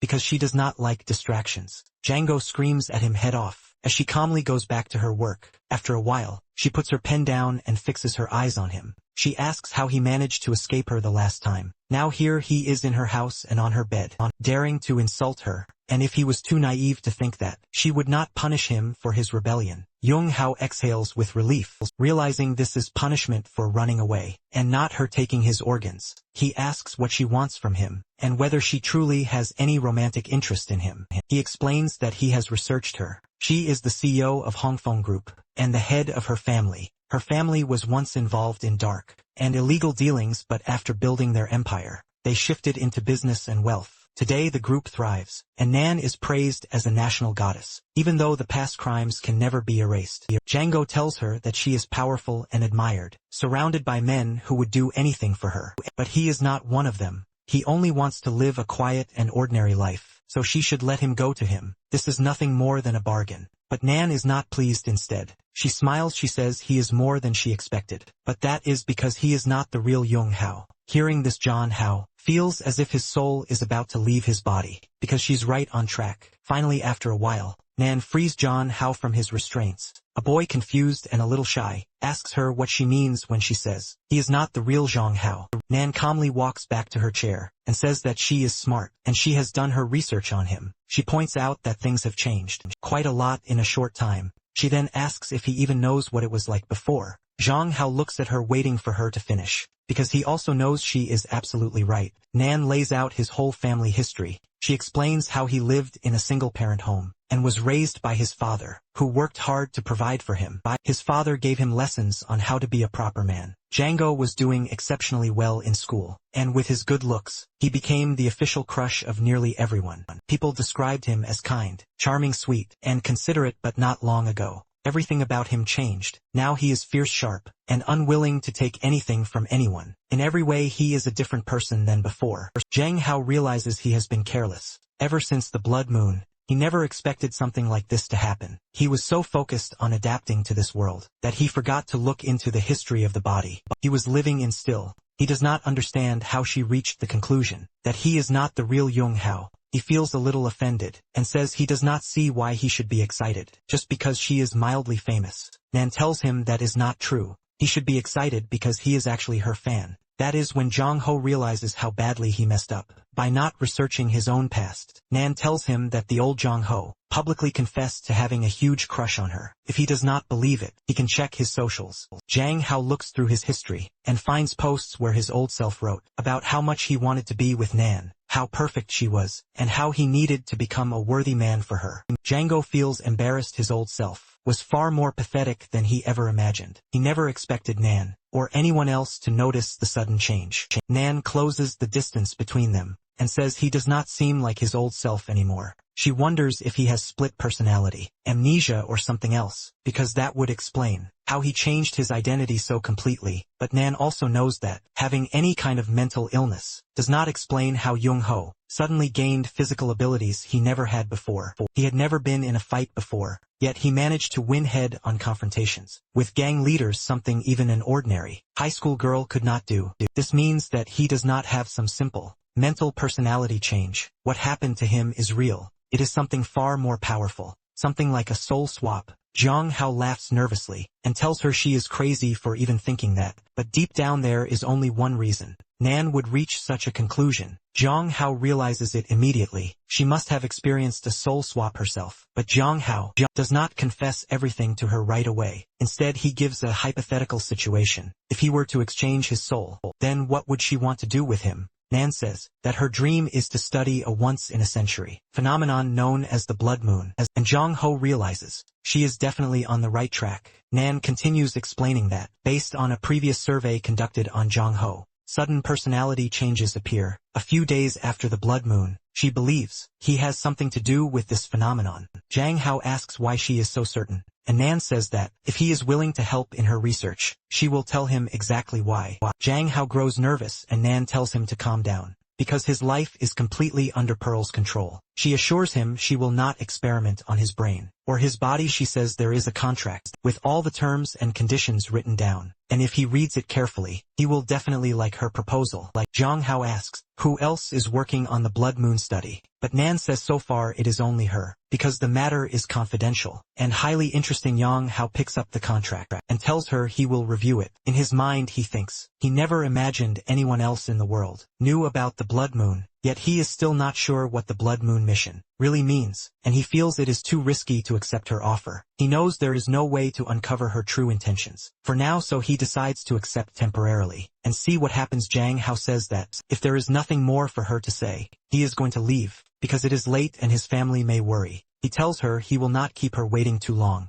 but then Nan says that James still has one more score to settle. She suddenly grabs his neck, and then his hand, forcing him up against the wall. Zhang Hao panics and demands to know what she is doing. She presses close to him, making his head fall against her, and says this is her response for what he did to her last time. Then she raises her hand and gives him a hard smack on the bottom. Zhang Hao screams in pain, rubbing his sore backside, and thinking she is a complete pervert. He runs home in tears, humiliated, but telling himself that right now he must focus on getting back to his house. His phone has been ringing non-stop. Back at home, Zhang Hao announces that he is back. He notices his stepsister putting on her shoes and asks if she is planning to go outside. Before she can answer, Chin Chin rushes toward him and throws her arms around him, saying she was extremely worried. That is when Zhang Hao realizes she was about to go looking for him, and he silently thanks God he got home in time. He apologizes for making her worry, and asks where their parents are. Chen Xian tells him they have already gone to sleep, but then she asks where he had been at this late hour. Zhang Hao lies, saying he went out for a little shopping, and forgot to check the time. He knows it sounds weak, so he quickly adds that he wants to take a shower, and tries to slip away before Chun. Chun questions him further, but she stops him. Her hand rests softly on his arm, and in a low, innocent voice, she asks if he went shopping with a girl, because he smells faintly of a woman's perfume. Zhang Hao takes a quick whiff of himself to check if he really smells like a woman. He realizes at once that Nan's perfume was too strong, and now he is practically reeking of it. He tries to cover it up, saying that he had been around a lot of people while shopping, so it was nothing unusual. Shen Xian does not look convinced. She grows worried and gently caresses his face, telling him he should be more careful in the future, and never let other people take advantage of him. And she then tells him to go take a bath and change his clothes, while she goes to get him something fresh to wear. Meanwhile, Nan summons her assistant and slides a paper forward, asking her to investigate the girl further. That girl is Chin Chin, Zhang Hao's half-sister. Nan finds it far too much of a coincidence that Chin Chin just happens to be in Zhang Hao's life, and something about her feels off. Back at home, Chin Chin takes a good sniff of Zhang Hao's worn clothes. Her eyes darken with anger. She says she is going to destroy the shirt because it reeks of another woman. When Zhang Hao comes out of the bathroom after his shower, he notices Chin Chin bending down to grab something from the fridge. For a moment, he just stands there caught up, admiring the sight in front of him, and then trying to sound casual. He asks if she wants something to drink, but instead, like a nervous little boy, he says that he wants some milk. At the same time, his thoughts betray him. He cannot help but think about how amazing his stepsister's body looks. Chin Chin hands him the milk and tells him to go to his room so she can help him dry off. A little while later, they both end up in Chun Chen's room. Zhang Hao sits in front of the computer, while Chun Chen gently dries his hair. Suddenly, a notification pops up. Zhang Hao's eyes widen as he sees a message from a very attractive, but also very naked man. Message says that he fell in love with her the moment he saw her, and wants to know if she will give him a chance. Zhang Hao freezes. His first thought is that this man must be some kind of porn artist, and he even wonders if he should call the police. Kenshin notices his expression and quickly explains. She says she saw it by accident, and she asks him to reply to her, telling the man she's not interested because she already has a boyfriend. Zhang Hao takes the chance to give her advice. He says that anyone posting pictures like that online is not worth her time. She should never waste her attention on people like that. Kenshin looks touched, smiles warmly and hugs him. She says she's happy Zhang Hao cares so much about her, and she promises she will never accept any other man. After that, she heads to the shower, telling him that when he is finished, he should turn off the light. Zhang Hao turns back to the computer and notices something strange. His name is saved under the contact angel, and it is kept separately, isolated from all the others, as if Chin Chin wanted to make him special. Then his eyes shift to the shelf. He remembers the book he saw there before, a romance novel about forbidden love between step-siblings. His heart races. He starts to panic, thinking that he never saw Chin Chin in that way. She is his stepsister and he wants to be a good person. But inside him something is starting to stir, and that terrifies him. The next day at school, Zhang Hao sits casually enjoying a quiet morning break. He leans back lost in thought, wondering what he should do next. His mind drifts, and he admits to himself that romantically, Chin Chin did not put up much of a fight, even though he had been surprisingly bold with her. But just as he sinks deeper into his thoughts, someone suddenly interrupts. His little moment of peace is cut short. He turns to see Zhong, and this time he was alone. Zhong gives Zhang Hao a menacing but coaxing smile, saying he heard. Zhang Hao was also streaming on the Demon Fish platform. He challenges him to a popularity battle that very night, daring him to see who can earn the most money. But Zhang Hao has no interest in competing with noobs. Zhang laughs, thinking Zhang Ho is just being rude. But Zhang Ho fires back insult after insult. He calls him a one-eyed small-brained fool, who can barely remember his own name every day. The words hit hard and Zhong stutters in anger. Zhang Ho smirks and says that if he has a stutter, maybe he should get treatment at the hospital nearby. Furious, Zhong vows that Zhang Hao will lose tonight. Before Zhang Hao can refuse the challenge, Yelong suddenly arrives, cheering loudly from behind the bench. He hypes Zhang Ho up, saying he will easily crush some low-level streamer like Zhang, because Jong Ho is more popular and far more handsome. Jong storms off, but not without throwing one last threat. While Yelong keeps pushing Jong Ho to join the battle, Jong Ho, however, has no desire to compete. Still, with everyone dragging him into this mess, he ends up screaming in frustration, and doesn't wear his mask because of the heat. He dives into the games an hour after hour. Victory keeps landing in his lap. His team dominates match after match, and the chat explodes with praise. Viewers gush over how handsome he looks without his mask and calls him a male deity. That's when a notification flashes. Someone has just sent Jongho a luxury yacht, an outrageous gift flaunting their wealth. But Jong Ho knows this is not just generosity. It is a reminder, a push for him to answer a certain proposal. As he thinks back on the terms of Nan's contract, he realizes they are far too dangerous to accept. When Jong Ho remembers the details of the contract, his anger rises. It says he must discontinue all enrollment activities, move out of his home, to live in a designated test center, and cancel every cooperative contract. Outside of this one, food and lodging are included in the monthly salary. But to Jong Ho it feels less like a contract, and more like a prison sentence. He throws it aside in frustration. It does not seem wise to accept, when the Blood Moon mission itself is still a mystery. For now Jong Ho decides, he must first uncover what the mission truly is, before siding with Nan. He plans to find the right moment to reject her offer. As for the yacht she sent, he knows the money will have to be returned, though right now he has no way to afford it. Jong Ho powers through the matches, and secures first place in the competition. Meanwhile at Lin Zhong's place, Zhong waves goodbye to his viewers, but as soon as the stream ends, his expression hardens and he starts to seethe in anger. He mutters in rage about Jong Ho, the new rival in his sights, vowing to rip his head off, because he cannot stand losing. Lin picks up his phone and makes a call. He says he has a new assignment for her, and that she should not worry about the money. All she has to do is make sure a certain boy is taken off the streets, because he wants Jong Ho to lose his reputation. The next day Jong Ho is out shopping for flowers, remembering that Chin Chin said she wanted lilies. At the same time two women walk toward him, ready to carry out their mission. That is when Lo realizes the boy looks familiar. The moment she recognizes Jong Ho, she urgently tells her friend to call Nan. Back at headquarters, Nan sits in her CO chair when her assistant rushes in, saying there is something to report about Jong Ho. Nan immediately gives her full attention. The assistant explains that just moments ago, someone reported a man named Lin had issues with Jong Ho, and he even paid someone to take a nude photo of him, but Mo refused. Once she found out Jong Ho was under Nan's protection, Nan coldly orders that the man be fired. She says the rest is up to Mo, whatever she wants to do to make amends, and to take care of Jong Ho. Meanwhile Jong Ho returns home, with a bunch of lilies for Chin Chin. But his mind keeps circling back to Nan's yacht. He wonders how much it costs, because he knows he must pay her back as soon as possible. Suddenly his phone rings. It is Nan. Before he can answer properly, Chun Chun appears behind him, asking who he is talking to. Jang Hao panics, and says it is just someone from the insurance company, but he forgets to mute the call, and now, he fears he has gotten himself into a huge mess. On the other end Nan listens, her expression darkening. She screams at her assistant to prepare the car, because she needs to teach this bad boy a lesson. Jang Hao hangs up, but later, as he sits in his bedroom, he feels guilty for ending the call so abruptly. Thinking it would be better to discuss the yacht payment in person, he calls Nan again. However, Nan is already in a foul mood. She orders him to come out, threatening that she will have her men break into his house and drag him out. Jong Hao yells back, asking if she is even allowed to do that. But then he hears noise outside. Looking out the window, he sees lines of cars blocking his driveway, and even the street. He threatens to call the police for harassment, but Nan only laughs and dares him to try, reminding him that parking on the street is illegal, and the police will simply find him instead. Jong Hao realizes he has no choice.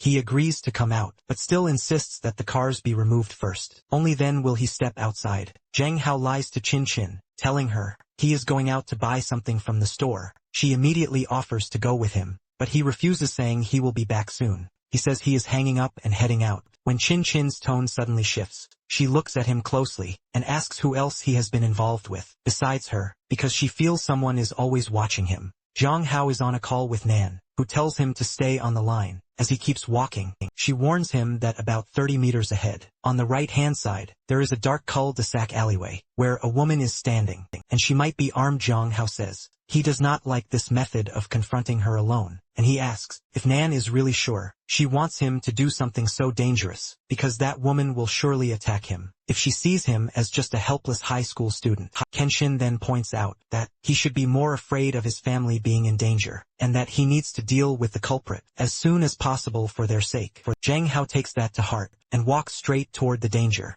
but Nan quickly tells him not to go near the threat, and to stay put until she gets there. She turns to her assistant and orders men to surround the area and make sure the culprit does not escape. The assistant looks worried for her, but Nan brushes it off and says it is not a problem to go without backup. Django tells Nan to hurry because he is starting to feel uneasy. He notices the shadowy figure move, stepping out of hiding and walking straight toward him. He realizes he no longer has time. The figure is covered in a hoodie and mask, hiding their identity. Django nervously asks who they are, because to him they already look unhinged. Without a word, the figure charges straight at him, not giving him time to run. Django has no option but to dodge, but even that is hard because the stranger is trained. When the hooded attacker realizes Zhang Hao is fast too, he curses and Zhang Hao thinks the attack was strong, but not quick enough to land. The man comes at him again with a punch, but Zhang Hao dodges at the last second, trips him, and sends him falling face first on the ground. Zhang Hao pins him down, tells him not to move, and demands to know why he attacked without reason. The attacker spits back that everything is Zhang Hao's fault, because he is the reason his life ended up this way. And Zhang Hao is confused, asking how he could possibly have ruined this person's life, and tells him to take off the mask and talk face to face. Suddenly, the hooded figure punches Zhang Hao, slips out of his grip and pulls away. That is when Zhang Hao realizes it is not a man at all. A woman stands in front of him, her eyes wild, her face twisted with rage, and she screams that she wants to kill him. She pulls a knife from her sleeve and lunges at Zhang Hao, who is too shocked and too afraid to move. Just as the masked killer is about to stab Zhang Hao, a punch comes flying in from Era. The hit lands hard, stopping her cold, and the knife slips from her hand. As she falls backward, her mask flies off, and Nan recognizes the face beneath. Nan mutters that she is hurt, because even she did not expect this gangster to come all the way here just to cause trouble. Zhang Hao finally sees who it is. It is none other than Luo Xian, the former street gangster, who once wanted Zhang Hao to be her boyfriend. Zhang Hao says he rejected her proposal, and it is not such a big deal, that she would try to kill him over it. But Shin snarls back that if Zhang Hao had not seduced Nan, she would never have been rejected and tossed back onto the streets. Like a rabid dog, she spits curses, saying every boy is a gold digger, and that the moment they see a pretty, charming girl they run after her. Django snaps that she is the problem, not him. Nan has heard enough of their bickering. She steps forward and tells Shin that she crossed the line. Shin was forbidden from pursuing Zhang Hao, and now she is dragging Nan's company name through the mud, intimidating the weak and extorting protection money. Nan says this is a direct violation of the rules she set from the start, and that she has no place for scum like Shin and her staff. She ties her hair back into a ponytail and looks at Shin like she is about to beat her senseless for daring to disobey. Shin grits her teeth and sneers that she is a street fighter, and asks what a rich girl, raised in a golden crib, could possibly know about fighting. She lunges at Nan, but Nan stays calm and says she should not have underestimated her. With barely any effort, Nan blocks the attack, and in that moment, Shin realizes she has made a terrible mistake. Nan unleashes her strength, striking Shin again and again, punching her face until she crashes to the ground, blood spilling from her mouth. Zhang Hao is stunned. He realizes now that Nan had gone easy on him before, because the way she just fought leaves him speechless. Soon the police arrive and take the criminal away. Django finally breathes in relief, thinking it is all over. He turns to Nan and asks her to send him home, because his sister will start to worry. But Nan reminds him that he seems to have forgotten why she came to meet him in the first place. Django guesses that it is about the contract, but Nan says that will be discussed later. What matters now is that someone tried to take a nude photo of him, and that alone is dangerous enough. Zhang Hao frowns and asks who in the world is so bored that they would even try something like that, but Nan avoids the subject instead. In a wounded tone she says what really bothers her is that Zhang Hao hung up on her earlier, before she could say what she wanted to. If he is so unwilling to talk to her, then maybe she should just leave him alone. Zhang Hao realizes he made a mistake. He bows his head and apologizes, saying he is sorry for hanging up on her at such a time. Nan accepts his apology, but says she is still going to give him a punishment. Before Jong Hao can even react, Nan steps closes the distance, and kisses him on the mouth. Jong Hao's brain finally starts to feel it working, after the initial shock, but he is still confused, and wonders if this might all be a dream. A hot woman like Nan possibly kissing him feels unreal. He thinks about pushing her away, but then realizes her lips are soft and warm. And Nan is beautiful. Most boys would beg for a chance like this. In the end, he is just a normal guy of decent age, so he lets it happen. But suddenly Chin's face flashes in his mind. Chung Hao realizes something is wrong. He quickly pushes Nan away, and demands to know if there was some special reason for this so-called gift. Why would she deceive a high school student like him so many times only to steal his first kiss? Nan calmly wipes her lips, and asks if he is really still a high school student. Jang Hao cannot tell if this was her first kiss too, or if it carried some hidden meaning. He shakes his head and says, they should not focus on that tonight. She helped him, so for now they are even. She also sent him gifts during his live stream, and he plans to pay her back. He asks how much they cost. Nan brushes it off as just a small amount of money, but she takes his words as an insult. She asks if this means he has no intention of signing her contract. Django admits he cannot sign yet, but when pressed for a reason, he gets nervous and says he cannot explain right now. He adds that he is tired and turns to leave. Nan stands there, mortified and a little sad that he left her hanging, but she silently vows she will not give up until she has him for herself. Back at home, Jong Ho collapses onto his bed completely drained. His mind spins when he thinks about the kiss, and how Chin's face appeared in his head confuses him, and he wonders if he might have feelings for his stepsister. The thought disgusts him so much that he laughs at himself, saying she takes such good care of him, while he is thinking such terrible things. He tells himself he needs to forget it completely, and focus on school the next day.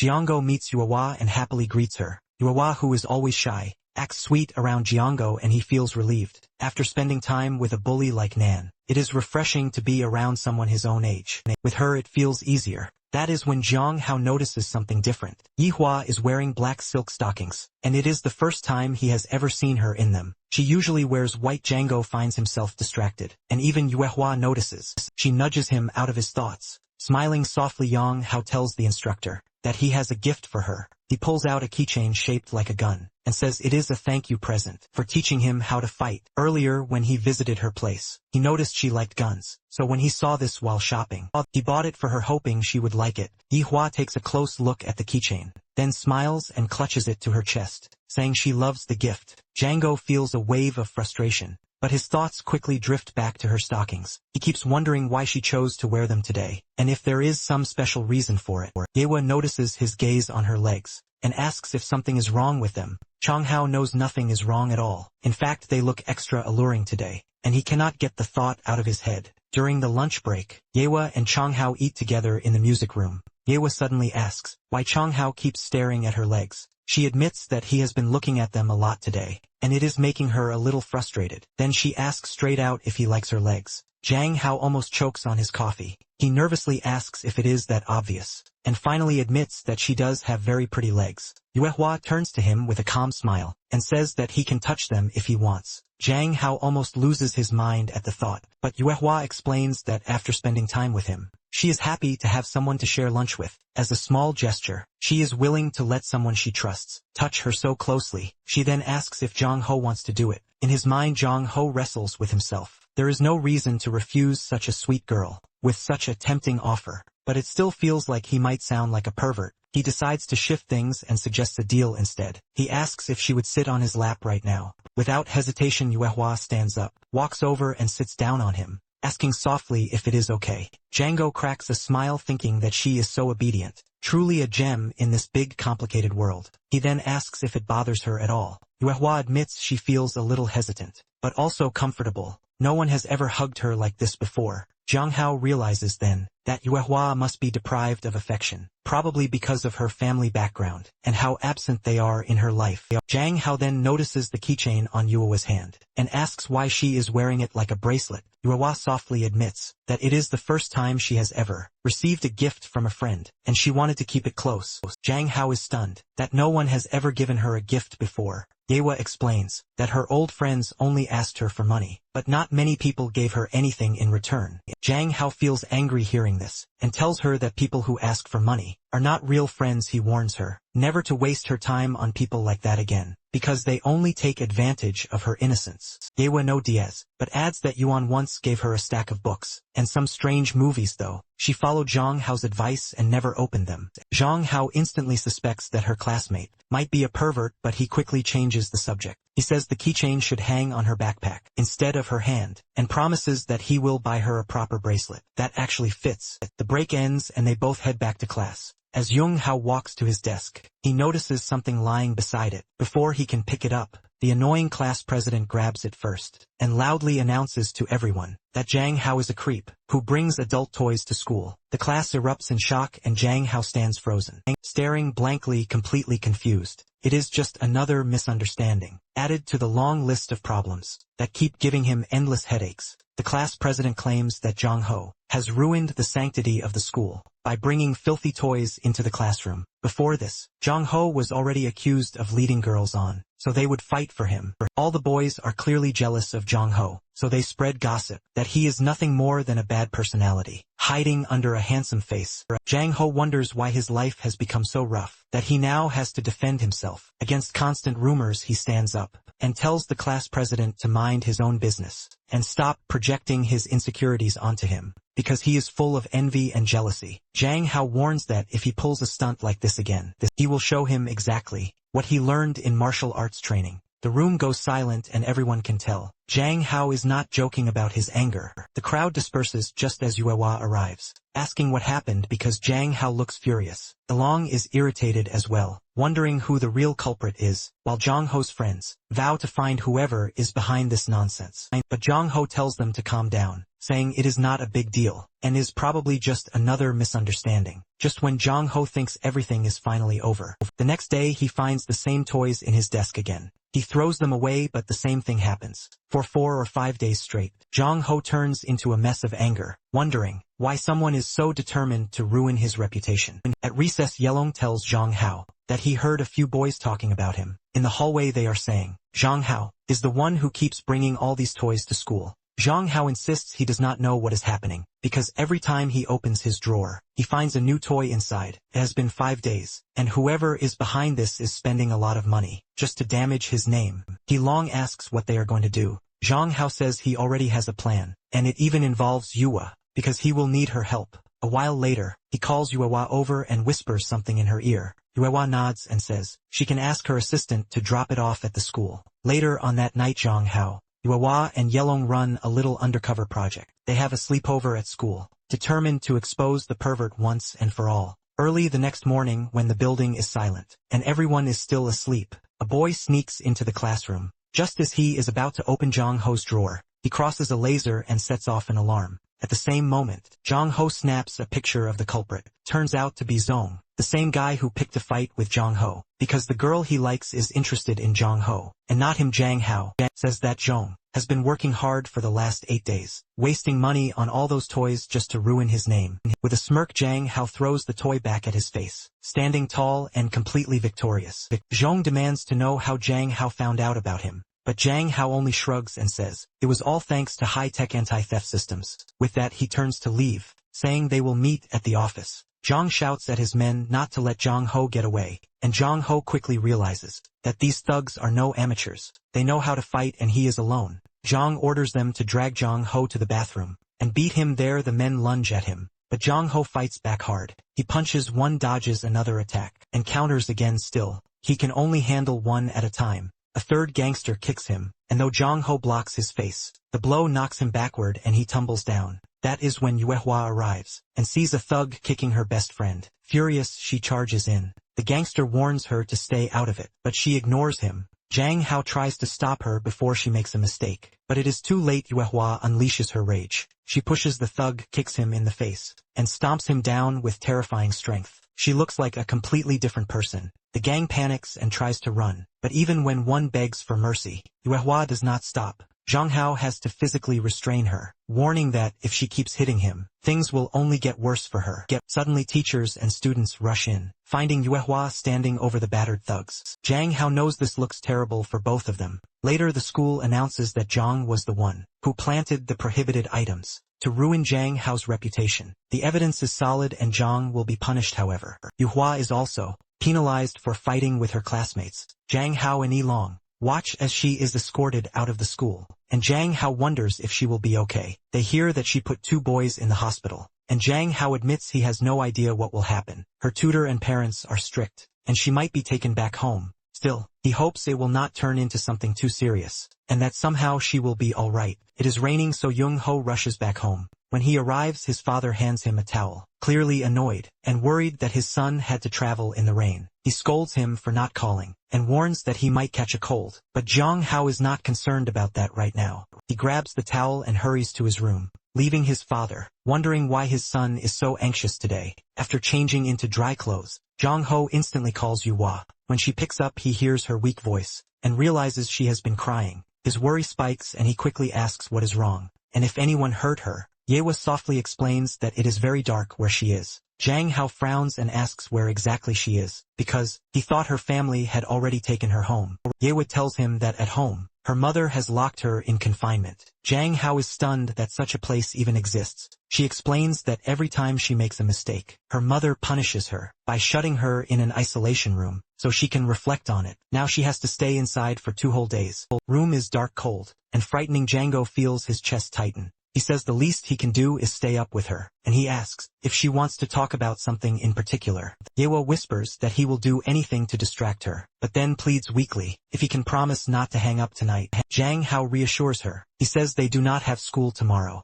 so he will keep her company, and even tell her about the novel he has been working on. He sniffs, realizing he might have caught a cold himself, but forces a smile and explains that if he goes silent, it only means he has fallen asleep. He tells her not to hang up, and to just leave the phone nearby if that happens. He then begins to narrate his story. It is called The World of Real Men. In it men are strong and powerful with abs and muscles, while women take care of the household chores. Men face dangerous jobs and women admire them. His hero is a reborn immortal cultivator, the strongest man in the world, destined to save it from evil. Along the way he meets many beautiful, kind and charming women. Everyone praises him for his unmatched abilities to defeat countless villains, and in Zhang Hao's tale, there are always plenty of villains, waiting to be destroyed. Yuehua comments that Zhang Hao's story is the exact opposite of their real world. She says it feels unrealistic, because men are too weak to carry bricks, while women are stronger, and it is only fair for them to protect men and save the world. The thought is so ridiculous that Yuehua bursts into laughter. Zhang Hao does not get angry at her teasing. Instead he smiles as he listens to her laugh, enjoying the sound of it. He calmly says that the world has changed. Yuehua, still amused, promises that she will read his novel anyway. She even asks if he can give her a new volume, so she can leave some comments on it. Django agrees, saying that if she wants, he will send it to her the next day. He then gently asks if she still feels afraid, and follows up by asking what she likes to do in her free time. The night passes as the two of them keep talking. By the next morning Young Hao wakes up with a heavy head, and realizes there is something cool resting on his forehead. He blinks and sees Chin Chin sitting beside him, holding a glass of water. She says that she came to wake him up for breakfast, but noticed he had a fever, so she brought him medicine. Zhang Hao mutters that he feels weak, realizing that, in this world, his body is fragile, so even a small strain makes him fall sick. He admits that he does not have any strength left. Kenshin leans closer, and says that if he cannot eat by himself, then she will just have to feed him through her stomach. Zhang Hao's eyes widen as he braces himself, realizing that she is about to kiss him. But the kiss never happens because in reality, Zhang Hao is only dreaming. In the dream he resists a little, saying that they are like brother and sister, and they should not be doing bad things. Even Chan Chin seems confused, asking what is wrong with him, and if he feels so unwell, that he needs to see a doctor. That is when Zhang Ho realizes he has only been talking in his sleep. He cannot believe he said such things out loud, especially in front of his sister. Embarrassed, he admits that he needs some help getting up, though it feels shameful to be so weak. His face burns as he blushes, and Chin Chin notices his embarrassment right away. She turns to him, and calmly tells him to eat the porridge, while it is still hot, because it will be good for his stomach. Jang-ho wonders if other sisters also care for their brothers in this way, but the truth is she is not even his real sister. Still she treats him as if he truly is. He finally asks her directly why she is so kind to him, because he feels like just an ordinary brother. Chun-Chin smiles, and says that he is worth every bit of trouble, and as long as Zhang Hao is willing, she will gladly take care of him for the rest of her life with that. She asked him to open his mouth, so she can feed him by hand. Django grows flustered thinking that this kind of talk does not sound normal between siblings, feels more like a marriage proposal. He quickly takes the bowl from her hand, saying he will eat by himself, yet in his heart he senses that Chun-Chin enjoys putting them in these awkward positions. Maybe he is overthinking, but her care feels warmer than a simple sibling bond. He tells her to go back to her work and not worry, because he will be fine after some sleep. But Chun-Chen insists since Jang-Ho is unwell. She says she has no mood for anything else, and she will stay by his side while he rests. A while later when Jung-Hao wakes up, he feels a little better but he notices that Chun-Chen is still sitting beside him, reading a book. She carries an aura that always seems to control him. And Jiang Hao thinks he will never be able to sleep with her so close, because his senses stay sharp around her. Yet only 5 minutes later, he drifts off again. When Chin Chin hears his soft snoring, she glances at him, and quietly wonders why he was so reluctant, before asking herself if he might actually dislike her. Meanwhile Nan sits on her luxurious sofa, lost in thought about Zhang Ho and his fiery spirit, and about the kiss they shared. She remembers how cute he looked when he apologized, and thanked her for the first time. For someone with so much confidence and arrogance in his bones, he still managed to look almost gentle to her. Zhang Hao is the most unusual guy she has ever met. She lights a cigarette, her mind racing, and in that quiet moment she realizes she may have just fallen in love with that boy. Zhang Hao wakes up to the buzzing of his phone, and instantly suspects it might be someone unknown. When he answers, there is only silence on the other end. He says that if they are not going to speak, he will just hang up. That is when Nan finally speaks, and Zhang Ho realizes his suspicion was right. He asks what's going on, and if she is trying to mess with him again. Nan says she couldn't sleep, and Zhang Ho checks the time. He points out that calling a high school kid at 2 in the morning is not reasonable. If she is not sleepy, does she want him to sing her a lullaby, or tell her a story so she can drift off? Nan tells him to watch his words, but Zhang Ho shoots back that she is the one asking for manners, while disturbing him at 2 in the morning. He asks her directly what she wants. Nan explains that she heard he learned all his fighting skills from Yuewa. Zhang Hao immediately asks if she is investigating him. Again Nan then says that Yuewa is only at an intermediate level, but he should come train with her. She has a team of professional instructors. Zhang Hao already has a strong foundation, and with the right work, he could easily become world-class. She says no ordinary guy could make a name for himself the way he can, but Zhang Hao isn't impressed, because he remembers how she once asked him to become a star, and now she wants him to turn into some cheap, gory fighter. He knows she is just buying time for her own reasons, so he tells her he has no interest in being brainwashed by her, and wants to keep his distance. Besides, he and Yuewa casually train after class, and he enjoys those sessions. He warns her that if she calls again, he might have to block her number. Nan quickly changes the subject, and asks if he is dating anyone, but Zhang Hao gives her a sharp reply. She sighs with relief, assuming he and Yuewa are only practicing casually. What she doesn't realize yet is how close Zhang Ho and Yuewa have grown, and how naturally their friendship deepens. The next morning Zhang Ho wakes up, still wearing his Zhang Ho set. He sees a note from his sister, reminding him to wear a coat. That is when he notices Chin Chin has already laid out a separate one for him, in case he woke up during the night. Zhang Hao thinks that Chin Chin treats him like a little kid, but he wouldn't change it for the world. Soon Chin Chin knocks on his door and comes in, asking for his help to pick a dress for her party. She holds out 2 options, but Zhang Hao's attention drifts. His focus is not on the dresses at all, but on her very revealing night suit, which makes him snap back to reality quickly. They eventually settle on a dress, and Chin Chin happily accepts his choice. As she turns to leave, Zhang Hao notices a tattoo on her lower back. He finds it strange, since Chin Chin never mentioned having one. The next day Chin Chin bids Zhang Hao farewell, telling him he should stay home and rest. Because of his flu, Zhang Hao agrees right away. But when he is alone at home, his thoughts begin to wander. He thinks about his friends and family, and how much he misses his original world. Even though this world has been good to him as well, he remembers the promise he made to himself, that he would earn money and then find a way back. But so far, no matter how many things he has tried, he has not found a faster way to make money.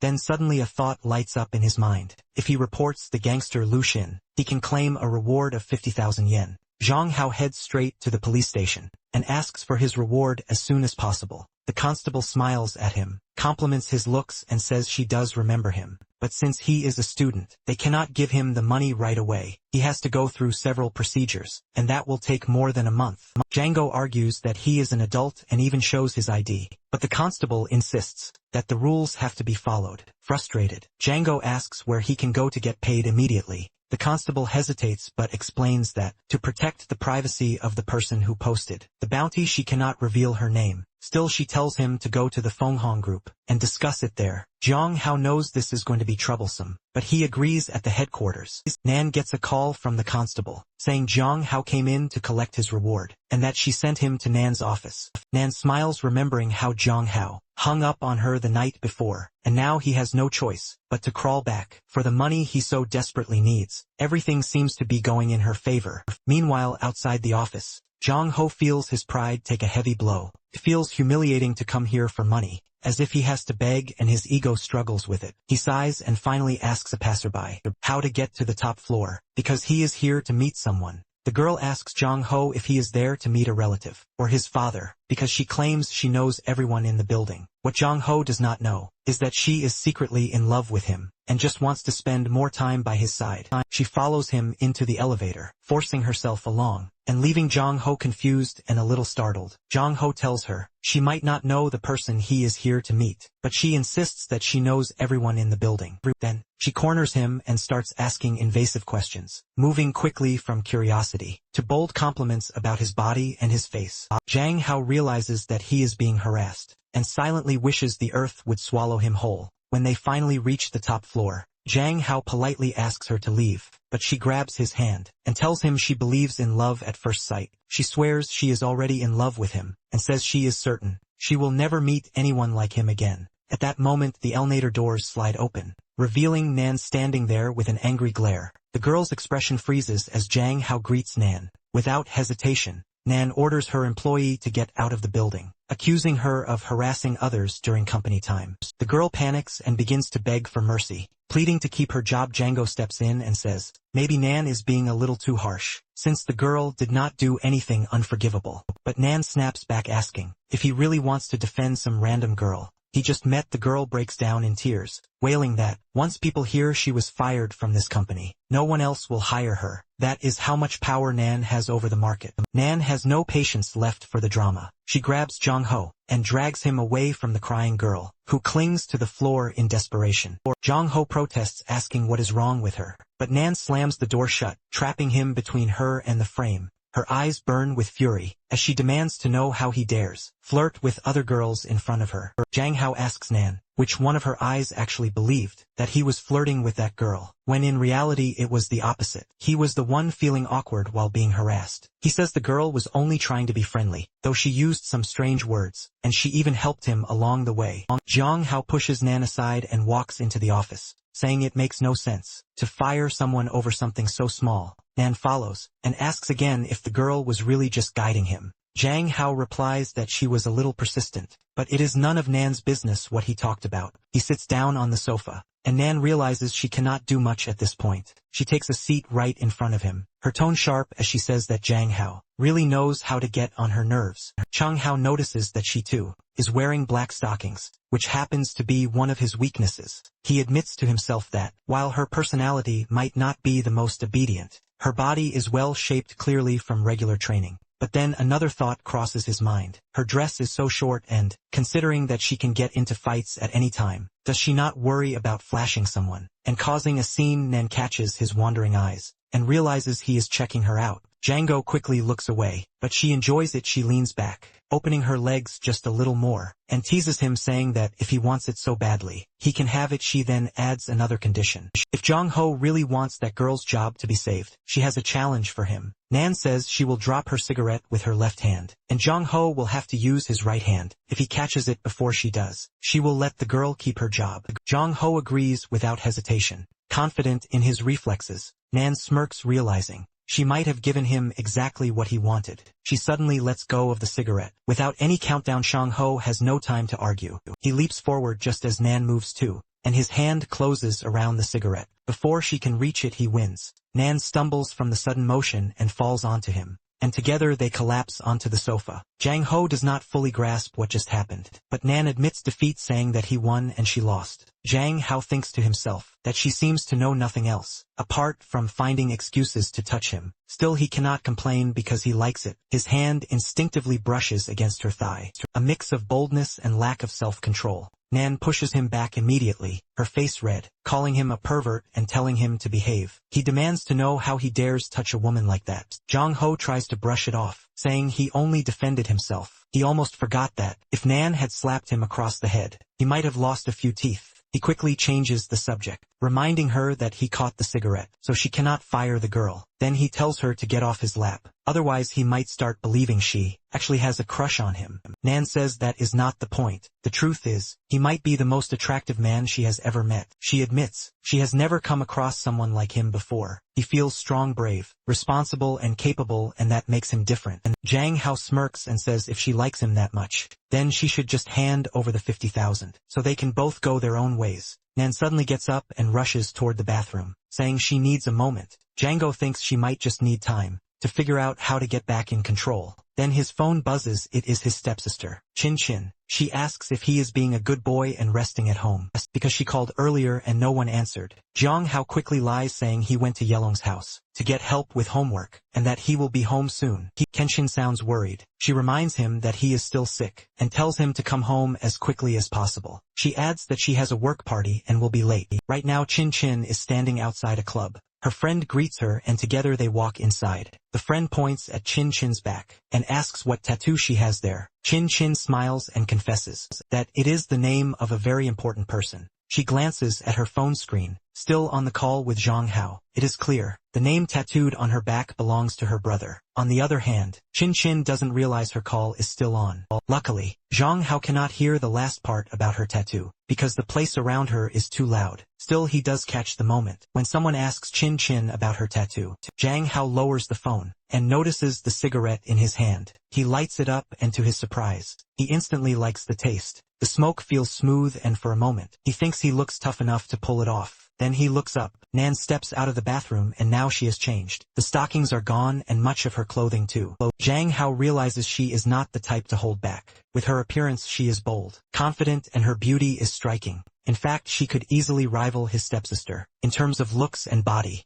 Nan notices the cigarette in his hand. She frowns and says children should not smoke, her voice sharp with concern for his health. Jong-ho can see her need to control everything is back again. He quickly answers that he was not really smoking, only watching the flame and smelling the smoke. Then he tilts his head and asks why she changed her clothes in the bathroom, and whether she did anything else while she was in there. Nan does not deny it. She only says that she is a normal woman, and he should stop tempting her again and again. Otherwise she might need to take a lot of cold showers, just to calm herself down. Django's thoughts immediately turned dirty, wondering if she had been giving herself a moment, while thinking of him inside that bathroom, and just how far her perversion could go. He shakes it off, muttering that they should forget everything. He is only here to collect his money. Nan smirks and tells him to forget the cash. She points at the cigarette and says, it is worth 60,000. Django freezes. He feels like the ground has swallowed him whole. How could a single cigarette cost 60,000? And was it even filled properly or not? He tells himself she must be lying to keep the money.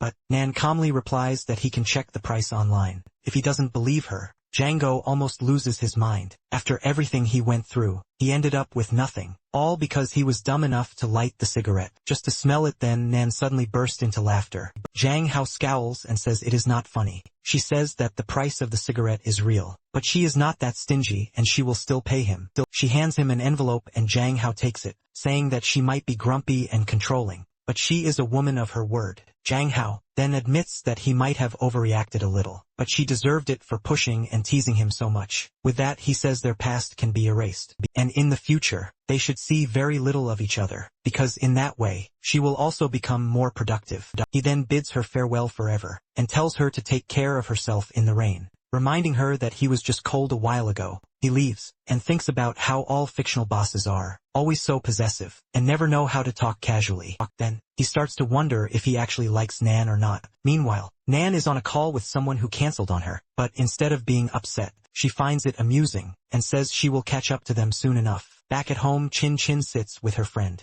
showing her cute pictures of her stepbrother Jong Ho. She says they have known each other since childhood, and she has taken so many photos of him, while he was not looking or just enjoying himself, that she has built an entire scrapbook. From childhood to adulthood, it almost looks like a shrine album. Chun Chin insists it is normal to collect such pictures of someone as cute as Zhang Hao, and she says there will definitely be more to come. The good part now is that she does not need to take them secretly anymore. She can take a picture of Zhang Ho anytime, and even ask him to pose. Soon Zhang Ho arrives and asks why she is home early, when she said she had a party to attend. He then notices Chin Chin's guest and greets her. Chin Chin suddenly realizes she is this close to being caught and called a stalker, which deep down she really is. Chin Chin cannot let Zhang Ho get his hands on the album. Her friend is busy gushing about how cute and handsome Zhang Hao is. Chin Chin pinches her in the stomach, warning her to behave, because otherwise she will definitely ruin everything. Zhang Hao does not notice the sharp look Chin Chin gives her friend,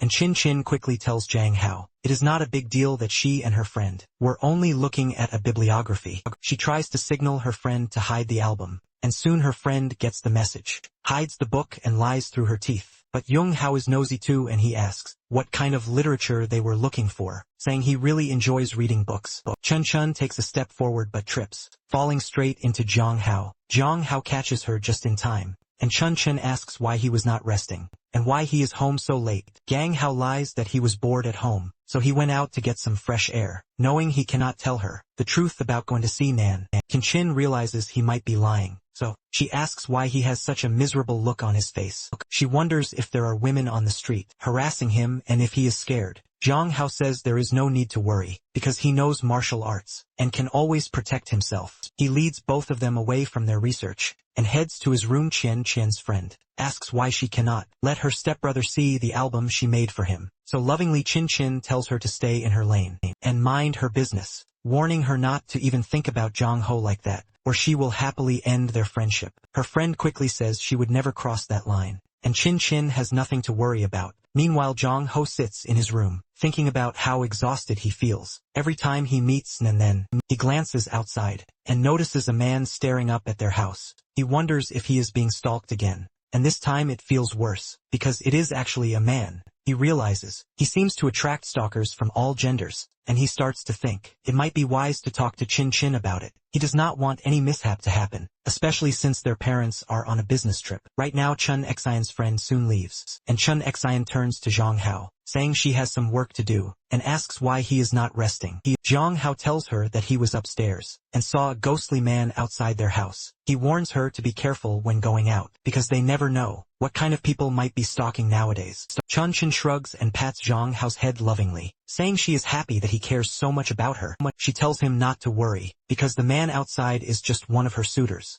the same one who sent her a very explicit photo in the chat the other night that Zhang Hao had read. Zhang Hao instantly remembers that lunatic, and asks if Chun Chun thinks he is a perverted stalker, as well, because he feels that person is dangerous. Chin Chin sighs, saying there is nothing they can do, and she admits she is also angry about the whole situation. Zhang Hao insists that he can help with anything she wants. Chun Chun smiles at him, and takes the opportunity to lean on his shoulder, saying she is tired and needs some support. Zhang Hao thinks she never misses a chance to stay close to him. She then cups his chin gently, commenting that he looks quite red. Zhang Hao immediately resists, blushing and embarrassed, and denies it, even though he is lying. He says he just does not want to stay home another day, and wants to go to school. Tianjin notices how eager he is, and straight up asks if he has a girlfriend over there, who might be showing him a good time, teasing him for being so anxious to return. Django quickly says that he is not having an affair, and that he hasn't fallen in love. Xian Xian hugs him tightly, saying she just wants to make sure everything is fine, and that he isn't lying to his stepsister. She admits it's a real concern to have such a handsome stepbrother. She even whispers that she wishes he could always be hers, and hers alone, but she says it so quietly that Jong-ho doesn't catch it. He asks if she said something,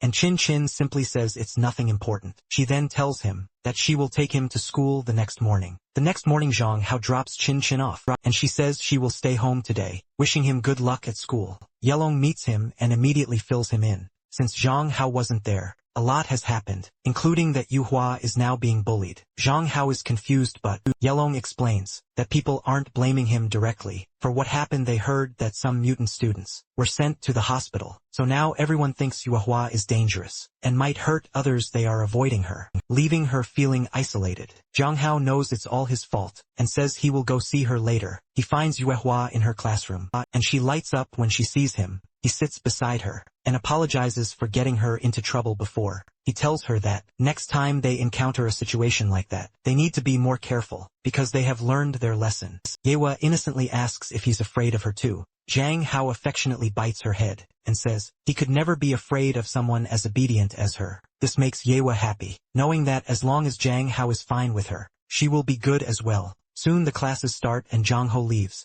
but they make plans to have lunch together. Everyone notices Jong-ho talking to Yuhua and begins gossiping. They say he must be a really good friend to her, because even though she can be violent, he still talks to her during the break. Jong-ho eats his lunch as if he's starving. Yuhua opens her lunchbox and reveals Michelin star quality food. She offers it to Jong-ho, who starts salivating, thinking about what kind of incredible dishes her chefs must be preparing every day while he's eating. Yuhua comments on his hands and then boldly asks if she can touch them. Yongo realizes she is straightforward with her requests and feels a little embarrassed. He asks if anyone ever taught her that. Yuhua shakes her head and says no one did. She just looked at them and wanted to try it. Django thinks for a moment and then offers her his hand, smiling. He says it's a good thing she asked him, because if she had asked Long, he would probably have yelled pervert at her. Jong-ho remembers that last time Yuhua had allowed him to touch her legs out of courtesy. Now when they hold hands, it almost feels like they were made to fit together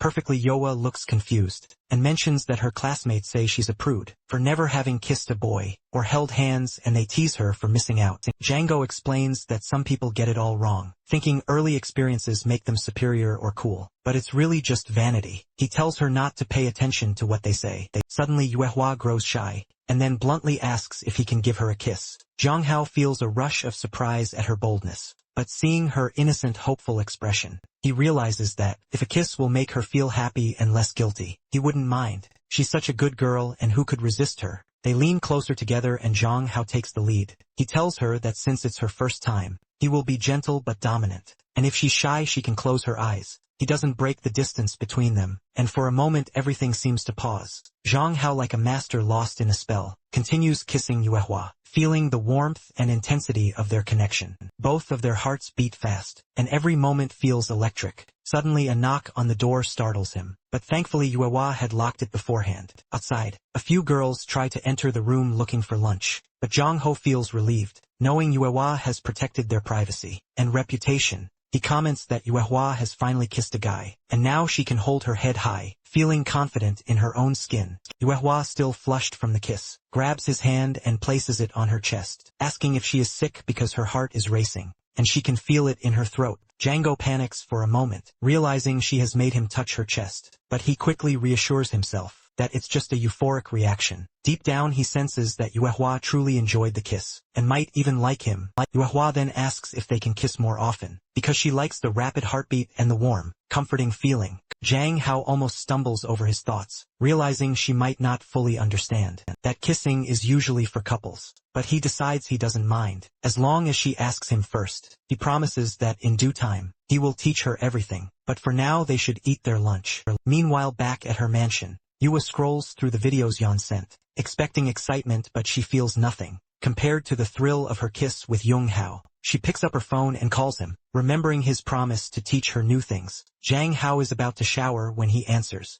asking what she wants, but his mind drifts back to the kiss, leaving him feeling unusually sensitive. Yewa explains that she watched the video Yen sent, but didn't feel her heart race, wondering if something was wrong with her. Django realizes that Yen tried to show her something impure, trying to corrupt someone as innocent as Yewa, who also lacks some common sense. Yewa blushes, admitting it feels strange to ask him these things, and says she won't bother him again if he doesn't like it. Django reassures her that he's glad she came to him, and not a stranger, and she shouldn't worry, because he doesn't mind discussing these things. However, he needs to shower first. Yihua immediately jumps from her bed, insisting she'll shower too, and suggests they stay online and talk the whole time. While doing so, Zhang Hao agrees, and asks what Yuehua wants to talk about as he takes off his clothes, thinking about his abs and how they aren't very visible, because maintaining them is quite a challenge. He also reminds Yuehua to be careful, and not get her phone wet. She puts it on the shelf before undressing, and Zhang Hao blushes, realizing she is alone and naked as well. Yewa starts narrating everything she is doing, explaining how she washes her hair, and applies soap on her body. Django follows along, and does the same. He comments that the front part of her hair is a bit long, and asks if she wants to trim it. He thinks it feels strange talking like this, and that the moment is almost intimate, making him blush slightly. Meanwhile, Qinshin brings a load of fresh bed sheets into Zhang Hao's room. She hears voices and wonders who he is talking to, and whether he has a girlfriend at school. She finishes the laundry, and moves into Zhang Ho's room to investigate. Qinshin texts Yelong, asking if many girls like Zhang Ho. Yelong replies that since Zhang Ho is handsome, everyone likes him, but he doesn't have a girlfriend, so she doesn't need to worry. Finally satisfied, Chun puts down her phone, and thinks that, since Zhang Ho doesn't have a girlfriend, this could be her chance to make a move. He gets into his bed, while waiting for him to finish his shower. On the call, Zhang Ho tells Yuehua that now that he is done, he will look for some erotic reading online, to send her later, because it's better for her to read something serious, rather than watch small movies that don't teach kids how to stay safe. When Zhang Hao enters his room, he notices someone under his bed.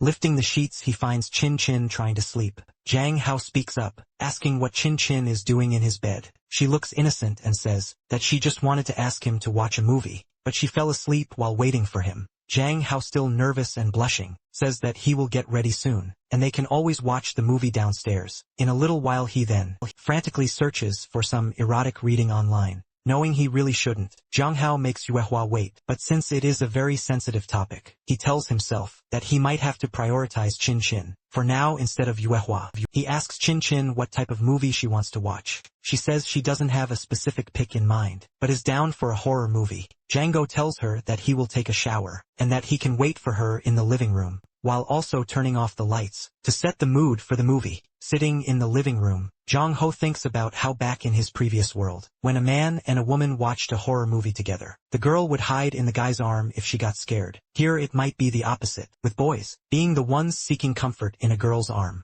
The thing is, he is not the type to get scared of horror movies, so he will just wait and watch. Yet the thought of seeking protection from a girl makes him blush, imagining it would never actually happen soon. Qin walks downstairs, wearing nothing but an old t-shirt. She enters innocently and asks if he has chosen a movie. Zhang Hao immediately starts to blush, feeling flustered and overwhelmed by how provocative her simple outfit is. Even Qin notices his reaction and teases him, asking why he is blushing and avoiding her eyes. Zhang Hao says he is not blushing. He is just a little warm tonight, that's it. But inside, he is panicking, because he doesn't know what will happen if Qin moves closer. She has a playful, teasing look, and it makes him nervous. Kenshin knows the effect she has on Zhang Hao, but she doesn't want to overwhelm him, so she decides to take it easy for now. Besides, during the horror movie, whenever Zhang Hao gets startled, he is going to end up holding her, and that is exactly her plan. The movie starts, and Zhang Hao notices that despite the scary scenes, he does not feel afraid. Shin Xian, however,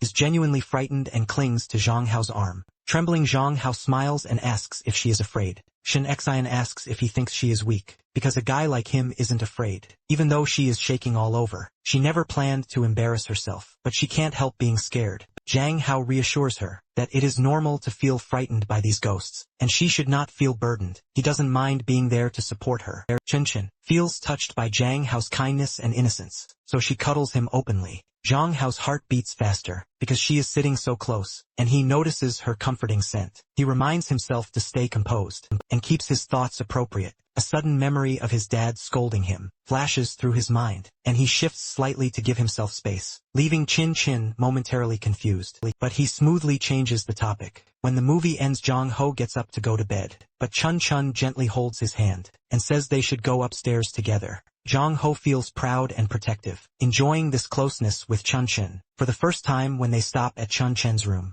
she does not go inside immediately. When Jong Ho asks if something is wrong, she shyly admits that she is afraid to sleep alone. Tonight Jong Ho hesitates, worried that sharing the bed might make it hard to sleep, but he does not want to refuse her. Seeing her sincere anxious expression, he agrees, thinking that he cannot say no to her face in the bed. Jong Ho stays awake, while Chin Chin explains she saw a shadow, and felt scared. Jong Ho comforts her, saying that she can always share her fears with him, and that there is nothing to be embarrassed about. Chun Chin feels safe and reassured, hugging him and resting her head against his shoulder. Jang Hao feels a warm sense of closeness, and realizes how his little member is getting too hard to control. Chun Chun wakes up the next day, feeling well-rested and relaxed, thinking how pleasant it was to sleep in Jong Ho's arms. She imagines that if they had kissed last night, it would have been the cherry on top. When she looks back at Jong Ho, she realizes he looks like a mummy. She starts panicking, thinking something might have happened to him during the night because he looks so exhausted. Django quickly assures her that he is fine.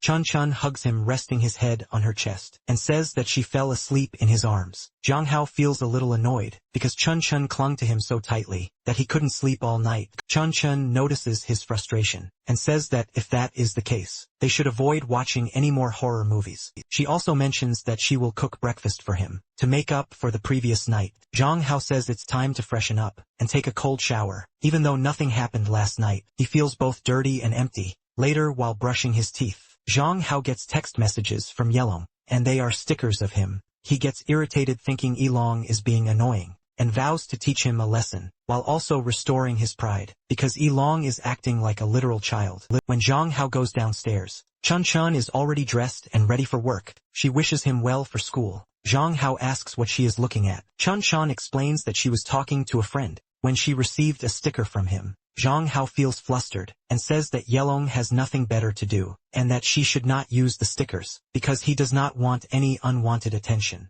Chun Chin promises she won't, but inside she feels frustrated, because she does not want anyone else to see his beauty, but she says it so quietly that Jong Hao cannot hear her. With that, Jong Hao goes to school. Soon, he notices that a lot of people are talking about him. They have recognized him from the stickers circulating online, and Jong Ho realizes that he has become somewhat of a celebrity again, even though he hasn't posted anything on social media. One girl even approaches him, trying to flirt and get his autograph, but Jong Ho leaves them, saying that he is late for class. In the classroom, he barges in through the gate. Fuming at Yelong, he says that he is going to kill him, but Yelong seems oblivious to his anger. Yelong cheerfully says that he can make a few more stickers if he wants, since he has more photos of Jong Hao that Jong Hao didn't notice. Jong Hao glares at him and tells him to delete all of them, saying that a manly man like him would never allow such images to appear online. Suddenly, Yue Hua arrives. She asks if Jong Hao is unhappy and says she needs to do something about it.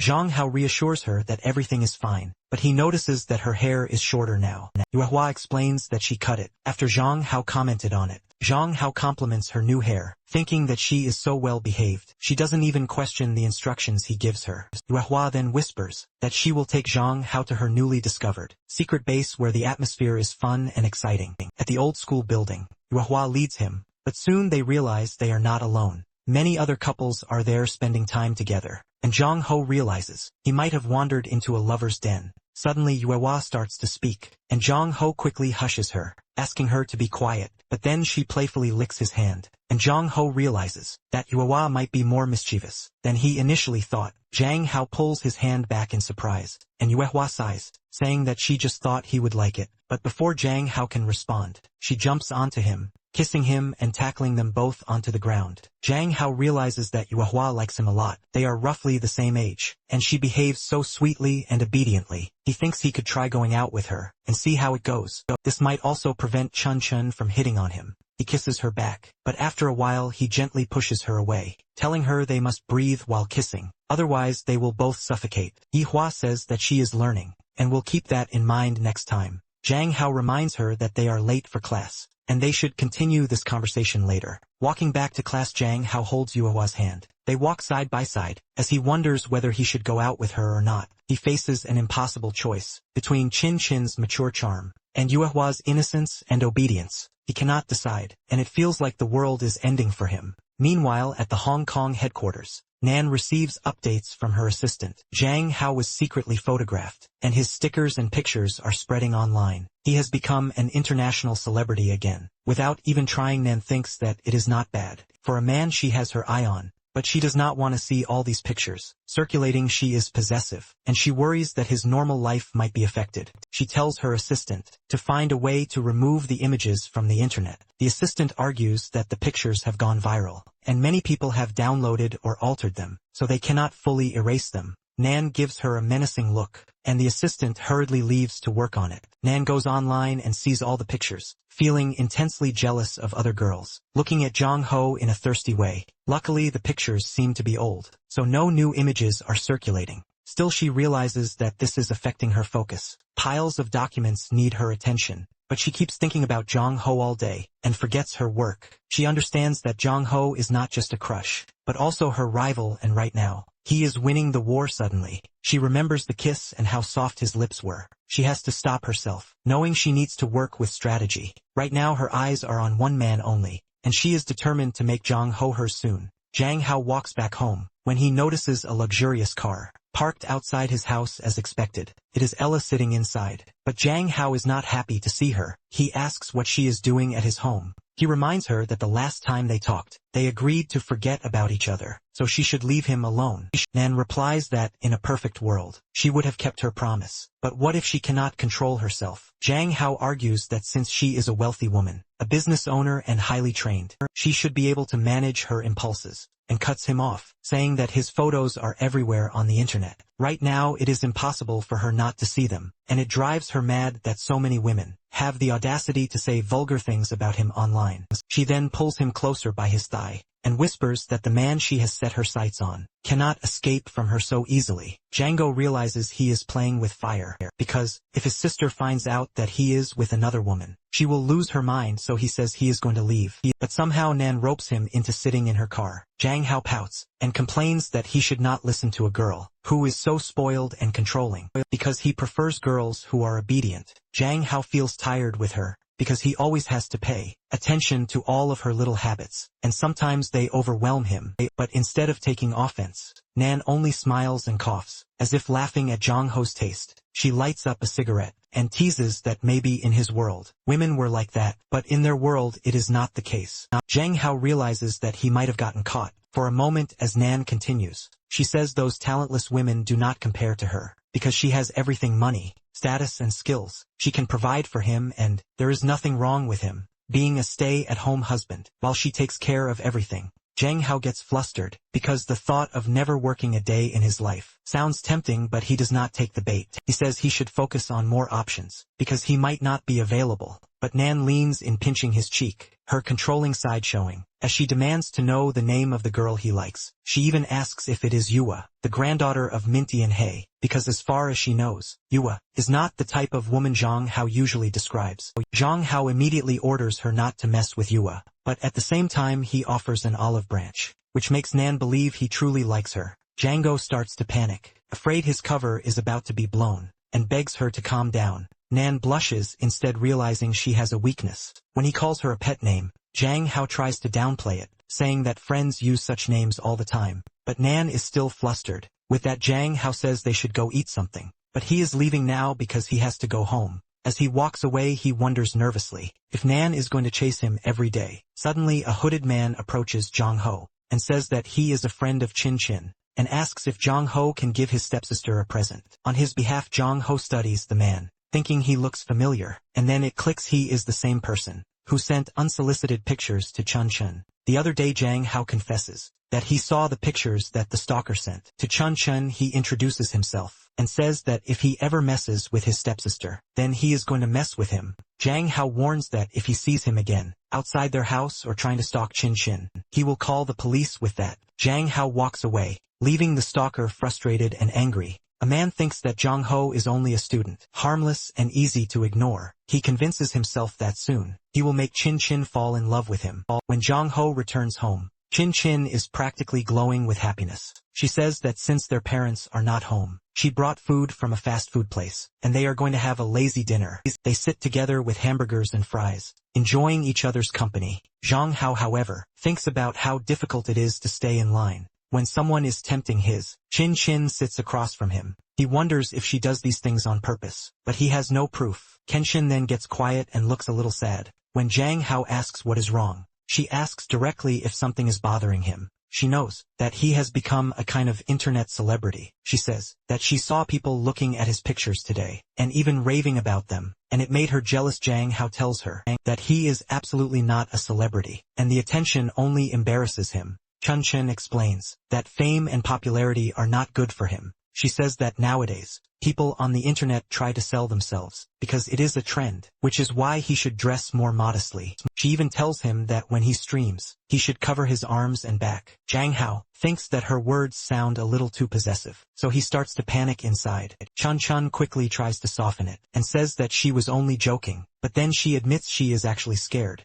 She does not want Jang Hao to get into any trouble, and she wants him to be safe. Her insides are screaming, because she always knew Jang Ho was hot, but now that he is becoming a celebrity, more and more people are fascinated by him. She knows many suitors will soon appear, and it is getting harder to keep Jang Hao to herself. She feels the pressure to take action, to make him hers as soon as possible. Later that night, she barges into his room and asks if he needs any help. She looks like a complete bombshell in her new outfit, and even Jang Hao notices it. He hesitates but then accepts her company. She sits a little distance away, but then says she wants to give him something. Shanken hands over her daily salary, around 3,000 yuan, and places it in Jung Ho's hand. Jang Hao cannot believe it. She earns that much money from the hospital, while he works so hard yet cannot even make a quarter of what she earns. In a single day, Chun explains that, even though she is still a student, she occasionally assists chief surgeons, helps in minor operations, and receives that salary but on the inside. But she knows the truth to get into Jang Hao's good graces. He needs to trap him somehow, and money might be the way. Chin is not just an ordinary student. She is exceptional. She was admitted with the highest grades, followed her mentors in research projects, and earned an early chance to start clinical studies. At the hospital, she is not only capable, but talented beyond measure. With 3 years of real experience already, she is not the boss, but with her skill and confidence, she feels like she could be.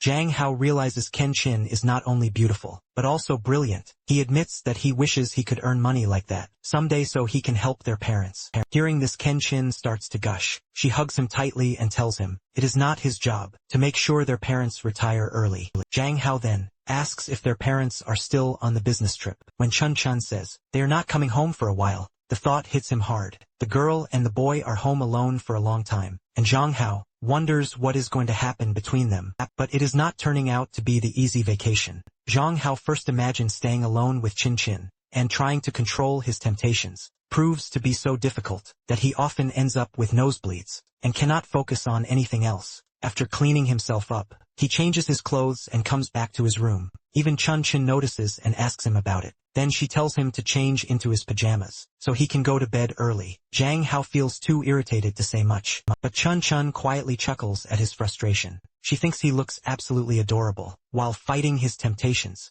she sits on Jang Ho's bed wearing almost nothing, and Jang Ho realizes something important. Even though they spend almost every hour together, Chun has not grown tired of hanging out with him, or simply looking at him. He then catches her staring at him again, and Chun takes it as her next chance. She says her shoulders are sore from using the computer all day, and asks if he can give her a massage. Django knows it feels like a trap, yet he still cannot stop himself. He begins massaging her back, as Chin praises how soft his hands are. Then she offers to take him out since she has free time, and tells him he has been a particularly good boy. Jang Hao lights up at this and agrees, because he has never gone out alone with Chin before. She remembers it too, smiling as she says, this will be their first time going on a date. Jang Hao realizes things might be moving much faster with Chin. Then he even notices soon enough. It is past 11 and Jang Ho says it is time to sleep. Can't stand ODs and says she will go back to her room. But inside she is screaming at herself, because what she really wants is to spend more time with Jang Ho, especially in his room. But right now she does not want to push her luck, so she goes back to her own room. She tells herself she needs to do everything perfectly. For now she cannot risk another mishap that might cause unnecessary drama between them. Jang Hao lets out a sigh of relief. Once she is out of sight yet, he realizes he is already looking forward to going out with her. Over the weekend suddenly, his phone starts ringing, and he knows even before checking the screen that it is Nan. Django groans, and begs her to get a boyfriend and a life, because she keeps harassing him. but Nan answers calmly that she already has a life, and as for boyfriends she does not like men. Still, she insists that she wants him to keep talking to her. She explains that ever since she became an adult, she has been surrounded by all kinds of men, who only desired her for her family's money and power. She watched countless ambitious men climb to the highest levels of society, only to reveal themselves as parasites, who wanted to feed off her mother's influence. The memory left her disgusted with them, and she vowed to stay away. But Jong Hao is different and not like other men. As a child, Nan spent her life working hard and dedicating herself to the company, with the only break being her time in the army. Because of that, she never really learned about men, how to pursue them or how to make them happy. Yet she knows one thing with certainty. She has dedication, and to win Jong Ho's heart, she is willing to do whatever it takes, and tells Jong Hao that if he wants the stars, then he can have them. She has invested heavily in rocket science, and for her it is not impossible to bring him stars. Jong Hao, still unable to accept what she is saying, tells her he does not want stars. He just wants her to stop bothering him all day. But her words stay in Jong Hao's mind. He cannot stop thinking about her, and he realizes she must have been one of those children who never stopped working, even when they were just kids. One thing is clear though, that he is not afraid of her anymore. That night Jong Ho has a dream about his past life. In the dream, young Chin Chin asks him if he has a wife. The next day Jong Ho reaches school, but as usual, he has to inform Chin Chin that he arrived safely. Ever since his stickers became popular on the internet, he has grown increasingly concerned about his safety, and Chin Chin has been suggesting that she pick him up and drop him off every day. Suddenly Yuehua shows up and greets Jong Hao, who immediately asks her why she is late again. Yuehua blushes and admits that she was lost in her thoughts about their kiss. She explains that she had a strange dream, but Yuehua takes this as an opportunity. She holds Jong Hao's finger and innocently asks that, since they are alone, should they just kiss. Jong Hao, a blushing mess, struggles to find the right words to answer, because he finds it so hard to restrain himself in front of such an innocent beauty. He explains again that kissing is something intimate between two people, and it is not allowed in school. Yuehua immediately suggests that they can always go back to her house if they want to kiss. Django says they will think about it later, and insists they should focus on class right now. But he notices Yuehua's expression, and realizes she is sad because he turned her down. Django knows she feels disappointed, but in his heart, he also knows that if he gives in too much, he might lose control. While he does not share the same views of chastity as the men in this world, he fears that temptation will overwhelm him, and everything will spiral into chaos, and no one hates that possibility more than him. At the school break, Jong Ho invites Ailong to go eat with Yuehua as usual, but as soon as he steps out of class, he is stunned. Hundreds of fangirls are waiting for him, screaming for his autograph. He realizes that because of a few emoticons, these girls have gone absolutely wild. Even Yelong looks impressed, watching the crowd and showing Jong Hao a video compilation that someone posted online. It is filled with pictures of Jong Hao, and everyone is calling him a unique beauty. And surely enough, in every photo, Jong Hao looks stunning. But suddenly, Jong Hao feels a hand on his butt. Shock hits him, as he realizes he has just been assaulted, harassed for the first time. Before he can react, someone grabs the girl's arm. It is Yuehua, and she is furious. She warns the girl to mind her own business, saying that Jong Ho does not like being touched like that, and she cannot do it without his permission. The crowd grows silent because everyone knows Yuehua has already earned a reputation as the new thug of the school. Jong Hao tries to calm the situation down, but tension fills the air. That is when the star teacher arrives, furious,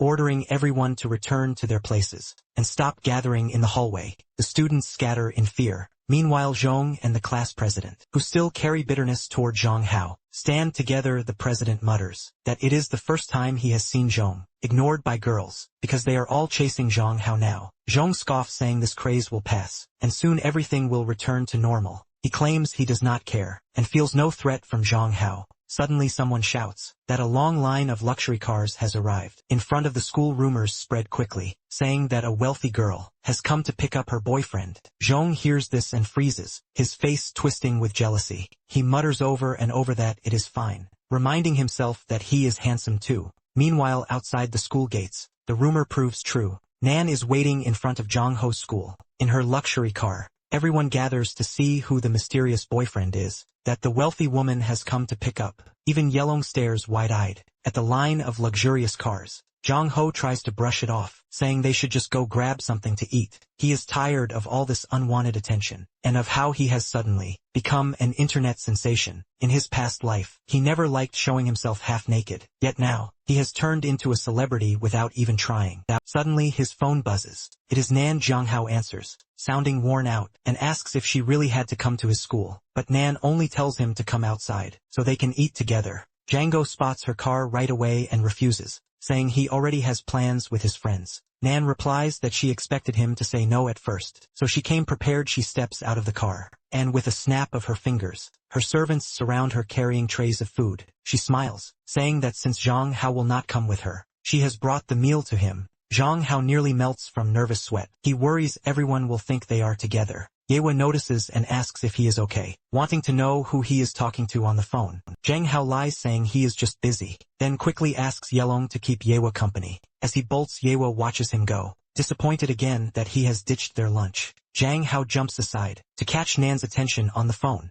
and she laughs at how nervous he sounds. Flustered, he calls her a few petty names that he does not mean. Nan replies with innocent charm, saying she thought men liked grand gestures like this. Jang Hao finally agrees to meet her, but warns her to send the convoy away. He tells her to wait at the side door, and not draw any more attention. He threatens that if even a rumor spreads about them, he will never see her again. Nan ends the call amused, knowing Jong Ho is even cuter when he is angry. With another snap of her fingers, she orders her staff to pack up and leave soon. She is disguised and waiting by the side door. Jong Ho shows up, and asks if they are actually going to eat. Nan says yes, she wants to have lunch with him. Jang Hao replies that they are going to his place today, and that she must follow his lead. Nan smiles and agrees before long. They are outside a flea market. Nan cannot help but openly judge Jong Ho's choice of food stalls. Jong Ho counters with a trap. He says he likes this place, and if she does not want to eat here, she is free to leave. Deep down, he is secretly hoping she actually will. But Nan is as resilient as ever, and the two of them walk into the restaurant. She takes a long look at the place, then sets her credit card on the counter, and tells the owner that she wants to buy it. Jang Hao almost spits out his water in shock. He quickly asks her to stop, and explains that she does not need to throw money around like that. He says that because he is poor, he eats in places like this, and if she only wants to flaunt her wealth, then there is no point in eating together. He tells her he wants her to be humble, at least for a while. Nan agrees, but in her heart, she mutters that men can be such a pain. Jong Hao orders a bowl of beef noodles with fried eggs, and Nan studies the menu. She wonders how noodles could be so cheap, and assumes they must lack quality. Jang Hao assures her that this is not true, saying he has eaten here for years, and never once gotten food poisoning, so the food must be fine. The owner tries to warn Nan to behave. Jung Ho places an order for her anyway. Nan insists that the chef put on gloves, and use fresh ingredients, because she doesn't trust her. The chef dislikes this demand, and is ready to argue and throw hands, but Nan sets a bundle of cash on the counter. The chef has no choice but to give in, while secretly thinking she will make plenty of money off these two customers. Jang Hao feels uneasy, wishing Nan had shown a little more dignity. Nan, however, leans in and pinches his cheek, telling him that his attention should always stay on her. Jang Hao cannot believe that Nan is jealous of the older women working there. She then asks why he eats in a place like this. Jang Hao replies that this is where ordinary people eat, and they do not get sick from it. He says this is real life, but Nan, with all her wealth surrounding her, does not fit into it. He admits that he does not have a Cinderella complex, and that is why they are not a good pair. Soon the chef returns with proper sanitary gear, and Nan smiles, saying she has no problem eating in a place like this. She mentions that she served in the army, and has eaten far worse food on the battlefield. She only feels sorry for Jong Ho. This catches his attention. Nan explains that she does not want him eating in such places, because they are neither clean nor nutritious.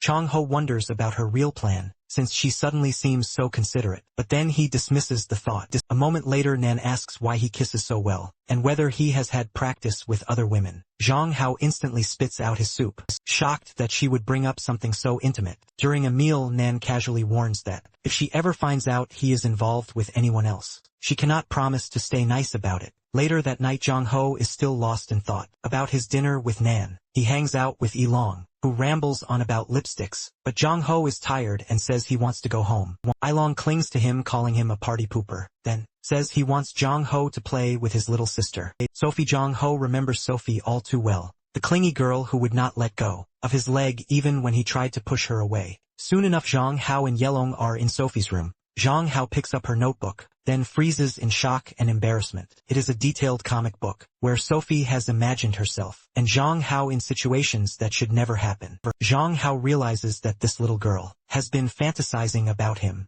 He confronts Sophie asking why she drew such things. Sophie quickly lies, saying she has a friend who did it all, and then blamed her. She bursts into tears, begging Zhang Hao to believe her, claiming she never even dared to read a single page. Zhang Hao tries to console her and asks if she is sure, because on her computer, he has seen more than 500 gigabytes of questionable material she could have learned from. Sophie, caught again, breaks down crying, and blurts out that he is far too skilled for her. Zhang Hao sighs and tries to calm her down. As his best friend's sister, he feels responsible to discipline her, so he says he will confiscate everything. He sits her down, and explains that all of this belongs to adults, and she is still a kid. She should focus on her studies. Zhang Hao reminds her that he likes the cute and simple Sophie, who is also a good student. They strike a deal: if Sophie corrects her bad habits and improves her grades, he will grant her any request she desires. Sophie makes him promise, and Zhang Hao agrees, though he secretly feels guilty for making a false promise. Sophie vows to be a good student and a better person from now on. Just then Zhang Hao gets a call from Chin Chin. She asks if he is still at his friend's house, because she is heading home, and offers him a ride. Zhang Hao says he can return on his own, and Chin Chin ends the call. She is still in her lab when her friend asks who she was talking to, but Chin Chin ignores the question, and begins getting dressed to go home. Her friends invite her to go to the bar over the weekend to meet handsome guys, but Chin Chin turns them down. She says she already has a beautiful man in mind, and has a date with him on Saturday at Vandy Plaza. Her friend is shocked that Chin Chin has been hiding such hot news, and begs her to spill more details. Chun Chun says they will only talk once she has a final update. Her friend teases her, telling her not to do anything drastic, and reminding her to use protection. What none of them realize is that Chun Chen's stalker overhears the conversation. He feels betrayed that, after years of devotion and effort, Chin Chin still refuses to choose him, and wants to see other men instead. Chin Chin later arrives home, and asks where her stepbrother is, but she gets no answer. She assumes he is streaming.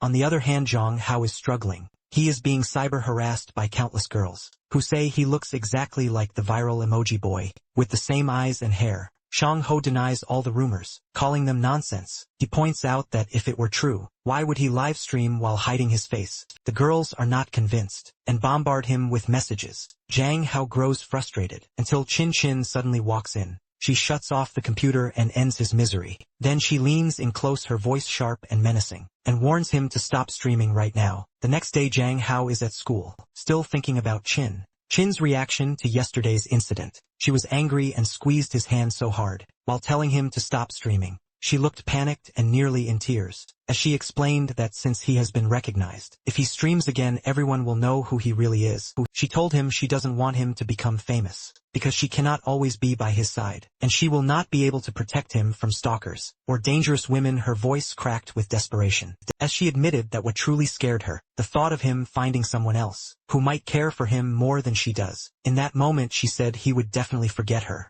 Zhang Hao tried to calm her, saying that streaming is only temporary, just something he does to pass the time, and that no one else matters to him. He promises her that he will never forget her. Jing Hao knows that Chin Chin has become more sensitive and possessive over him. Lately, it is as if she wants to track every move he makes. Sometimes she even acts like a mother-in-law, watching him too closely. Soon after, Yongo receives a notification and sees that he has gotten a hefty amount of money from the previous night stream. He didn't sell any products or ask for gifts, yet he earned an incredible amount. If this continues, he thinks he will soon become a millionaire. Zhang Ho finally realizes the power of influence, but deep down he knows this is not the life he wanted. When he arrives at school, he notices a huge crowd of girls waiting for him at the entrance. Along is there too, shouting that Zhang Hao now has a fan club. Zhang Hao thinks to himself, how unemployed these girls must be, to spend all day screaming for him. They beg for his picture autograph, or just a chance to be near him. Meanwhile, the class president watches from the side, seething with jealousy still. He is not completely consumed by it, because he knows that, as quickly as someone becomes a web star, just as quickly they can fade into obscurity. Later in the men's dressing room, Zhang Hao is changing when he doesn't realize that the class president has hidden a camera inside his shirt to take secret photos of him. Yelong suddenly enters and bumps into him, accidentally shifting the camera's angle. Then Yelong walks over to Jang Hao and starts raving about his abs, completely unaware of what is going on. The class president, although nervous about being caught, continues trying to snap pictures, but when he checks his gallery, he realizes that the angle ruined all of the shots. What he doesn't realize is that Jang Hao and Yelong are now both standing behind him, waiting for him to turn around and face them. Jang Hao decides to toy with him. He asks for his phone to take a look, and when the class president refuses, Jang Ho snatches it away. He scrolls through the gallery and sees that the boy is even part of his fan support group, yet still tries to take secret photos of him. Django smirks and offers to take off his shirt, saying if he wants naked pictures so badly, he should at least let him pose properly. The class president thinks Jang Ho has lost his mind, but Jang Ho hasn't. With a menacing glare, he demands that the pictures be deleted, warning him that he is about to show him how well he can fight. Terrified, the class president bolts out of the room, and even Yilong feels pity for how pathetic he looks. While running away, Jang Hao then says that he is not afraid of being filmed, because now he has abs. If his body ends up on the internet, could inspire every guy to work harder and become manly like him. But still, he does not want too much exposure online, which is why he takes the situation very seriously. But Jang Ho is not done with the class president. He wants to make it clear that from now on, he should never pull something like that again, which is why he follows him into an alleyway. The president is still fuming, thinking about how Jang Hao keeps getting on his nerves, and how he is going to take revenge on him. Jang Hao waits for him to turn into the alley, so he can jump him and give him a proper warning. But before he can act, he sees someone grab the president right in front of his eyes. He runs toward the goons, and realizes they are the same men who once kidnapped him on Nan's orders. One of the goons admits that Nan sent them, but claims she doesn't know anything else. He warns Jang how to act like he saw nothing, and just go home, so it does not turn into a bigger problem for him. Jang Hao cannot understand why they are after his class president. He also wonders if Nan has spies inside the school, because otherwise this level of control seems too much. At Nan's headquarters, she is busy working when Jang Ho calls her and demands to know if she has his vice president. Nan is surprised that he figured it out, but Jang Ho explains that she used the same goons as before. He asks why she kidnapped him. Nan calmly says the president messed with him, so now he has to pay for all of his sins. She tells Jang Ho not to worry about it, since this is her problem and he should just relax. Jang Ho realizes his suspicions are true, and she really does have spies in the school to protect him and keep an eye on him. He argues that he doesn't need that kind of coddling, because he can take care of himself. But Nan doesn't back down. She says she doesn't care about his preferences, only about what is best for him. If paying people to spy on him is what it takes, then she will do it. All he needs to do is be a man, live under her wing, and he will always stay safe. Jang Hao is completely irritated and ends the call, thinking that she has no common sense at all. He wonders if the kidnapping is something he should just ignore, or if he should call the police. The next day, while walking through the hallway, he spots the class president. But now the boy acts as if Nan's guards have completely trained him, showing an unusual level of respect toward Jang Hao. Even Jang Hao feels uneasy, because it shows just how much power Nan holds. Later during break, Jang Hao and Yi Hua sit together eating. When she comments that he looks distracted, Jang Hao brushes it off and says he just has a headache. Yi Hua gets up and pinches his nose, asking if he feels any better, repeating the same little move Jang Ho once did for her at the amusement park when she wasn't feeling well. Jang Ho chuckles at her innocence and her pure heart, then lies and says he does feel better. But Yue Hua is not satisfied. She sits down on his lap and softly says that she wants a hug, that it would make her happy. Jang Hao blushes, feeling how perfect they both seem. In that moment, he realizes he wants that hug too. And as they sit there together, he feels the warmth of love that he cannot deny. He realizes that, although he has hugged both Chin Chin and Nan, whenever he hugs or leans close to Yue Hua, he feels completely relaxed. Maybe it is because Chin Chin is practically family, and he does not dare to think of her in that way. Nan, on the other hand, is dominant and unpredictable, and Jang Hao fears what might happen if he deepens his bond with her. But with Yue Hua, everything feels peaceful. He enjoys her gentleness, her scent, and her warmth. Then, Jang Hao suddenly notices that Yue Hua has started licking his leg, begging him for a kiss because she feels desperate. She tries to lift his shirt, but using all of his restraint, Jang Hao stops her. He asks her not to be impulsive, because he does not want to start any drama at school. Even though deep inside he truly wants to be with you, Awa, she cannot believe he is rejecting her. And as Jang Ho tells her to calm down, he pushes her away gently and pinches her cheeks. He explains that all of these things, and all the scenes she has seen in movies, are things couples do. He tells her they should not cross that line, unless they are dating or in love. Yawa admits she does not even know what love means. So Jonggo explains that love is when you like someone so much that you want to spend your life with them and would do anything for them. It is when you cannot help but smile whenever they are around. He feels this might be too complicated for her, so he shortens it and tells her that love is simply being sincere with another person. He asks if she feels like that for him, because he wants them to be sincere whenever they get together. He wants it to be for love, not lust. Yewa still does not understand much of it. So Young-ho sighs and tells her that maybe it is too much for her right now. He suggests that instead of watching adult films, she should catch up on teenage romantic dramas. With that, they both return to class. Jang Hao knows Wei Hua well, and he absolutely does not want to hurt her or take advantage of her innocence, because if things go wrong between them, he would not be able to protect her, and others would take advantage of her purity. At home, Kue asked him to lay down on bed. Jang Hao feels like he is in heaven, lying on Chun Chen's lap, thinking about how considerate she is. Chun Chen suggests that he should stream less, so he can protect himself and not expose so much of his body. For a moment Jang Hao even thinks she might believe he is close to stripping for a living, but then she quickly adds that she will measure him, so that from now on all his clothes fit him perfectly. Jang Hao loves and hates this idea at the same time. While Chun Chen is taking his measurements, Jang Hao knows he is getting so close that he starts to sweat. Even her fragrance feels overwhelming. She lifts his shirt to get a precise measurement, and then comments on his abs, admitting she is a little envious. Her hand touches them, feeling the rock-hard muscles underneath, and Jang Hao freaks out because it feels far too bold. Meanwhile, Chin Chin's thoughts are also racing, because Jang Hao looks almost too hot to handle. She lets her fingers play with his waistband, almost as if she is about to pull it down. When Young-ho quietly asks what she is doing, she laughs and says it is just part of the job. She reminds him that she is a doctor, so nothing about the human body is unusual for her. In her world, measurements can include everything. Jang Hao is practically sweating as Chin Chin rises from her knees and tells him she was only teasing. She warns him not to be so casual about showing that side of himself to anyone else, and to protect himself in the future. Then she tells him to sleep. When Chin Chin steps out of the room, she begins to panic because Young-ho was far too close, and she could hardly control herself. Young-ho also notices that she might have gotten embarrassed, but to him she looks incredibly cute when she blushes. Over the weekend, Chin Chin brings him breakfast. Excited about going out together, she says she will go to her room to get ready, and they will meet when they are both dressed. Django thinks the whole situation feels more and more like a date. Anyone who sees them might take it the wrong way. Deep down, he reminds himself that Chin Chin is like family, and he should not let such thoughts grow in his head. 30 minutes later, Chin Chin walks downstairs, and she looks stunning in her dress.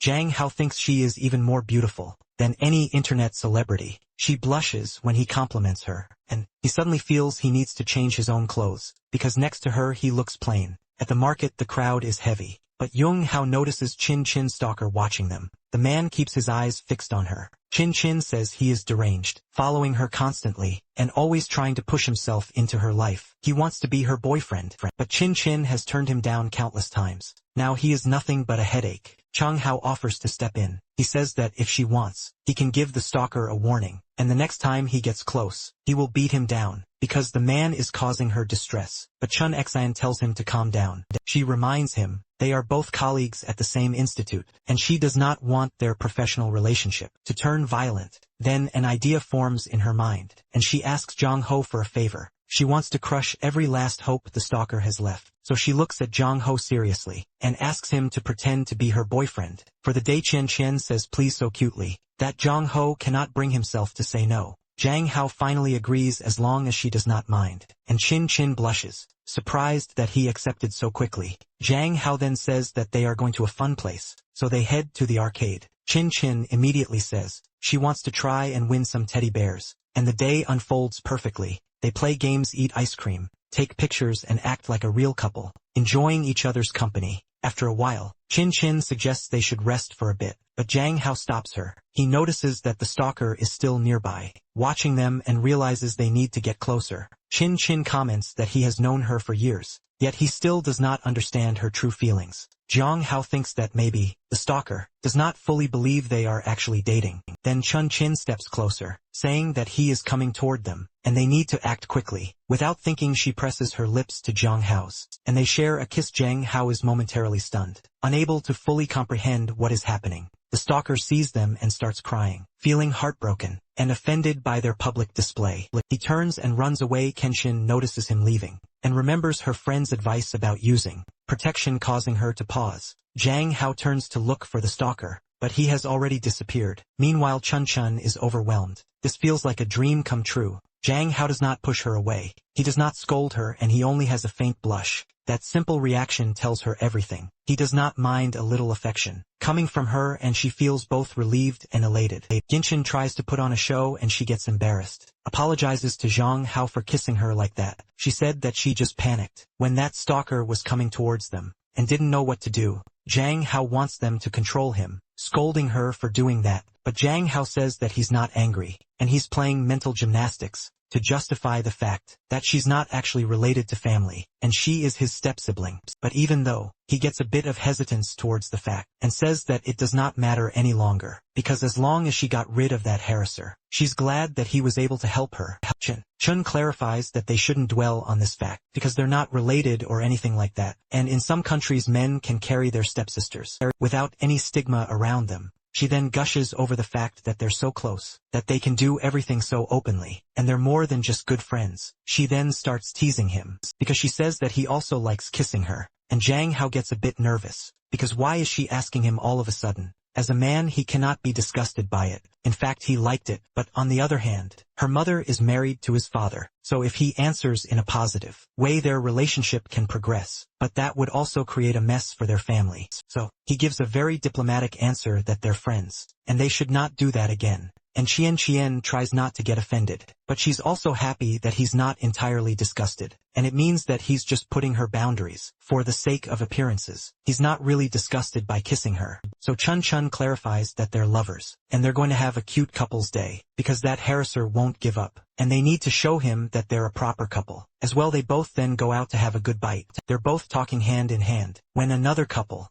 who look like drug addicts, are watching them, confused and a bit angry, because the woman seems to have money, and the guy is handsome as well. The thug says that they want their money, and Chun Chun asks them to get away from them. She goes to her pocket, where she's hiding her pocket knife. As the guy starts to scream at her face, she knows that if they attack her, then she would be able to avoid vital points and incapacitate them. But she fears for Jang Ho's safety, because these thugs could harm them. So, she has no other option but to agree to their demands. And then, she throws out money at them and asks them to get lost. But seeing the amount of money she has thrown at them, the thugs get greedy, thinking that she's hiding way more than this. So they try to extort more from her, and this time threatened that this time, they'll ruin Jang Hao's face. But Jang Hao is nonchalant as always, says that threats won't work, and if they are so serious, they should fight like men. Chin thinks that he is trying to put both of them in trouble by riling up the thugs. Meanwhile, the charge is up to him, and Chin fears for Jang Hao's safety.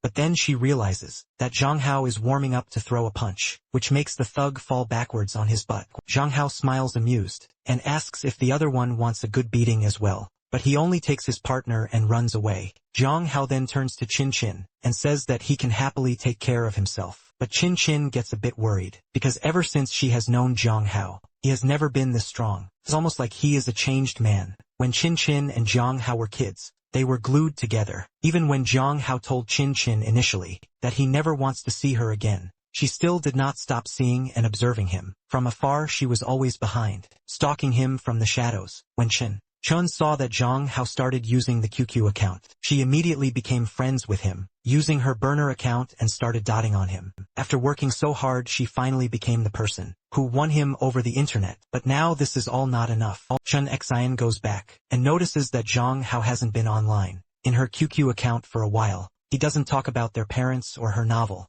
and he has started chatting less and got into martial arts as well. Jiang Xin thinks that it might be because he has grown up, or something bad has happened to him. She is watching her thoughts when Jang Ho interrupts her, and Chin dismisses any area and asks him to go relax and take a shower. She then sneaks into his room and opens his computer to see if she can find any incriminating material, which she can use to investigate what actually happened to Jang Ho and his personality change. She then notices the novel that he had written, but didn't tell Chin about it. Meanwhile, Jang Hao is in the shower, thinking how it's been a long time since he has updated his novel, and needs to work on it that night. On the other hand, Chun is quickly reading, and going through all these chapters. But she is confused because she doesn't know why Jong Hao would write a story like this. Just then Jong Ho is about to enter his room, but thankfully Chun Chun has already left, and Jong Ho sits down, because his creative juices are flowing, and he wants to write. He then notices that the icon is clicked, and doesn't remember if it was him who opened it or not, but seemingly he doesn't suspect much. Just then Chin Chin knocks on the door,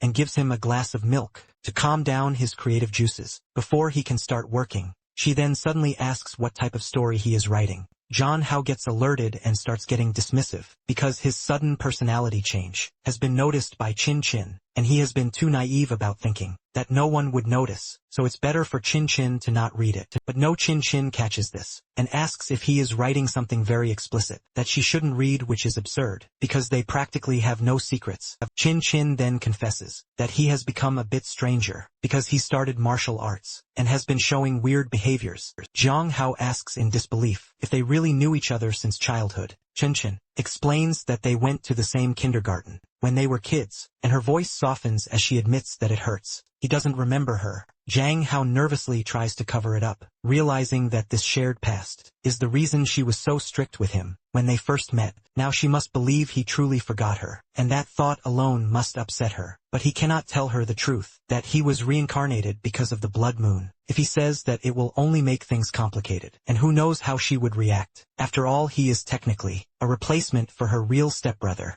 So Jang Hao chooses to be honest in his own way. He says that sometimes he dreams of a little girl with fear in her eyes and panic in her heart. He adds that people at school often pick on him, and every time they do, he feels he has to grow stronger and protect himself. That's why he learned martial arts. He admits that the only reason he had the courage to face those thugs was because she was with him, and somehow her presence gave him strength, because deep down he knows Chun Chun would never let anything happen to him. His words hit Chun Chun straight in the heart. Without thinking, she hugs him tightly, promising that as long as she's alive, no one will ever hurt him. But in Jong Hao's mind, this is partly a strategy. He knows showing a bit of weakness always melts her heart. Chun Chun, however, doesn't suspect a thing. She looks at him with pity, thinking that her poor stepbrother must have buried their childhood memories because of trauma or suppressed pain. She silently vows to make it up to him for all the hardships he endured. Then her tone suddenly shifts. She says she's still upset that he put himself in danger, so she's going to punish him. Before Jang Hao can react, she lifts his shirt and starts tickling him mercilessly,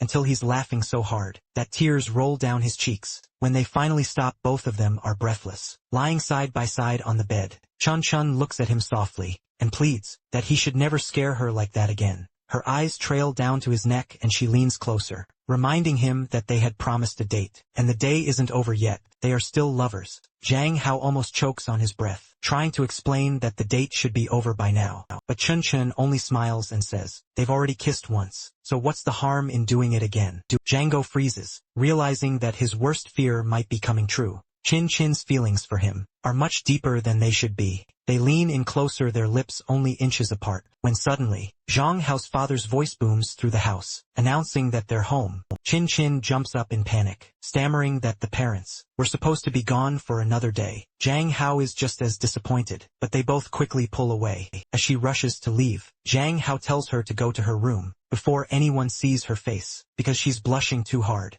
She nods and disappears out the door. The truth is, his mother left him when he was very young, and his father buried himself in work, leaving Jong Ho alone most of the time. That's why he was sent to daycare, and it was there in that kindergarten where he once met a lonely girl. That lonely girl was Chin Chin, even though Chin Chin looked at Jong Ho in a strange way. Back then, when little Jong Ho had asked her to come play with him and his friends, and tried to introduce himself, she ignored him and walked away, leaving the poor boy completely confused. Now years later, she blushes just thinking about it, because her little plan had worked. Shang Hall hadn't pushed her away. In fact, it might even mean that he likes her too. She feels over the moon just imagining it, because she is completely in love with that poor boy. On the other hand, Jong Hao has come to realize that Chun Chun loves him as well, and if the parents hadn't arrived at that exact moment, he probably would have crossed every boundary. He knows that Chin Chin is kind, considerate, sensible, and dependable, and deep down he knows he likes her too, because every time she's around, his heart starts racing, and his face turns red like a tomato. That can only mean one thing: they are in love. But then he suddenly gets frustrated, thinking how he used to dream about dating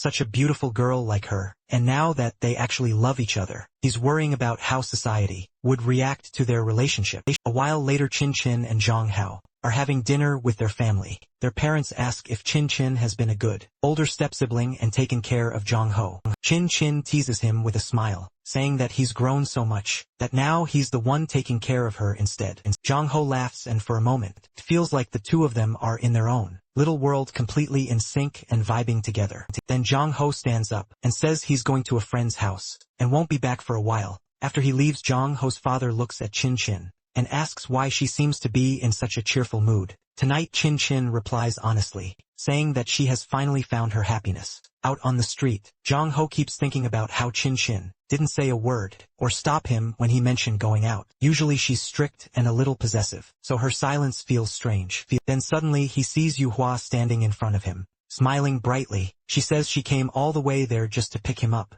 Zhang Hao looks at her surprised and asks if they weren't supposed to meet at her house. Instead, Yu Hua giggles and says she missed him, so she wanted to see him sooner. That way they could have more time together. Zhang Hao can't help but think that Yu Hua might not be as innocent as she seems, but he agrees to go with her to her mansion anyway. When they arrive, Zhang Ho looks around and can't help but think how luxurious her life must be. Then Yu Hua turns to him with a playful smile and says that her parents aren't home tonight. It's just the two of them, and they can play with whatever he wants. She's down for anything. Zhang Hao can't believe that Yu Hua's house has its own pool, but then again he should have expected it. After all, she lives in a multi-billion-dollar mansion. Yu Hua excitedly tells him that she also wants to show him her arsenal of weapons, but her brother once told her that boys might not be into those things. That's when Zhang Ho realizes it must be the same armory he saw last time he was here. When he mentions that he didn't bring a swimsuit, Yu Hua smiles and says that her butler already prepared a few options for him. So Zhang Hao suggests that they have a swimming competition.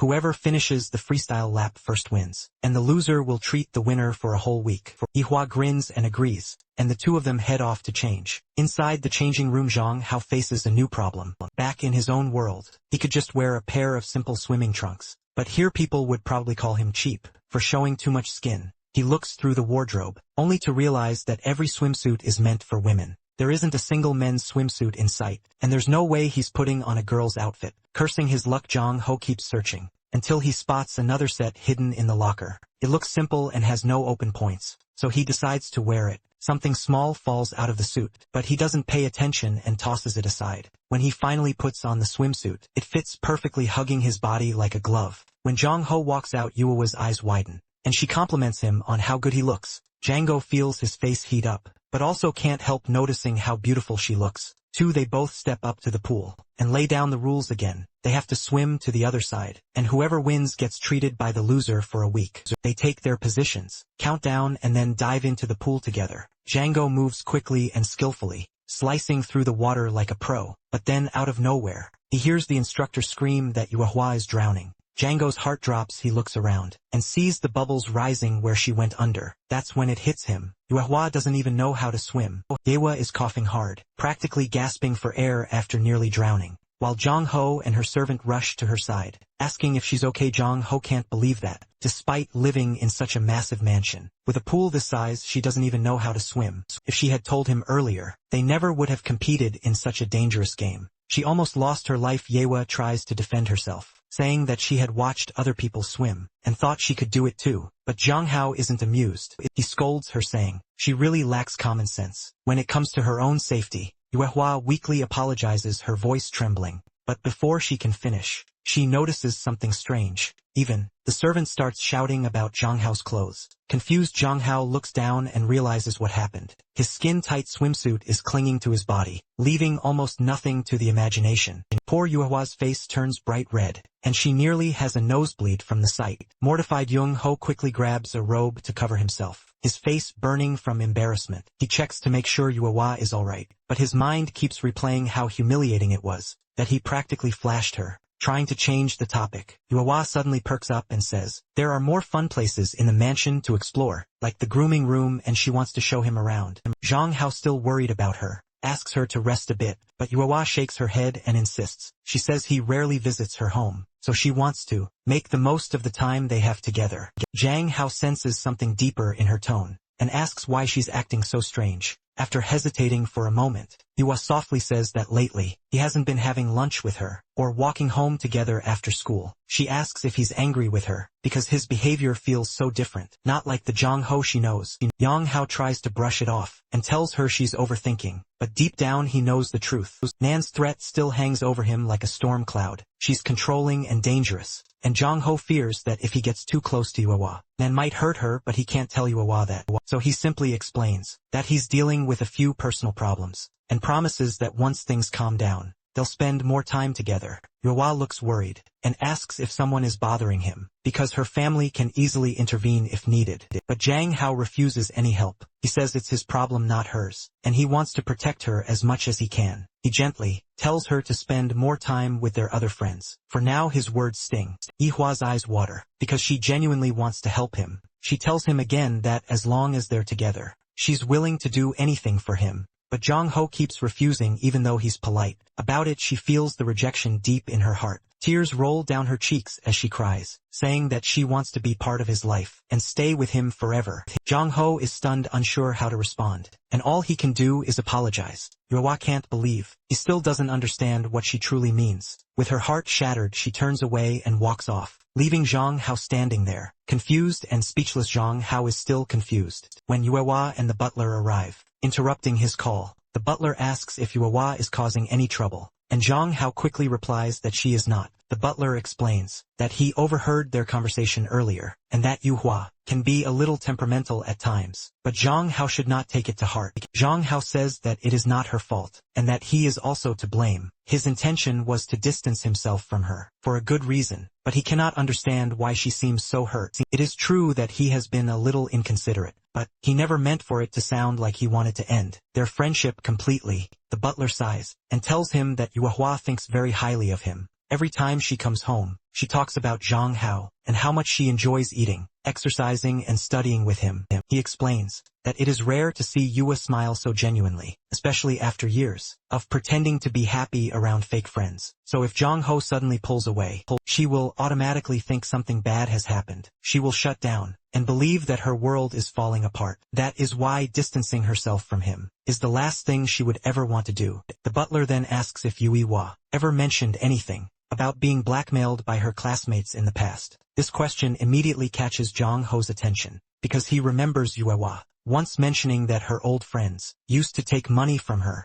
but she never told him the full story. The butler continues and explains that Yua's classmates found out she came from a wealthy family, so they started demanding money from her. Jehovah, being innocent, thought it was normal and never resisted, but as time passed their greed grew stronger. They began mistreating her, until one day she came home bruised and crying. Her family was horrified to see her like that. Her mother, furious, went to the school the next day, found the responsible students, and made both them and their parents apologize. In front of everyone it was humiliating for them, but the damage was already done. After that day, Yua became an object of gossip and amazement. No one wanted to be close to her, and she was left completely isolated. The butler says that now, when she is finally opening up and making new friends, she must be terrified of losing them again. That is why she is so scared. The butler apologizes for speaking so openly, but Jong Ho shakes his head, and says he does not blame Yua for anything. He admits that he cares about her deeply, so much that he only wanted to protect her from harm. What he did not know was that Yua carries so many insecurities and fears because of her past. Jang Hao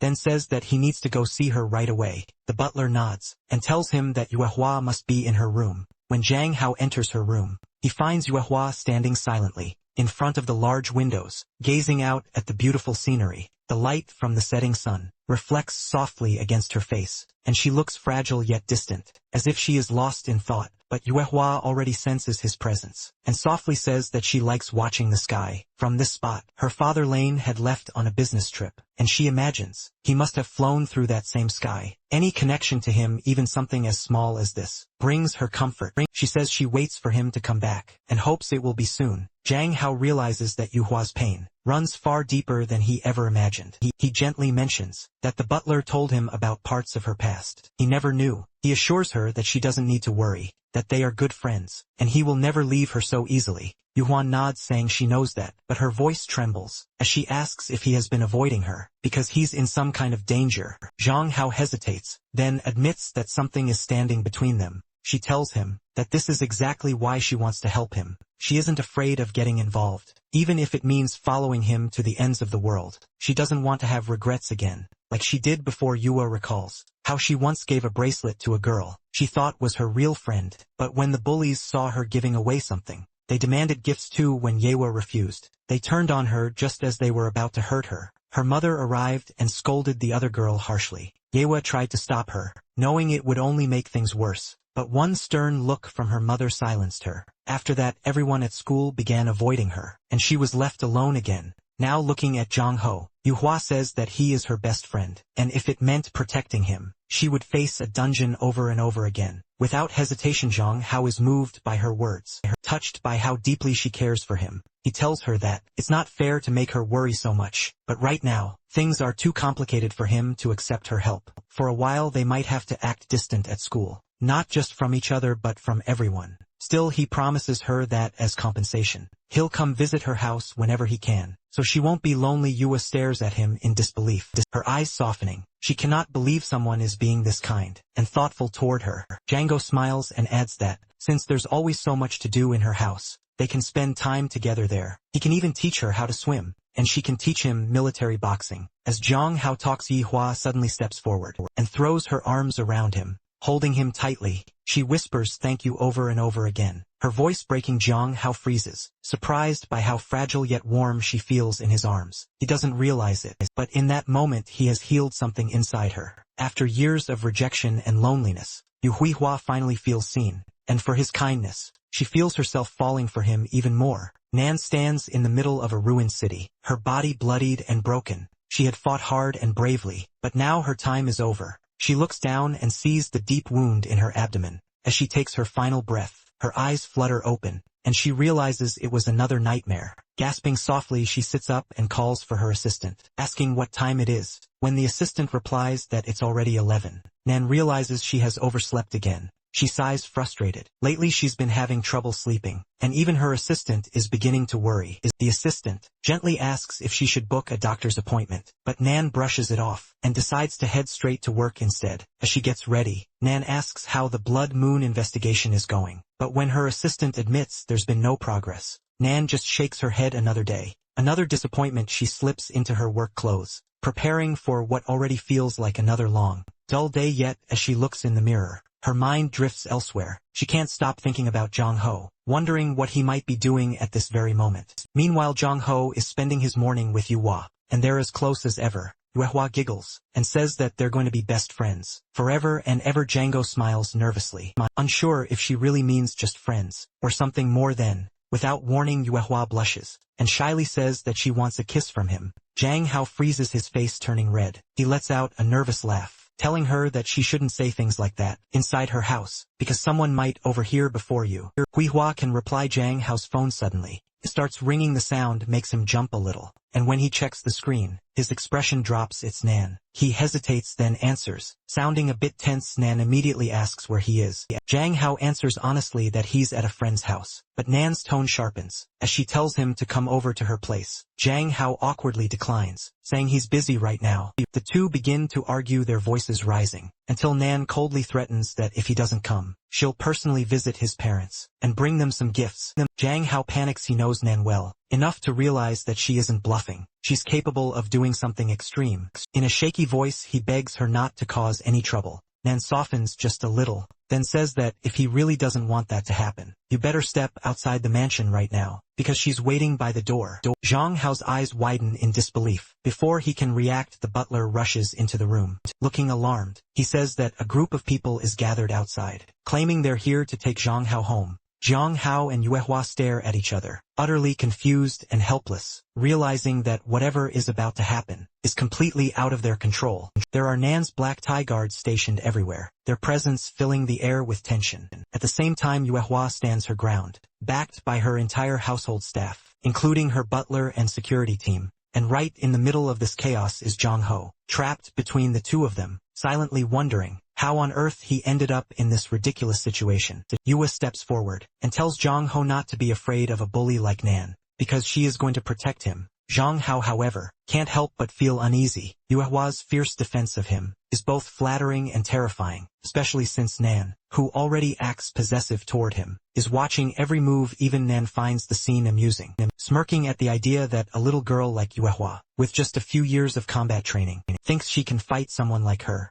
Yuehua snaps back with an insult of her own, her voice sharp. But before things escalate further, Zhang Hao raises his voice in frustration. He can see that if he doesn't step in now, the two women are going to tear each other apart. He takes a deep breath and turns to Nan first, saying that if she really wants him to come with her, she needs to stop being so aggressive. Then he turns to Yua, explaining that he only has a few meetings with Nan, and everything is fine. He assures her he can handle himself, but Yua refuses to listen. Her stubbornness takes over, and she declares that Nan looks far too unfriendly, and she's not taking any risks. When it comes to Zhang Hao's safety, Zhang Hao glances at the butler, hoping he'll help calm Yuehua down. But even the butler looks furious. Nan's guards have parked their sleek, black cars in front of his house, blocking the entrance, and that's enough to make anyone lose their temper. Nan, growing impatient, glares at Zhang Hao, and orders him again to get into her car. But before he can respond, Yuehua jumps in front of him and yells at Nan, demanding she stop talking to her boy in that tone.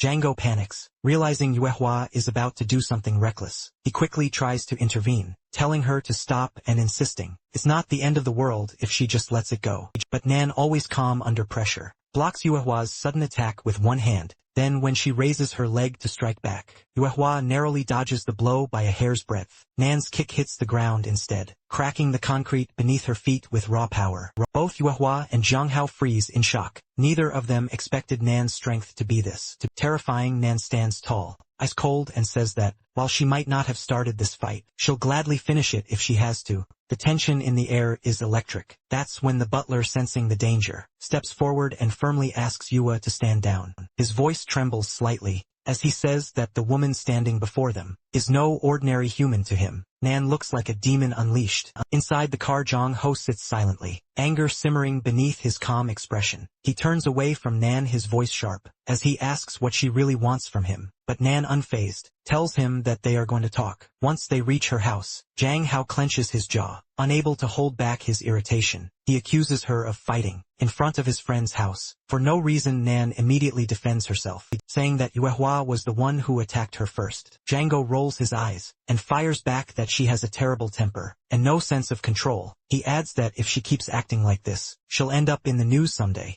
because if it hadn't been for the police showing up, she might have done something truly outrageous. To a high school student, Dan glances at him with a hint of guilt and says that it all happened because of him. She claims that he's the one who keeps seeing other women, and if he had just stayed home, she wouldn't have lost her temper. Django cannot believe what he's hearing. She confesses that she becomes irrational whenever he's involved, and that only makes him more frustrated. He tells her that he's not one of the usual men she surrounds herself with. He's different. That's when Nan turns to him and says something that catches him completely off guard. She has never been with a man before. Zhang Hao stares at her in disbelief. He finds it impossible to accept, considering Nan is a powerful and stunning CEO, who must have men chasing her every single day. But something in her tone makes him hesitate. Maybe she's telling the truth. The thought stuns him, and he realizes that the more time he spends with her, the more complicated everything becomes. When they arrive at her house, Zhang Hao tries to keep his distance. The moment he sits down, Nan asks if he's having an affair with Yuehua.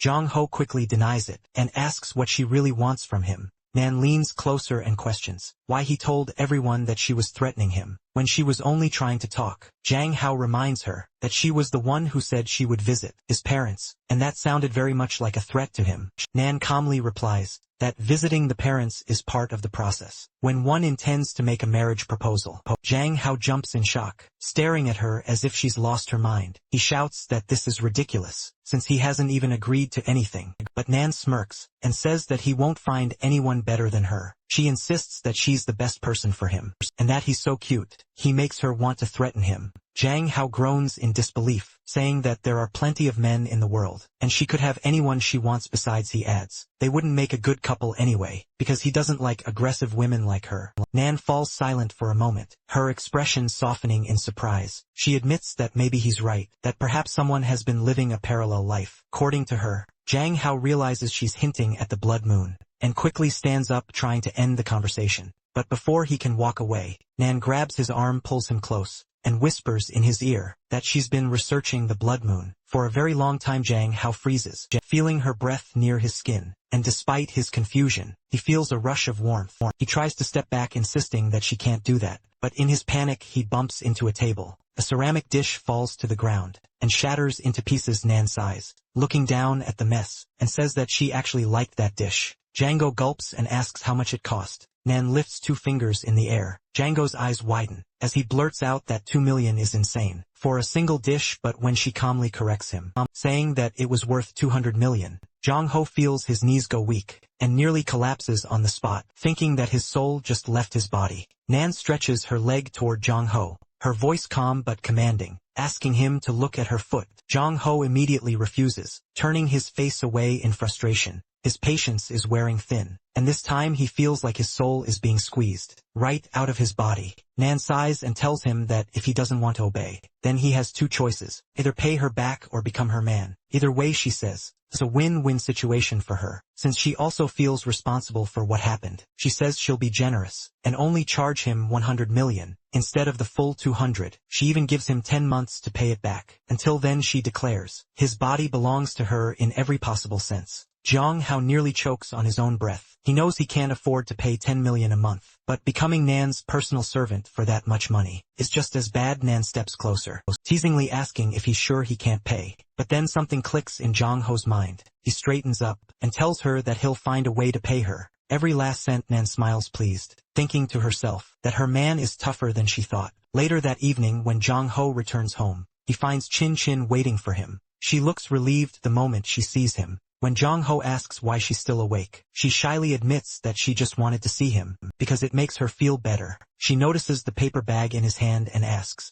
what's inside? Jang Ho quickly says, it's just a broken bowl his friend gave him. Inside, Jang Ho hesitates for a moment, before asking how much money she has saved in her bank account. Chin Chin raises an eyebrow, saying she has around 3 to 4 million, but she's clearly irritated that he's asking about her savings. Then, realizing he might be in some sort of financial trouble, she panics and rushes to grab her credit card, but Jang Ho stops her, assuring her that he doesn't need her money. He was just curious deep down though. He's screaming inside even Chin Chin's entire savings wouldn't cover a fraction of his debt to Nan. Meanwhile, Chin Chin feels touched, thinking that her stepbrother must care deeply for her. If he refuses her help, she feels proud that he doesn't rely on her financially, even though a part of her wishes he did. Later that night, Jang Hao decides to go live on his streaming channel. He figures that streaming might be the best way to earn fast money, but his daily earnings have been flat lately, so he needs something new to boost his income. He calls his manager to brainstorm ideas. The manager tells him that some of his followers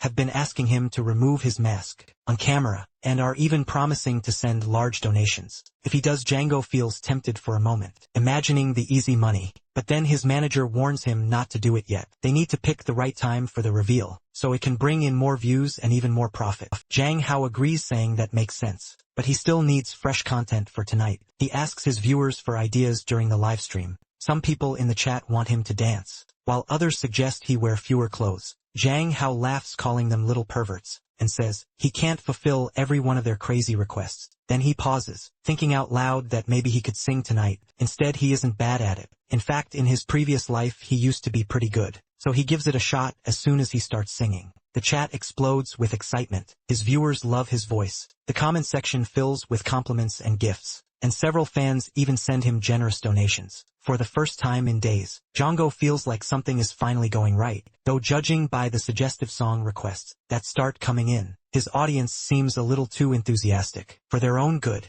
Django scrolls through the song requests, humming softly, until he clicks on one title and immediately freezes. He reads the lyrics and nearly drops his phone. The song is way too suggestive. His chat floods with laughing emojis, and he realizes his viewers have gone completely wild. Tonight, freaking out, he mutters that he really needs to hire new moderators, because everyone's getting too freaky with him, and this just doesn't cut it anymore. Trying to keep his cool, he tells the audience that he can't sing that song, but he'll pick something else, and still try his best for the yacht gifts. He takes a deep breath, and starts singing a romantic ballad instead. His voice softens, smooth and emotional, and the comment section explodes with heart emojis. Everyone goes crazy over how his voice perfectly matches his face. Viewers start showering him with gifts, yachts, roses, even castles. And Django sits there confused but amazed. He can't believe how generous his fans are. Or maybe he just underestimated how powerful his charm really is. 3 hours fly by before he realizes how late it's gotten. He finally waves goodbye, thanking everyone,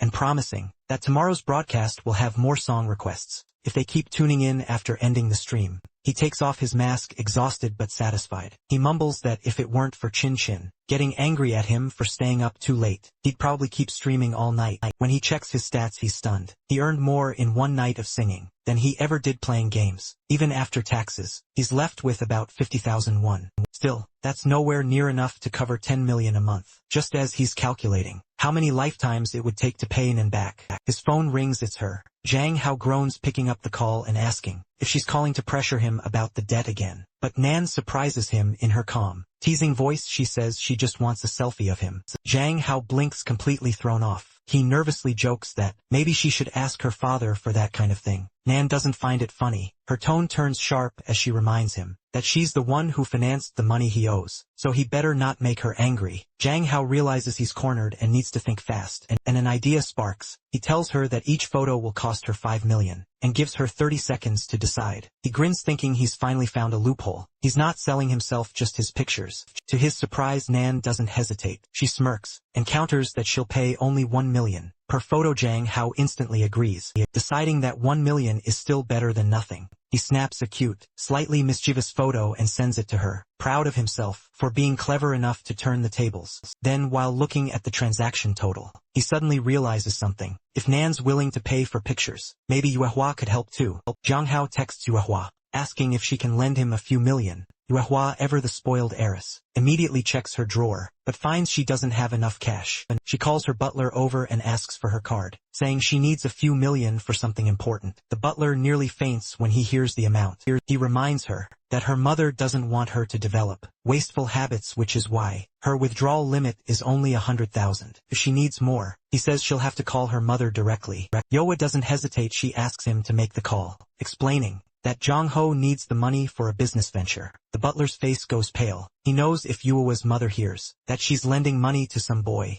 there will be chaos, so he decides to play it smart. Later he returns and tells Yuewa that her mother refused to approve the transfer, saying she can only lend small amounts for now. Yewa sighs, clearly disappointed, and says she only has about 500,000 to spare. Jang Hao tries not to show it, but he's Dean and stated that amount barely scratches the surface of his 10 million a month debt. He leans back, clutching his head, realizing he's completely doomed, because no amount of live streaming or selfies will save him from Nan's impossible bill. The next day, Jang Hao sits around, thinking of ways to earn 10 million per month. For now, he can only live the same life as before, just like in his photos. He realizes that today is another day. He has to work hard like a slave to make money. The first 2 days of his singing went well, but the audience now seems to want something new every time, so he decides to call his manager to see if she has any good suggestions. When he calls Song, she frowns slightly at her star's question, but Jang Hao goes straight to the point and asks if she has any ideas for new content, something cute or fun that could earn him some good money. Song says his earnings from the other day were quite good, but if he still wants to try something different, there's a new game that's been released recently. Jang Hao looks at the game and notices it's already popular, with several streamers mastering it, but it's quite challenging to learn because it's a competitive shooter. He grins and says he'll test it out during the day. Meanwhile, Song can try to get him more ads or promote him on the live front pages. Song agrees, saying his popularity has already skyrocketed after 2 singing sessions, so if he plays tonight, she'll make sure he's featured on the front page. Our boy knows this and opens the game, but he quickly realizes it's a shooter type, something he's very familiar with. He practices through the afternoon, sharpening his skills until he feels ready. When it's time to broadcast, Django greets everyone with excitement, telling them he's going to play a new game tonight. Some fans are disappointed because they wanted to hear him sing again, but Django doesn't mind. He wants to try something new to keep them entertained. As he starts playing, it's clear he's good at it, just like everyone expected. Hours pass and his gameplay draws a big audience. Some viewers start accusing him of cheating because his moves look too perfect. Django feels a little annoyed because every time he does well, people question if he's even the one playing. So he turns on his camera while still wearing his mask, proving that he's really the one behind the screen. Meanwhile, Chun Chun is lying on her bed watching his stream. She smiles, amazed at how popular her stepbrother has become. After a while she gets up, knocks and walks into his room, asking if he's hungry and wants some noodles. She pats his head affectionately, fully aware that he's still alive, and tells him that after eating, he should rest because it's getting late. The chat immediately explodes with comments, finding their interaction both cute and a little strange. Some wonder why Chun-Chun is living with Jong Hao, while others tease them about being such a close pair. Jong Hao blushes in embarrassment, trying to focus on his game, as everyone comments about their relationship. But Chin Chin just smiles. Enjoying the moment, she even teases the viewers back, asking playfully if they think the two of them make a good couple. Chin Chin moves impossibly closer, her eyes glimmering with mischief, and asks if they're really talking about forbidden love between the two of them for her. It's all just part of her game. Each word, each glance carefully meant to take one step further. Every time she's with Jong Ho. Then with a sly smile, she tells him to end the live stream. You should go back to bed early, she says, because she's going to be waiting for him there. The chat explodes instantly, the audience cheering and teasing, convinced Jong Hao is finally about to get lucky. Jong Hao, on the other hand, is mortified. His face turns red as the comments grow dirtier, and before things get completely out of hand, or before the stream gets flagged, he quickly ends the broadcast. He leans back, glancing at the traffic numbers. The viewership is solid but still not enough. Making money this way isn't easy, and exhaustion starts to sink in. But then, he looks over at Chin Chin and feels his heart skip. She's there waiting for him on his bed, looking so calm and beautiful that he almost forgets to breathe. When she softly says she's ready to give him a massage, Jong Hao nearly has a heart attack. He'd been so caught up in his work that he hadn't noticed what she was wearing, and suddenly every thought in his head short-circuits. He stammers, saying it feels a bit inappropriate and makes him nervous, but Chin Chin just smiles and tells him not to be shy,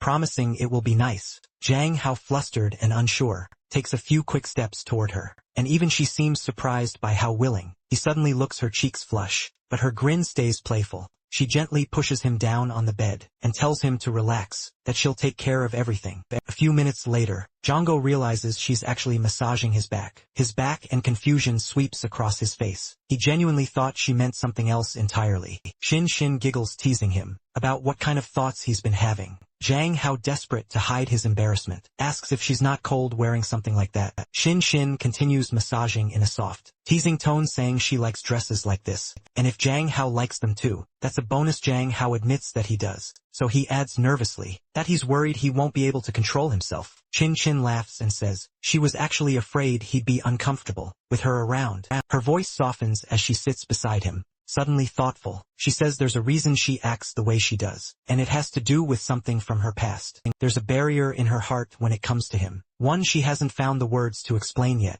She promises that when the time is right, she'll tell him everything. Until then, she just asks him to be patient with her, and with her little quirks. For now, she has a plan. She wants to take things one step at a time, keep closing the distance between them, until she's sure of what she feels. The next morning, Jung Ho wakes up to the sound of a notification. Still groggy, he blinks at the light from his phone, and realizes he must have fallen asleep during Chin Chin's massage. Last night, he opens his messages and freezes. His Nan. She writes that if he can't handle the pressure anymore, he can always come to her, become her obedient man. Jang Hao glares at the screen, a spark of defiance in his eyes. That's never going to happen. He'd rather die than become someone's trophy husband. At school, Jong Ho sings softly, his voice filled with sorrow, as if his heart has just been broken. His classmates can feel the sadness in every note, and the girls start whispering, wondering what could have happened to make him look so lost before anyone can ask. Yuehua interrupts him with her usual energy. Django notices the size of her backpack and jokes about it, asking why it's so big. That's when she opens it and his jaw nearly drops.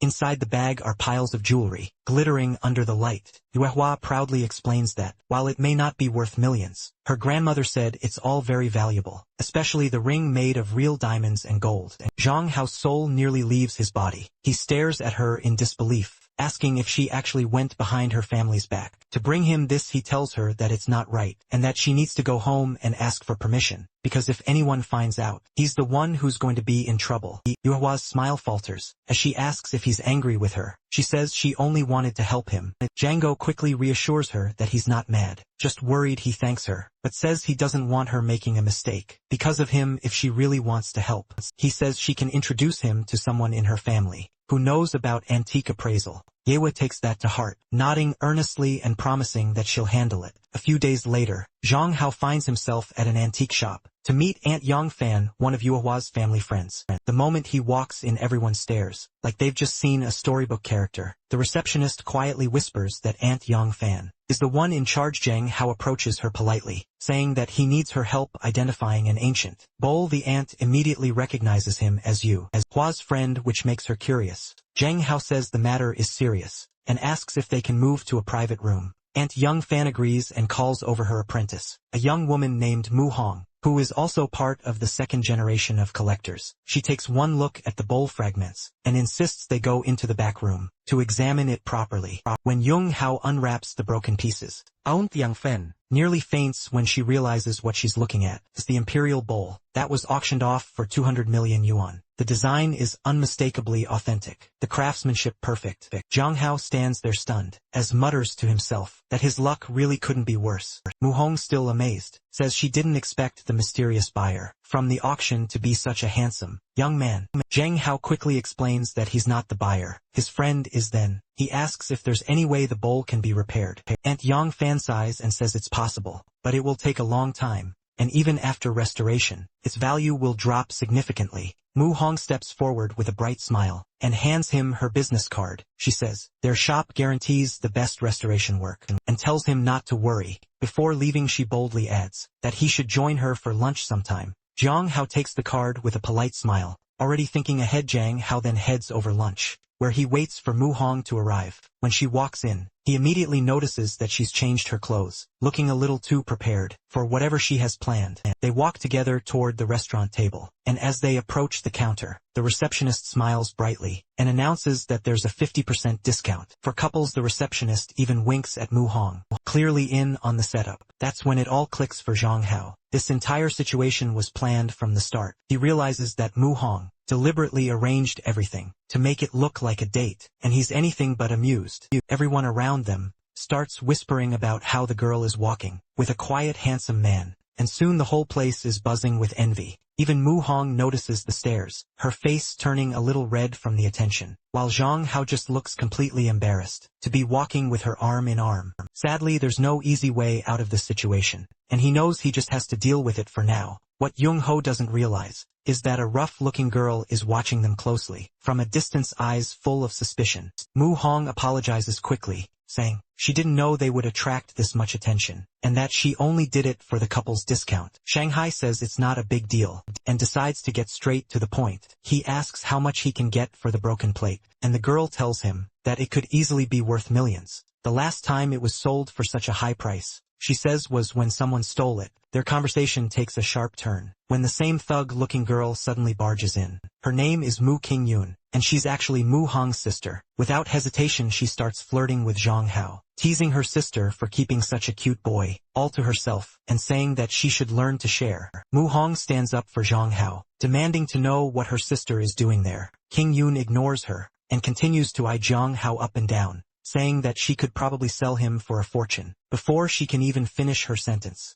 Mu Hong slaps her hard across the face and tells her to shut up. Django feels completely mortified. Everywhere he goes, girls are always fighting over him, and now it's happening again. He's starting to think that leaving the house was a terrible idea. Qingyun, however, doesn't take that slap lightly. Furious, she orders her minions to attack her sister. Django watches the chaos unfold, confused about how a friendly meeting suddenly turned into an all-out brawl. But when he realizes that these two are actually sisters, he's shocked still. He knows he needs Mu Hong's help to sell the broken plate, so he finally steps in and tells Qingyun to stop hitting her sister. Qingyun doesn't like being told what to do, especially not by a man, and she tells Zhang Ho to stay out of it. But Zhang Ho already knows there's no way to avoid this fight. He moves fast, delivering a powerful kick that takes Qingyun down. Within seconds, he defeats the entire group of thugs, leaving them all sprawled on the floor. He turns to Mu Hong and tells her they need to run, because it's not safe anymore. But she shakes her head and says her sister has ties with the mafia,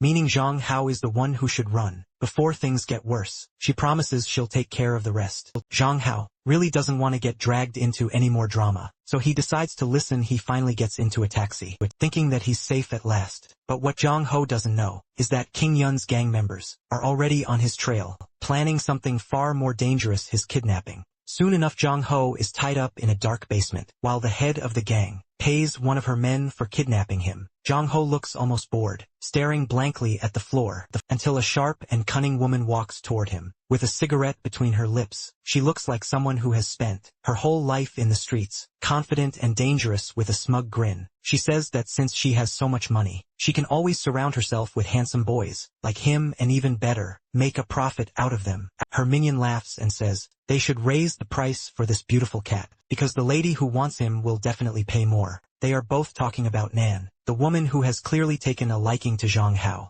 Zhang Hao stays calm, and says he has no reason to mess with them, so they should just let him go. He isn't out to get revenge or cause trouble, but the gang leader smirks, and says that it's her job to make money this way. That's when Zhang Hao suddenly realizes, these are the same thugs from the gang he fought earlier. The thought hits him fast, and he knows he has to come up with an escape plan. Before things get worse, the leader walks closer, and says she can make him a deal, if he agrees to be her man. Zhang Hao bursts out laughing right in her face. He tells her he doesn't like strong women, then adds with a teasing smirk that he actually does like strong women, but before she calls him hers, he needs to test her first, to see how strong she really is. The men standing behind her laugh, enjoying the tension building in the room, and suggest that they should fight him, to test his skills. Even the leader looks excited by the idea, clearly not one to back down from a challenge. Meanwhile, Nan's assistant updates her that everyone is already in position, and waiting for her signal. Nan listens calmly, a confident smile crossing her face. She says, they will barge in the moment she gives the word, because she is ready to save her little man. Back in the basement, Jong Ho faces off against the gang members. The fight turns into a 2 versus 1 match, then a 1-on-1, and he stands his ground. Without hesitation he studies their movements, quick and focused, realizing that there are far more of them than he thought. The best way to survive, he decides, is to use their ignorance of his strength to his advantage, catch them off guard, and take them down before they realize what he is capable of. The gang leader sneers at Jong Hao and asks if he's ready to lose. Then she lunges at him with full force, but Jong Hao dodges her attack at the last second and bolts across the room. Everyone assumes he's running to find a weapon, and they're right. In the next moment, Jong Hao grabs a metal rod and hurls it straight at the leader. He dodges easily, smirking as she taunts that he's got some cute little tricks up his sleeve. She laughs it off, confident that her street fighting skills will overpower him, but what she doesn't realize is that Jong Hao has already moved in, impossibly close. In a blink, he swings the metal rod again, landing a hard blow against her hands. She grits her teeth, furious, and kicks at him. Django stumbles back a few steps, realizing he's managed to make her really angry. Now the whole room goes quiet for a beat, as everyone begins to understand that Jong Ho isn't just some pretty-faced model. He actually knows how to fight. The gang members start to panic and shout for him to surrender, saying they don't want to damage him and disappoint the buyer. Jong Ho smirks and tells them to let him go, promising to spare their lives if they cooperate, but they laugh in his face, too arrogant to take him seriously. Jong Hao shakes his head, saying they leave him no choice, and invites them all to attack. Meanwhile, Mu Hong is tied up in another room, bruised and exhausted. After being beaten by her sister and her gang, she tries to reason with them, saying that Jong Hao must have powerful connections if he's carrying something as valuable as that plate. But her sister and her friends refuse to believe her. They mock her, saying she's only acting proud, because their men are already dealing with Jong Ho. As they speak at that moment, Chin Yong pushes open the door, and what she sees freezes her in place. Something terrible has happened. Qin Fong opens the door, just in time to see the chaos inside. Zhang Hao stands tall in the middle of the room, his clothes torn and his face smudged. He looks every bit like a hero. Around him, every last gang member lies defeated on the ground. She can hardly process what she's seeing, before another door bursts open. Nan storms in with her men, her sharp heels echoing against the floor. The nervous gang leader turns pale as Nan's voice fills the room. She demands to know how anyone could dare kidnap her man. Nan glances around, impressed by the wreckage, and lets out a small smile. She compliments Jong Hao, saying she always knew her man could handle himself. Then her eyes land on something familiar, the shattered remains of the $200 million antique. Realization hits her and her smile fades, and she walks closer to Qin Fong, her expression cold and controlled, and tells her that both the man and the antique belong to her. Everyone knows what happens to people who mess with Nan's things. Qin Fong drops to her knees and bows her head, Trembling, she pleads for forgiveness, saying she didn't know, but Nan shakes her head. She says that begging won't help now. Qin Fong had kidnapped the future head of the V family, and there's no coming back from that. Nan announces that her family will take over all the shops. Under Qin Fong's control, she will make sure her family removes her from her position, strips her inheritance, and cuts her off completely. Only then maybe Nan's anger will settle. Qin Fong's eyes fill with panic. She screams, asking if Nan really plans to hand everything to Mu Hong, her weak and fragile sister. She says that Mu Hong doesn't deserve anything, and if Nan truly wants to humiliate her, she might as well kill her now. While they argue, Zhang Ho notices movement behind them. One of the defeated gangsters is slowly getting up, but before he can react, it becomes clear this is a distraction. Qin Fong suddenly pulls a knife from her sleeve and lunges at Nan. Everything happens in a flash. Another gang member, one who had been silent all this time, steps forward and stops her mid-attack. With one swift motion, he knocks her down and snaps her neck. Before anyone can even breathe, the room falls into silence. Nan doesn't flinch. She ignores the lifeless body at her feet and walks straight to Yung Hao. She looks at him with a mix of amusement and pride, saying she didn't think he could take on a whole group of women by himself. Zhang Hao exhales, still tense from the fight, and says he takes back what he said before. He admits that she really seems like someone who's made her success through ruthless means. Now he understands that she orchestrated everything, not just for the kidnapping, but to claim Mu's family wealth for herself. He says he was just a pawn in her bigger plan. Nan looks slightly annoyed, asking if he really thinks she's that kind of person. Zhang Hao meets her gaze and says that they haven't known each other long enough for him to fully trust her. Nan's irritation turns into a sly smile. She steps closer, her tone playful but sharp. She tells him that maybe it's time they fix that problem, and the best way to start is by spending more time together. Zhang Hao realizes his plan has completely backfired. He takes a step back and warns Nan not to come any closer because he's holding a weapon. But Nan only smirks. She knows he'll never actually hit her. Without hesitation, she charges toward him. Zhang Hao panics, gripping the metal rod tighter, and swings it toward her face. But in a blur, Nan punches the rod mid-swing. It bends instantly, and Zhang Hao stares at it in shock, his face pale as he wonders if she's even human, and straightens up calm and confident, and tells Zhang Ho to come with her. Zhang Ho stammers, trying to find an excuse, but all he can ask is why she's so angry. He knows he can't win against her, and it's smarter not to provoke her further. He tries to reason with her, saying he's exhausted from fighting, and just wants to take a taxi home, rest and meet another day.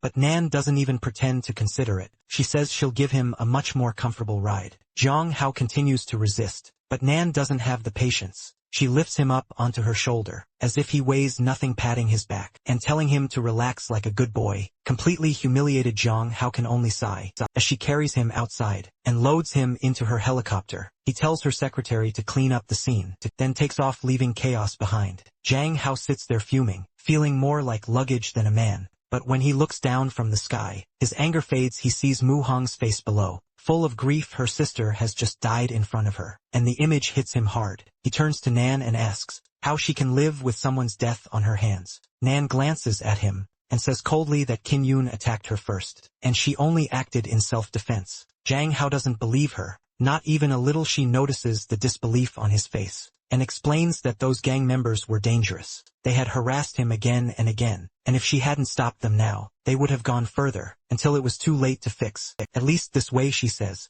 people will learn not to mess with him, especially the ones who tried to hurt him for money or lust. Besides, she reminds him that gang had already been involved in kidnapping students and selling them off. They only got what they deserved. Zhang Hao still looks at her unimpressed and tells her not to talk like she's innocent. She kidnaps him all the time too. Nan laughs softly and says that only happens because he never answers her calls, so she's forced to take special measures. Yung Ho sighs and asks her if she can ever act normal. Just once. Nan finally softens. Her tone drops as she asks if Qin Yun was really such a bad person to him, because if she was, then Nan must be a bad person in his eyes too. For a moment her voice trembles, and Zhang Ho feels a sting of guilt. He doesn't want to hurt her feelings. He admits that she's not a bad person. After all, she has saved him more than once. Nan smiles at that, her usual arrogance melting into something almost tender. Her cheeks flush and she leans in closer, until her breath brushes his skin. She teases him, whispering that he must have double standards, then lightly licks his earlobe,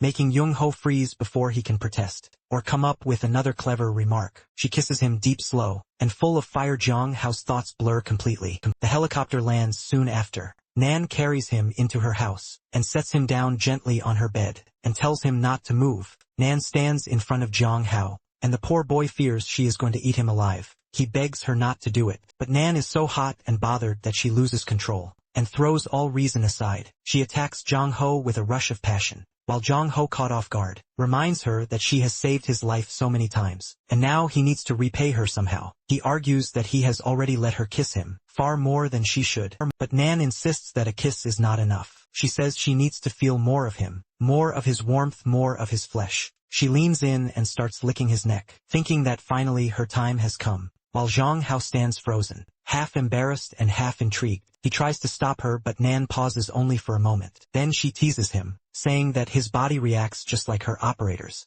Jiang Hao turns red with embarrassment, because even though he is protesting, his body is clearly moving to Nan's rhythm. Nan whispers that he should just be with her, because she can satisfy him in every way, mentally, physically, and even financially. For a moment Jiang Hao hesitates. The thought tempts him more than he wants to admit. Meanwhile, Yu Yihua receives a sudden call from her aunt, who runs the antique shop. Her aunt says that Nan has taken Jiang Hao with her, and Yu Yihua does not like the sound of that one bit. She immediately tells her butler to gather everyone, saying she has something urgent to do, and someone very important to save. Back with Yung Hao, he tries to regain control of the situation. He tells Nan that, if she really wants to go out with him, she has to agree to one simple request. Nan smiles and says she will. Jiang Hao explains that all she has to do is sit on his lap, lean against his shoulder, and stay like that for 3 minutes. During that time he promises not to do anything. He just wants her to sit there quietly like a good girl. Nan raises an eyebrow, confused, saying it sounds like something a man would do, and she cannot see his point. But Yung Hao insists that it is one of his conditions, and she should do it if she wants to please him.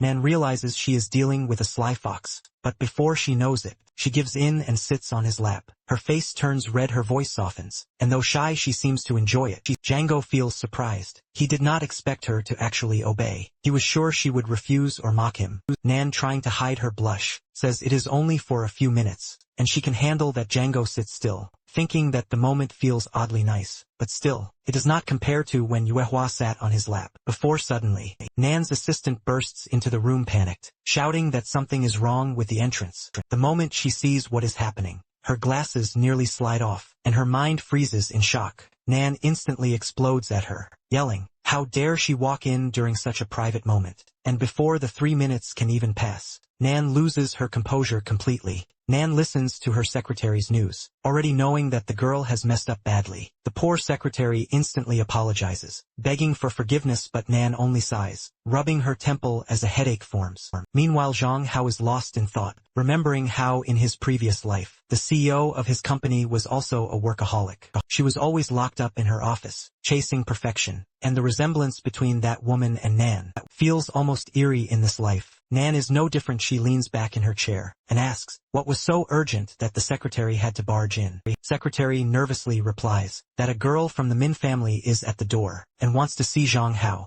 Zhang Hao's eyes widen. He cannot believe that Yuehua is actually here, but Nan frowns, clearly unimpressed, saying that it is unnecessary information, and that the secretary should have been smart enough to handle the situation herself. The secretary hesitates and explains that, since Yuehua is the granddaughter of General Min, she thought it was important to report. Nan's patience snaps. She fires the secretary on the spot, saying that she is no longer fit to work for her. Then she adds sharply that the girl's grandfather retired from the military a long time ago, so there are no soldiers to fear. Nan turns to Zhang Hao and tells him to come with her, to see what Yuehua wants. Zhang Hao can tell Nan is angry, and he starts to worry. He knows that when Yuehua and Nan are in the same place, it always ends in disaster. As they walk toward the entrance, he feels like he is walking into another nightmare. Outside, Yuehua is already making a scene. He stands at the door, shouting for everyone to release Zhang Hao, or she will call the police. When Zhang Hao steps forward and asks what she is doing there, Yuehua replies with innocent sincerity that she is there to save him.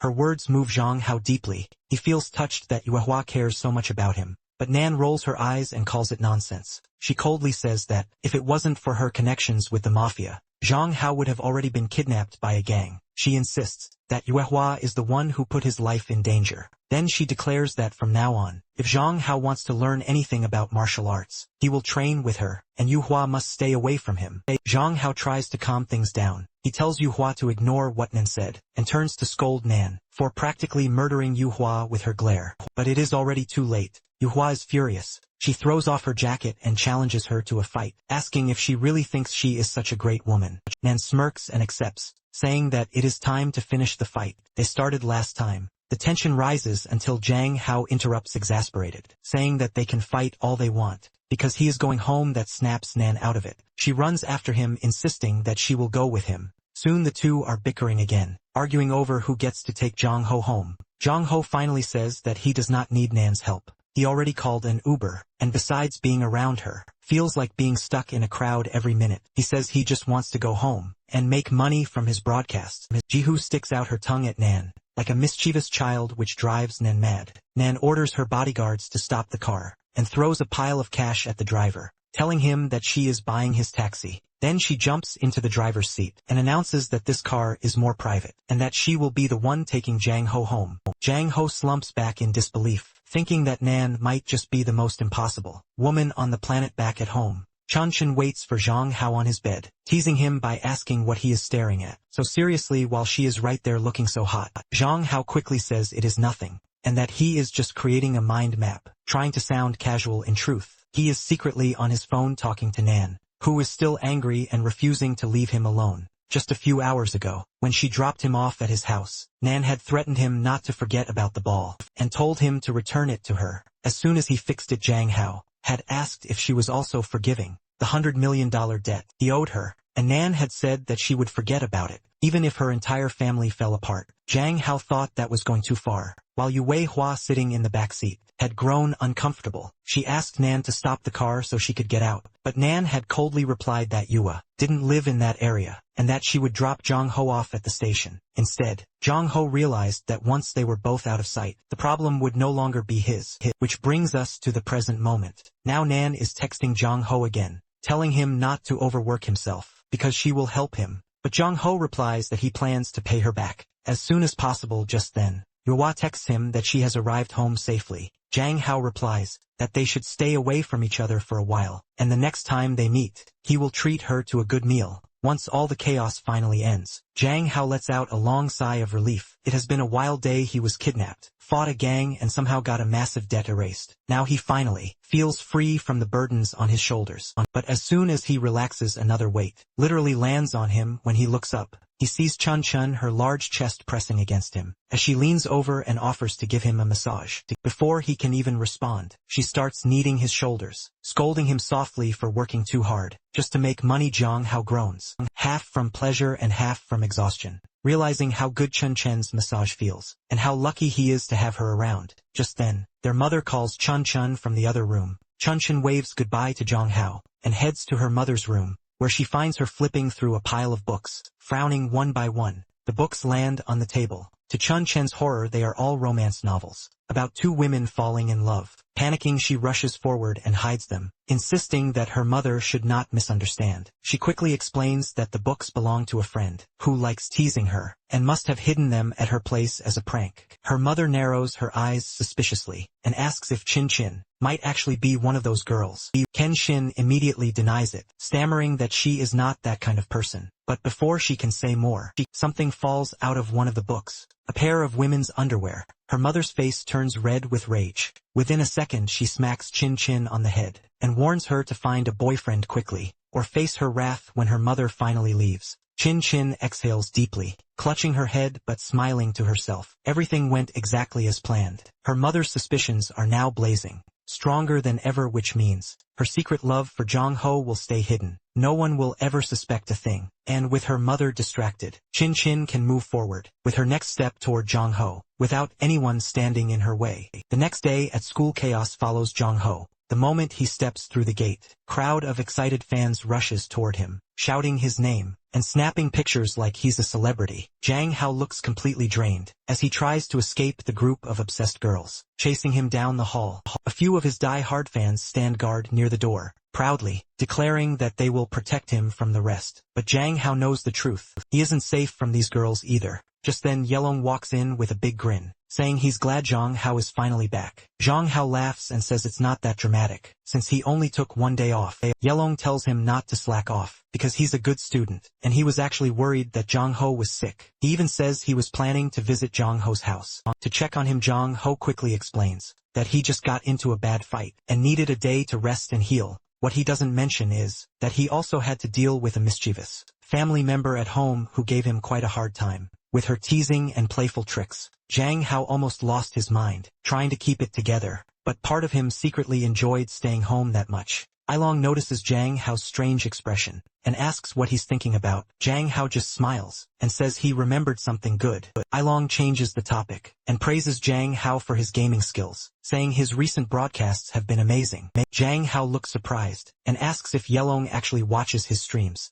because he thought streaming wasn't really his thing. Ailong proudly says that he even told Yuehua about it. When they both turn to look at her, Yuehua appears completely exhausted with heavy, dark circles under her eyes. Zhang Hao asks why she didn't sleep last night, and Yuehua admits honestly that she stayed up watching all his past live streams, and lost track of time. Both Zhang Hao and Yelong are stunned. Zhang Hao tells her that she shouldn't stay up like that again, and insists she should go rest, but Yuehua only smiles, and says she wanted to learn everything about him, and it was totally worth it. Zhang Hao sighs, clearly worried about her. Then, as always, Yelong wraps his arm around Zhang Hao in a friendly hug, saying how proud he is. Yewa joins in the hug too, making Zhang Hao feel both awkward and amused. At the same time later that day, the three of them walk together, chatting casually. Yelong suddenly remembers that they need to buy swimsuits for their upcoming swimming lessons. Zhang Hao immediately groans, already knowing that Long is going to pick out something ridiculous that will make him look too girly.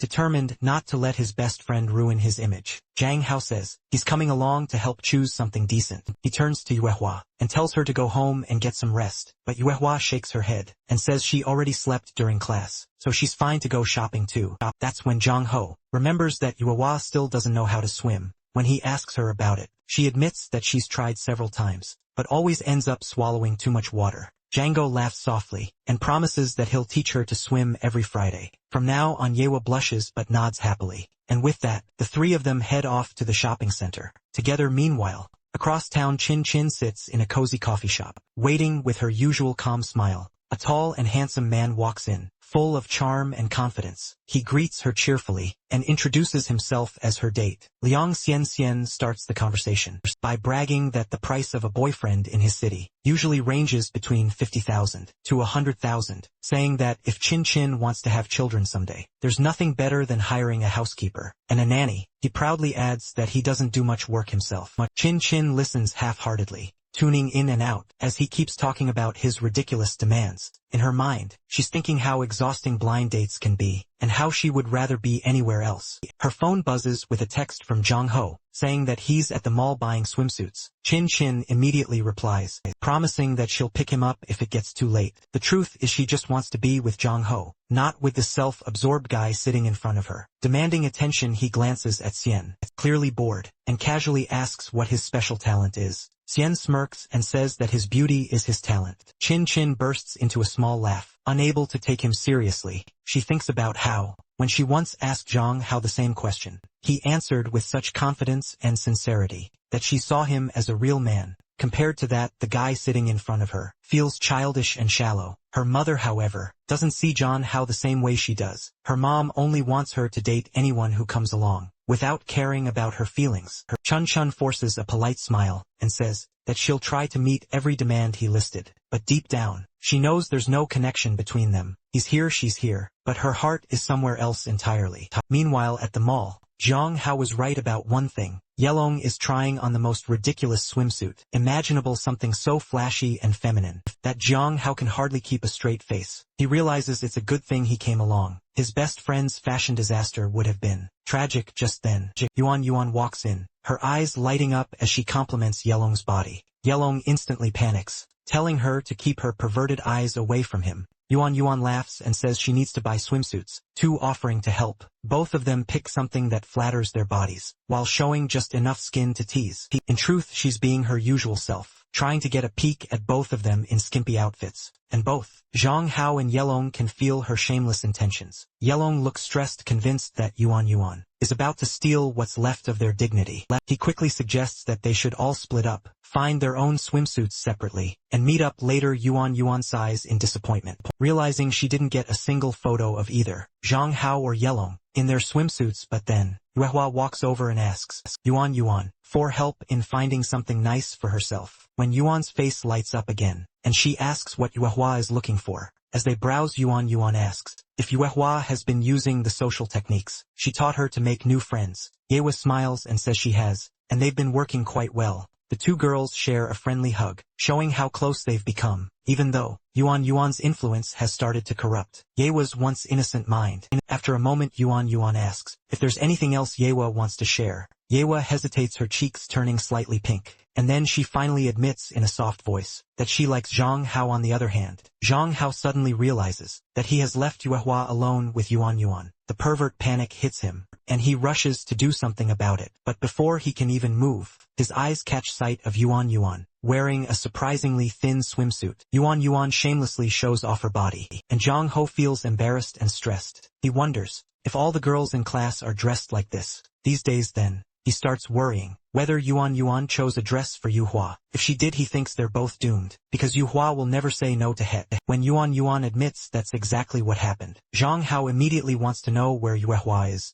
Yuan innocently points out that she's just trying on some clothes. They walk toward the dry room, and Zhang Hao asks Yuehua if she's okay. Yuehua hides behind a curtain, shy and embarrassed, saying she's fine, though she has always thought swimsuits are a bit weird. She doesn't understand why she has to wear stockings with her swimsuit. Yuan, however, launches into a full explanation, saying that stockings are a normal garment for women to keep warm, but a recent study shows that men really love women in stockings. Zhang Hao instantly proves the theory right, because he does find Yuehua in white stockings. Appealing, Yuan uses this to her advantage, pairing a black swimsuit with the stockings to showcase Yuehua's cuteness, while making it enticing to everyone else. Yuehua blushes, feeling embarrassed, but when she steps out of the dry room, she looks like an absolute bombshell. Every boy there stares with their mouths wide open. Yuan beams with pride at her girl, and pulls out another very skimpy undergarment, telling Yuehua to try it on. Before Yuehua can hesitate, Zhang Hao snatches it from Yuan's hand, declaring it a disgrace,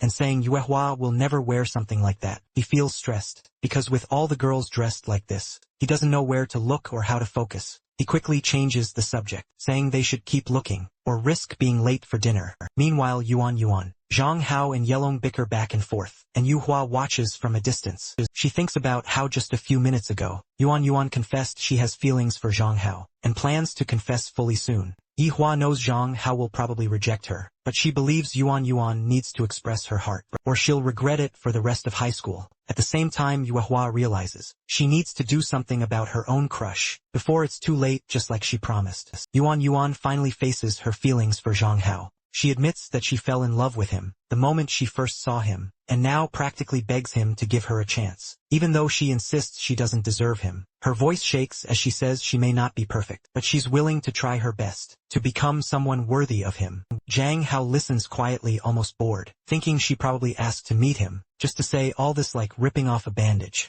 He tells her straight that it will not work out between them. He doesn't enjoy this kind of emotional drama. When Yuan thinks his rejection is a bit too blunt, because he doesn't even pause to consider it. But Zhang Hao explains that it's not her fault. To him, he believes short-term pain is better than long-term heartbreak. Still, he tries to soften the blow by saying they can stay good friends if she wants. That's when Un realizes she's been played. When Zhang Hao returns to class, guilt creeps in. He feels bad for making a girl cry over him. Then Yelong walks up shyly, and Zhang Hao asks what's going on. Yelong says someone invited him to the Grove Sanctuary today. Zhang Hao immediately assumes it's some kind of setup or fight, so he decides to go along. But Yelong quickly clarifies that he's meeting a girl who has been writing him love letters for years now. She finally wants to meet him, Django can't believe it. He thinks it must be another confession day, since everyone seems to be confessing their feelings. Lately he even suspects that Yelong might be getting harassed by a weirdo, but when he looks at Yelong's dreamy expression,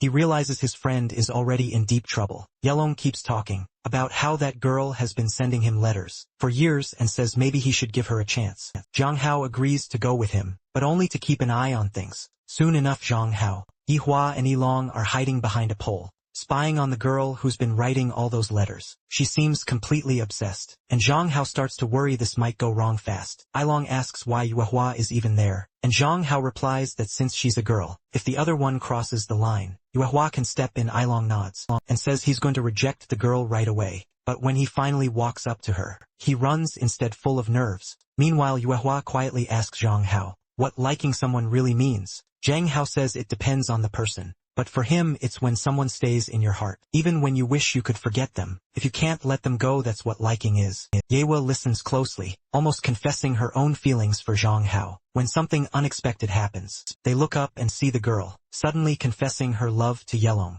and then she kisses him. Zhang Hao and Yelong both freeze, shocked and disgusted. Yelong shoves her away and accidentally hits her face. His mouth splits open and he panics, realizing he just slapped a girl. He stumbles back into Zhang Ho's arms, crying that his first kiss was stolen. The girl falls to her knees, apologizing and saying she lost control, and just couldn't hold back. She begs for another chance, but Yilong refuses. He doesn't believe in second chances, and tells her to leave later. Yilong drowns his misery and drinks, shouting that all women are trash. While Zhang Hao tries to calm him down, Zhang Hao keeps taking away the bottle, telling him to stop talking nonsense, and drink water instead. Yilong insists he's not drunk and then turns to Yuehua, blaming her for not saving him from that humiliating kiss. He cries again, clutching his chest, saying his purity is gone forever. And Zhang Ho realizes his friend has officially lost it. Yoha sighs and says they're both too drunk to go home. Their parents will lose it if they see them like this, so she offers them to stay at her place for the night, until they sober up. Zhang Hao turns to Chin Chin,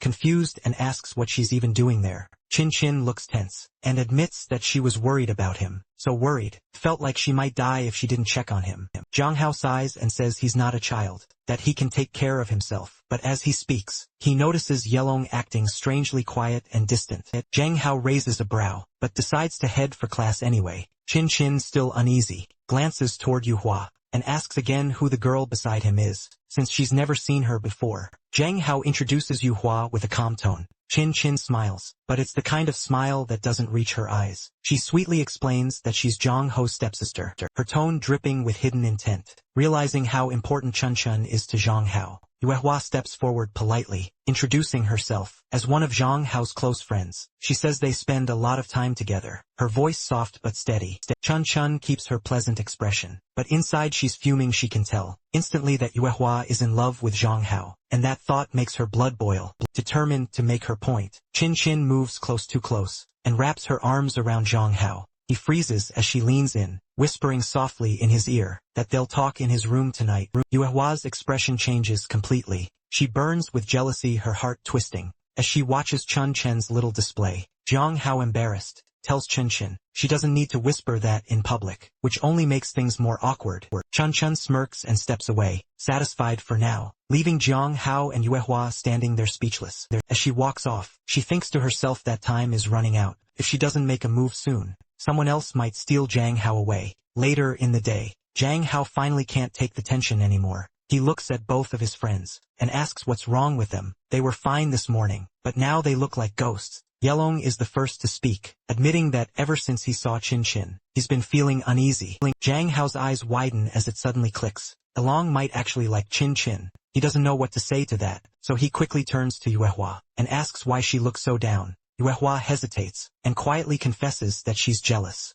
Zhang Hao is taken aback. She says that, even though he and Chun Chun are step-siblings, they're far too close, and that makes her uncomfortable. She adds that they live together, share time together, and she wishes she could be the one doing that. Zhang Hao awkwardly laughs, trying to lighten the mood. Then Yelong joins in, saying he wants to live with Chin Chin too, which just makes things worse. Jang Hao quickly changes the topic before it gets out of hand. That evening Jang Hao returns home feeling exhausted. He calls out for his family, but the house is silent. He decides he'll make up for yesterday's chaos by doing a long live stream tonight, since he stayed over at Yua's and missed his usual schedule. But just as he sets up his gear, he hears a piercing scream from upstairs. His stomach drops. The screams are coming from Chun Chen's room. He rushes over and freezes in shock. Inside, Chun Chen's mother is lashing her with a belt, shouting that she's going to kill her. Jang Hao is absolutely horrified as he asks his mother what she is doing to poor Chun Chen, who is now crying in pain. He steps in between them, saying that she can talk to him if she wants, but she should not hurt Chin Chin so brutally like this.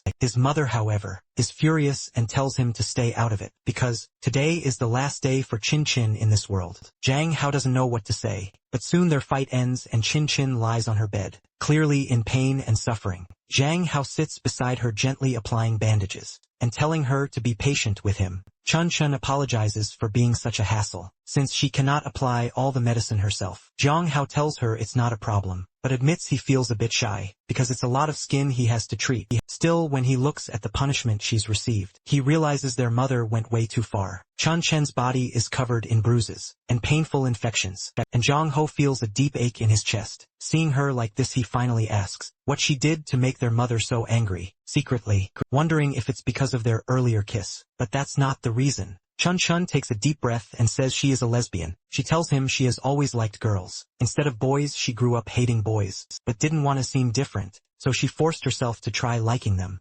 That's why she had tried so hard to get closer to him, hoping she could somehow change. But the truth is she cannot. She is a lesbian and cannot help it. Jang Hao takes a slow, desperate sigh, feeling both relief and sadness. Relief because he finally understands her, and sadness because it means she doesn't actually like him the way he likes her. Chun Chen says she hates being like this and wishes she could be normal. Jang Hao sits beside her, saying he understands where she's coming from. She asks him to keep this secret between them, saying it's too shameful for others to know. Jung Ho promises he won't tell anyone, but he also knows he cannot let Chin Chin stay trapped in this self-blame. He wants to help her somehow, so he searches online for people who have gone through the same thing. He finds a few posts where girls say they started living with a guy and over time slowly developed feelings for men. Some even say they ended up becoming straight again after being close to someone they trusted. Jang Hao reads this and starts to think maybe breaking that emotional wall with affection could help. Chin Chin too.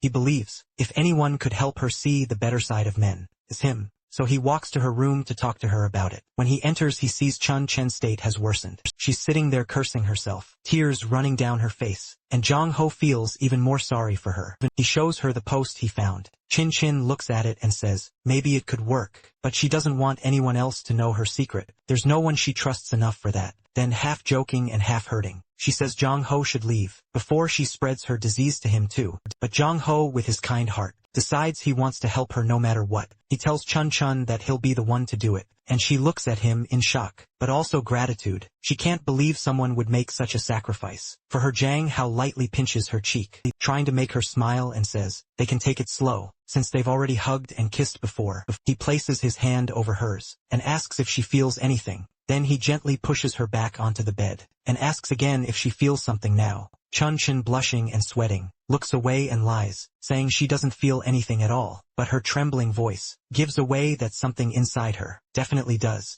Chun Chen says that it all feels pointless, and lies that she doesn't feel anything, not even from a handsome man like him. Jang Hao realizes her case is more serious than he thought, and suspects it might be psychological. Meanwhile, Chin Chin is panicking inside, because Jang Hao actually initiated things, and he looked incredibly cute when he was on top of her. Jang Hao calmly says he's going back to his room, and that she should change and come see him later. He promises he'll do anything he can to help her feel more comfortable. As expected, Jang Ho is in his room searching for ideas, when a voice teases that he should try wearing something sexy, like lingerie. There's no way he could wear something like that, even if it kills him. So he decides to settle on a short-sleeved outfit. He thinks black and white are colors women usually like, and wearing them might excite a girl as much as high stockings do. He then hopes his outfit for the night actually works. Soon he lies on his bed, when Shin Shin softly calls his name. He opens his eyes and sees her standing there, in a red sleeping suit looking like a goddess. He gets a little startled, but Chin Chin hushes him, reminding him that her parents are sleeping. Jang Hao can't help but think she must be some kind of ninja, because she entered without making a single sound. They lie down together, and Jang Hao says they'll cuddle first, and sleep as usual.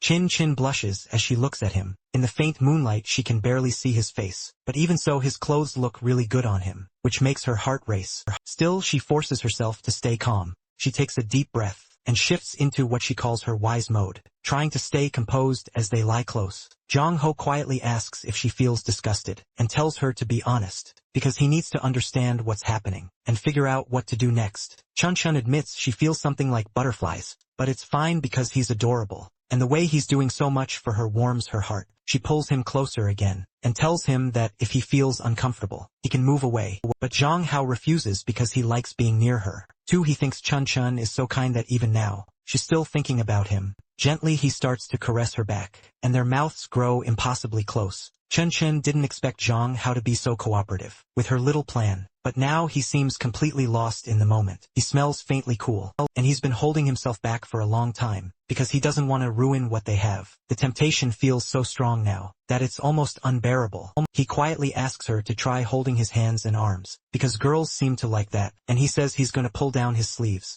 And Chin Chin almost breaks her composure. Her breath quickens as she stares at his arms, trying not to show how eager she is, because she's definitely going to touch them. Hansen knows this is a once-in-a-lifetime chance, and there's no way she's letting it slip away. She reaches out and touches Zhang Hao's arms, and his hand, thinking that it's a good time to be alive. The feeling sends a rush through her, and for a moment everything feels wonderful. But then Zhang Hao breaks the spell gently, warning her not to overexpose herself. He notices her fingers trembling, and worries she might actually be uncomfortable with the whole thing. Chun Chun insists she's fine. She says that, since Zhang Hao has made such a big effort for her, she can't back out now. Besides, this feels too good to be true, and she even jokes that it's making her nose bleed. She quickly turns away to hide it, trying to play it cool, and admits that she still struggles, being this close to a guy. To calm herself down, she does her little yoga trick again, taking slow breaths and trying to steady her thoughts. Zhang Hao quietly reaches out and touches her arm, his voice soft as he asks if she wants to kiss him. The last kiss they shared was sudden and awkward, but this time feels different. Chin Chin pauses,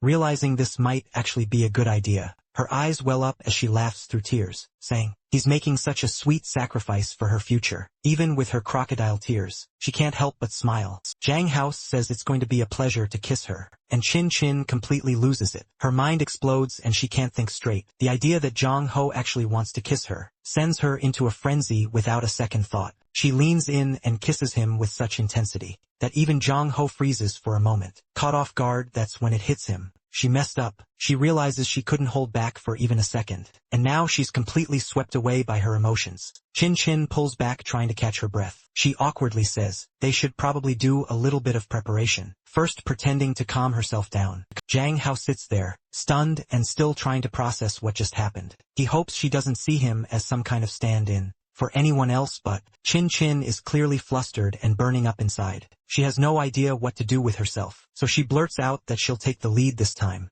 Then, before he can even respond, she leans in again and kisses him. What starts as a simple, innocent kiss between two people who like each other quickly spirals into a full-blown makeout session. Neither of them can stop. They've both dreamed about this moment more times than they can admit. When Chin Chin finally pulls away breathless, she accidentally says a girl's name, leaving Zhang Hao completely stunned. Zhang Hao starts to ask who that girl's name was, but before he can finish, Chin Chin leans in and kisses him again, cutting off his breath completely this time. Though Zhang Hao's mind begins to drift, he notices how tense Chin Chin feels more than before, and realizes her thoughts are somewhere else. She's thinking about something, or someone other than him. Still, it's a passionate moment, and even though his thoughts are spinning, he can't deny it's a good makeout session. When she finally pulls away, he's gasping for air, dazed and breathless. Shenxin tries to play it off, saying that it was a little awkward, but still manageable. Zhang Hao, still confused, asks again whose name she mentioned earlier, and if she's still thinking about another woman.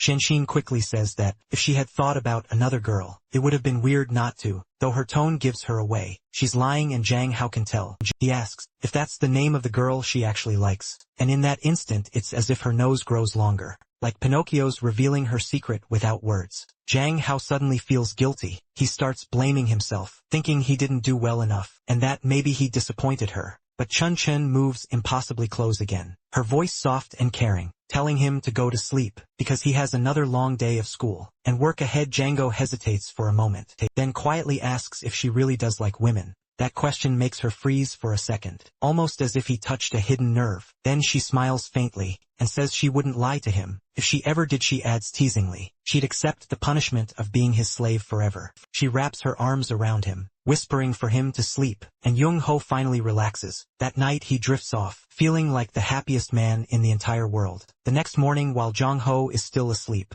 Chin Chin gently strokes his face. Her expression softens with guilt. She didn't mean to lie to him, but the truth is, she's afraid he'll hate her if he knows everything. She wishes she could be honest, but the memories of the past, and the weight of their current situation, keep her trapped. She can't open up, so she convinces herself to twist things, just enough to keep him close. She promises in her heart that she'll be twice as kind to him in the future, so that one day he might forgive her. At school, Django wakes up feeling exhausted, still worn out from the night before. His body feels like it needs a break. What he doesn't realize, though, is that just by showing up for swim class, he's turned into the center of attention. A group of girls nearby can't stop watching him, whispering and staring at his body. Meanwhile, his friend E stands beside him, looking self-conscious and shy. Django laughs, and tells him to stop worrying and just be confident. Then he notices something strange. His fan club has gathered behind him, cheering and catcalling. Xiao Ho hates it. Being ogled like that makes him uncomfortable, and he can't believe how loud they're being. Who would want to be harassed outside a swimming pool? It's enough to make him want to switch classes altogether. Even, he suggests, they should pretend to have stomach problems and sneak out, but Jang Hao shakes his head. He refuses to do that. He still has a promise to keep with Yu Awa, to help her learn how to swim. That matters more than anything, even if it means putting up with all the attention. He walks to the other side of the pool. Yu Awa is already waiting for him. She's clearly trying her own swimming technique, but Jong Ho can tell it's all wrong. He warns her that if she keeps doing it her way, she's just going to end up drowning again. So he tells her they need to warm up first, before starting real practice. They begin some light exercises, and as she stretches, Jang Hao accidentally takes a quick look at her. His heart skips a beat. She looks so beautiful that he can't help but feel flustered. He silently thanks his luck that she didn't wear the other swimsuit, because if she had, he would have not even been looking in her eyes, as if she could read his thoughts. Yuehua suddenly asks if he really wanted her to buy that very revealing swimsuit. Django freezes, completely thrown off. He can't believe how accurately she guessed what he was thinking. Before he can even respond, Yuehua steps closer, so close that her breath brushes against his ear. She whispers that if he truly wants to see it, he can come to her house, and she'll wear it just for him.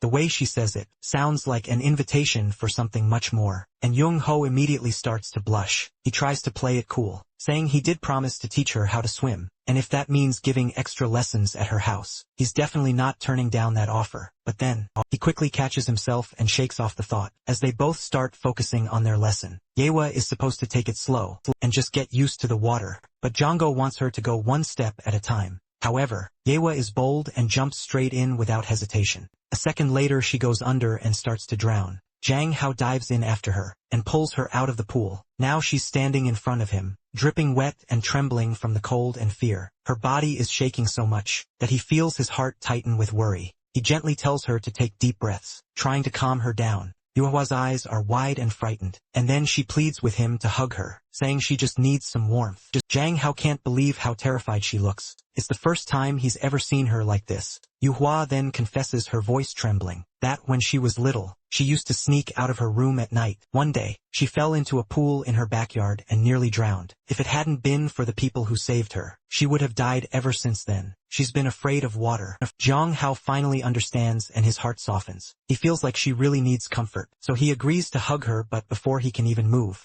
Yuehua throws her arms around him, so tightly that he can barely breathe. He feels his body stiffen under the pressure, and to make things worse, he notices other people staring, panicking. Jong Ho tells the instructor that Yuehua has a cramp, so no one gets the wrong idea. The teacher nods, and lets them move to a more private spot. Later in the locker room, Yuehua is calmer, but still shaken. Jang Hao asks if she's feeling better, and she nods slowly. She admits that she still hates pools, and feels bad for disappointing him. Jang Hao shakes his head, and says she shouldn't blame herself, because he was the one who pushed her into facing her fear, too fast to make up for it. He offers to give her a massage to help her relax. As he starts, Yuehua looks away, her cheeks turning pink. She murmurs that it actually feels pretty good, but then she adds a little too quietly that she doesn't want him to focus on her legs. She wants him to massage somewhere else, closer to her neck. Jang Hao freezes as realization hits his face. Burning red, he suddenly yells in disbelief, wondering where his sweet, innocent friend just disappeared to.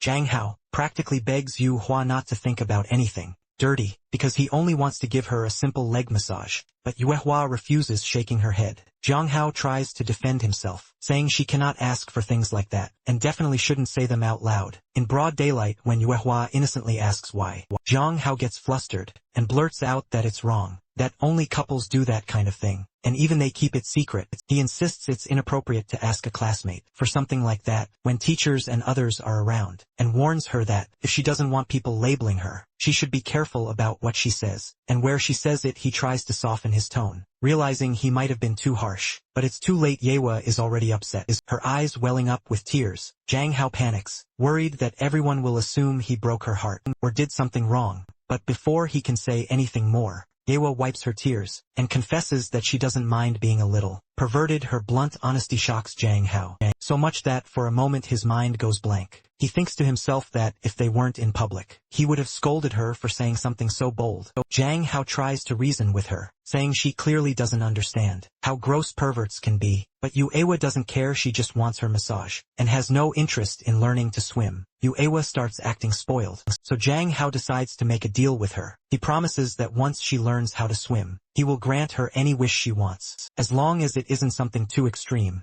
Yewa immediately agrees, and that's when Jang Ho realizes she's far smarter than she looks. She really is a spoiled, rich girl who knows how to get what she wants. Meanwhile, at the Feng Hong Group headquarters, Nan is buried in work. Her dark circles are heavy and her desk is a mess. She stayed up all night looking at Django's pictures, and now she's paying the price. For the first time ever, she's falling behind schedule, because she can't get him out of her head. Her temptation only grows stronger, until she finally gives in, picking up her phone again and staring at it, lost in thoughts of their passionate kiss. At the same time, someone steps into an elevator nearby, chatting with an employee. The woman is openly flirty, teasing him as they talk. Meanwhile, Nan is completely out of it, daydreaming about Jang Ho with a dazed look on her face. She's so distracted that she doesn't even notice when a woman who looks strangely similar to her suddenly snatches the phone right out of her hands. The woman comments on the kind of boys her daughter seems to like. Nan's eyes widen in shock, and she instantly grabs her phone back, demanding to know what her mother is doing there.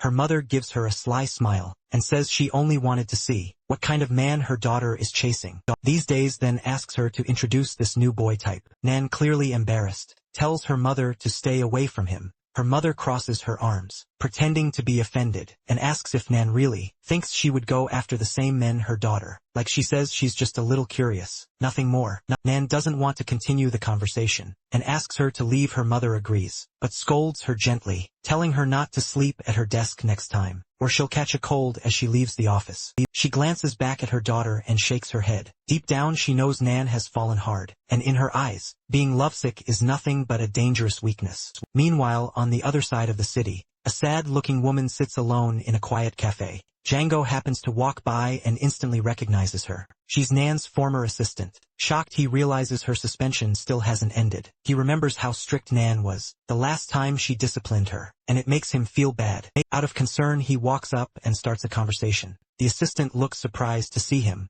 but Jang Ho smiles kindly, and mentions how he found out that she and Nan once served as soldiers under Yuhua's grandmother. The assistant nods, saying it's true, but adds that it's touching to see Nan has confided in Jang Ho. She admits Nan never opens up to anyone. Jang Ho quickly shakes his head, saying that's not exactly true. He claims Nan's just a good stalker, and he only pretends to act interested when he's actually not. He laughs awkwardly, and says he doesn't even understand what she sees in him, because she used to despise men, yet now she's obsessed with him. The assistant sighs, and explains that Nan doesn't hate men for being men. She despises them for being weak. Her father was a quiet, obedient man who always followed Nan's mother's lead. But when her mother left for the city, Nan's father grew sick, and eventually died alone in the hospital. Even on his deathbed, her mother never returned to see him. When he passed away, Nan blamed his weakness, not her mother's coldness. She convinced herself that men are dependent creatures, who always end up clinging to women. That belief hardened her heart. But the assistant tells Jong-ho he's different. He's strong both physically and mentally, someone who can actually handle a woman like Nan. Yong-go listens in silence, realizing with a sinking feeling that, without even meaning to, he's become the man of Nan's dreams. He jokes that maybe he should start acting weak and clingy, just to scare her off. The assistant chuckles softly, but warns him that he could also just agree to go out with Nan. She assures him Nan would never mistreat him. She's actually very sentimental, and even hired her retired comrades to work for her. Nan pays them more than anyone else in the industry. She spoils the people she cares about. But Jang Hao shakes his head again, saying she's too bossy for him. He's not the type who can handle being ordered around. He's still explaining himself, when a voice suddenly interrupts their conversation. It's Nan's mother. She walks right up to them, saying she'll take it from here, that she's got this little interview covered. Both Jong Hao and the assistant stare in confusion, as the older woman greets him with a charming, but intimidating smile without wasting time. Nan's mother uses her influence to clear out the cafe. She wants privacy once the doors are shut. She looks Jong-ho up and down and smirks, commenting that her daughter's type seems to have changed, because he's got a pretty face and a nice body. She even asks how long they've been dating. Jang Hao, completely startled, denies it right away, but she only laughs and calls him a womanizer, saying he probably has multiple women chasing after him. Jang Hao, trying to stay calm, asks why she's looking for him. The mother says she wants to have a private talk, somewhere quieter. The assistant immediately steps in. Sensing danger, she lies, saying Nan already arranged a meeting with Jong-ho, and that she's here to take him there. She tells Nan's mother she can discuss business directly with her daughter. Instead, Nan's mother narrows her eyes, clearly not buying it. With one sharp snap of her fingers, she calls the assistant closer. The poor woman hesitates but obeys. The moment she gets within arm's reach, Nan's mother punches her so hard that she collapses. Completely unconscious, Jong Hao's mouth goes dry. He presses his lips shut, terrified that he might be next. Nan's mother smiles, clearly pleased with herself, and flexes her hand slightly, saying it's good to know she still has her strength. Then she turns to Jong-ho and orders him to follow her, and he realizes that once again, he's gotten himself into serious trouble. Inside the private room, Mrs. Wei studies Jong-ho carefully. She comments that he is surprisingly calm for someone his age, because most high schoolers would panic in a situation like this. But Jong-ho isn't an ordinary student, and she can tell. Jong-ho smiles faintly and says that he has seen a lot of strange situations ever since he got involved with Nan. Inside though, he's tense. He knows that Mrs. Wei used to be a gang leader, and if he's not smart about what he says, things could turn ugly fast. Mrs. Wei leans back and says she actually likes that Nan didn't fall for a man who's delicate or weak, but she notices that Jong-ho doesn't seem very fond of her daughter, and bluntly asks why he doesn't want to be part of their family. Jong-ho keeps his tone polite, yet vague. He gives an answer that neither confirms nor denies any relationship with Nan. Then, he says that if she has no other important questions, he should get going, because his family doesn't allow him to stay out too late. Mrs. Wei smirks and says that since he's in such a hurry, she'll get straight to the point. She actually wants to make a deal with him, something only he can do. She explains that she has noticed Nan's obsession with him, and that Nan would never reject any suggestion that comes from him. Jang Hao blinks, caught off guard, not sure where this conversation is heading. Mrs. Wei goes on to say that she wants him to invite Nan on a trip. She will give him the address, and once he takes Nan there, her men will capture her in return.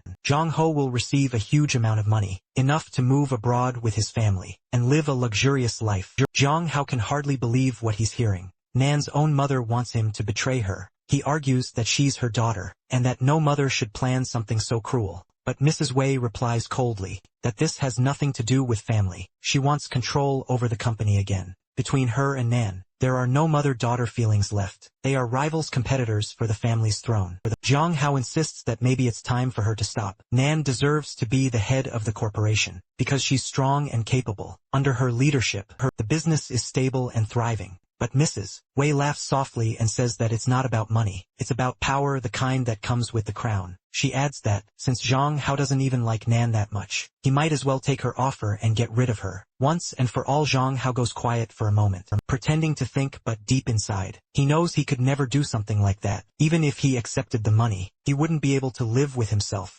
Meanwhile, in another part of the city, Nan's assistant is chained to a chair. She's bruised and tired, but she's a trained soldier, and her body can handle pain. When she realizes she must warn Nan, she uses her emergency communication bracelet to send a distress signal. Nan receives the message instantly, understands that her mother has gone completely out of control. Without hesitation, she orders her staff to prepare the car. She's not wasting a single second, because this time, she's the one rescuing someone in trouble. Back in the private room, Zhang Hao tries to find middle ground. He calmly explains that Nan has strong allies supporting her, and kidnapping her won't be easy. He says that no matter what grudges they hold, it's better for the family to sit down and resolve their issues like normal people, rather than destroy each other. Deep down, he's begging the universe not to drag him into this mess again. All he wants is peace, but peace clearly doesn't want him. Mrs. Wei's expression darkens. She calls Nan ungrateful, claiming she has never appreciated her. She rants that Nan is still angry about her father's death, and any chance of peace between them died long ago. She spits bitterly that, if she had known Nan would turn out like this, she would never have given birth to her. Django watches her and feels disgusted. He thinks she's a terrible adult, someone who can't take responsibility for her own actions. He tells her to calm down, because she's talking nonsense. It's not Nan's fault, her anger is justified. If it weren't for her mother's neglect, Nan's father might still be alive. He tells her to face her mistakes and apologize to Nan. From what he's seen, Nan might actually forgive her if she tries to make things right. He reminds her that family is supposed to live in harmony, not in war. Mrs. Wei narrows her eyes, realizing Zhang Hao is trying to protect Nan. She laughs, thinking he must really care for her. She says she declared war on Nan the moment she struck her secretary, and since the secretary still hasn't been reinstated, that war continues. He tells Zhang Hao he can hold the girl for a few days, while he lures Nan into her trap. All he has to do is take the money and disappear. He'll never have to work again. Zhang Hao refuses immediately. Mrs. Wei stares at him for a moment, before letting out a sinister laugh. She stands up slowly, her expression turning cold. Then, in a chilling tone, she warns that if he doesn't accept her deal, both he and his family will become her hostages, live entirely at her mercy. Zhang Hao's anger flares as he asks if she really thinks she has the right to threaten him or his family. He stands up, saying he is leaving now, and warns that if she tries to stop him, he will defend himself. He reminds her that it is her fault for not bringing an escort. Mrs. Wei, actually, enjoys hearing that kind of confidence from a man, and teases him, asking if he really has the courage to use force on her. Zhang Hao coldly tells her to find out for herself. Meanwhile, Nan and her men arrive at the cafe. As she orders Mrs. Wei's bodyguards to move aside, her secretary spots her and rushes forward, panicking. She screams that both of them are inside a room together. Nan stays calm and tells her man to untie the secretary. She says she will go in alone, and that they should wait outside until she gives the signal. Then she storms toward the bathroom, shouting and cursing her mother under her breath. When she gets closer, she hears strange noises from inside. It is Zhang Hao's voice. He sounds upset, asking if all of this was just a test and if Mrs. Wei was only pretending. Nan freezes outside the door and leans in, trying to hear everything inside. Mrs. Wei calmly explains that people who approach her daughter usually have bad intentions. Since Nan is deeply in love with him, she only wanted to see what kind of man he really was. Django sounds frustrated as he asks if Nan even knew her mother was here, and if she had actually touched him. Mrs. Wei answers quietly that Nan has no idea. She says Nan would probably be furious if she found out her mother pulled something like this. She sighs, saying her daughter has always hated when she interferes in her affairs. But the truth is, this is the first time Nan has fallen for someone, and she was too curious to stay away. Mrs. Wei then admits that Zhang Hao is impressive, and says Nan clearly has good taste in men. She smiles and adds that there is something else she wants to ask him. Zhang Hao listens, cautious but curious. Mrs. Wei explains that Nan's birthday is coming up in a few days, and she wants him to give Nan a gift on her behalf. She says Nan would never accept it if it came from her directly. Zhang Hao feels annoyed, thinking that if she had just started with this, they could have avoided all the drama and had a real conversation. He asks her why if she cares so much about her family. She wasn't like this before. Mrs. Wei lowers her head and finally speaks the truth. During her time, many things were decided by the elders. She says their family was large and always focused on preserving its legacy. But after Nan was born, her father fell seriously ill, and they could not have more children.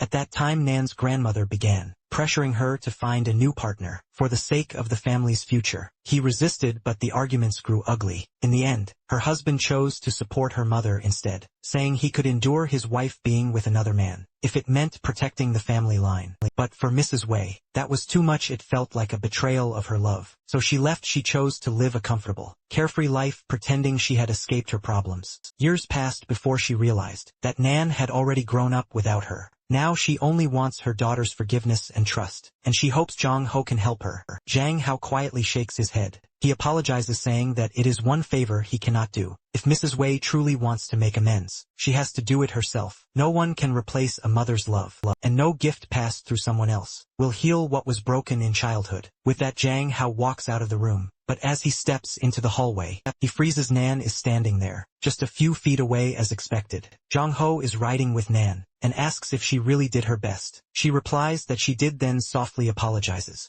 She reminds him that she had warned him this might happen, yet he still went and put his life at risk. Zhang Hao asks if she plans to talk to her mother, but Nan says nothing will change. Their relationship is already over, and now they are just strangers. Besides, she asks what he would do if her mother suddenly came to see him. Zhang Hao realizes she might have a point, and thinks about how nothing like this happens to him, because his own mother left when he was a child, and he has never forgiven her. And then asks if he is happy with his new family, and even with his new stepsister. Zhang Hao replies that he is, and smiles faintly and says she was thinking they could all move in with her. It would be easier for her to protect him if they lived together. Besides, her family would not be able to manipulate her through him in the future. Django thinks she is moving too fast, and asks why they should live with her. Nan answers matter-of-factly that he is her man, so they should live together. That confuses Zhang Ho, because he does not remember agreeing to be her man. But Nan insists that one way or another, they are going to be together. This starts to get on Zhang Ho's nerves. Before he can argue, Nan suddenly slams on the brakes, and the car screeches to a stop.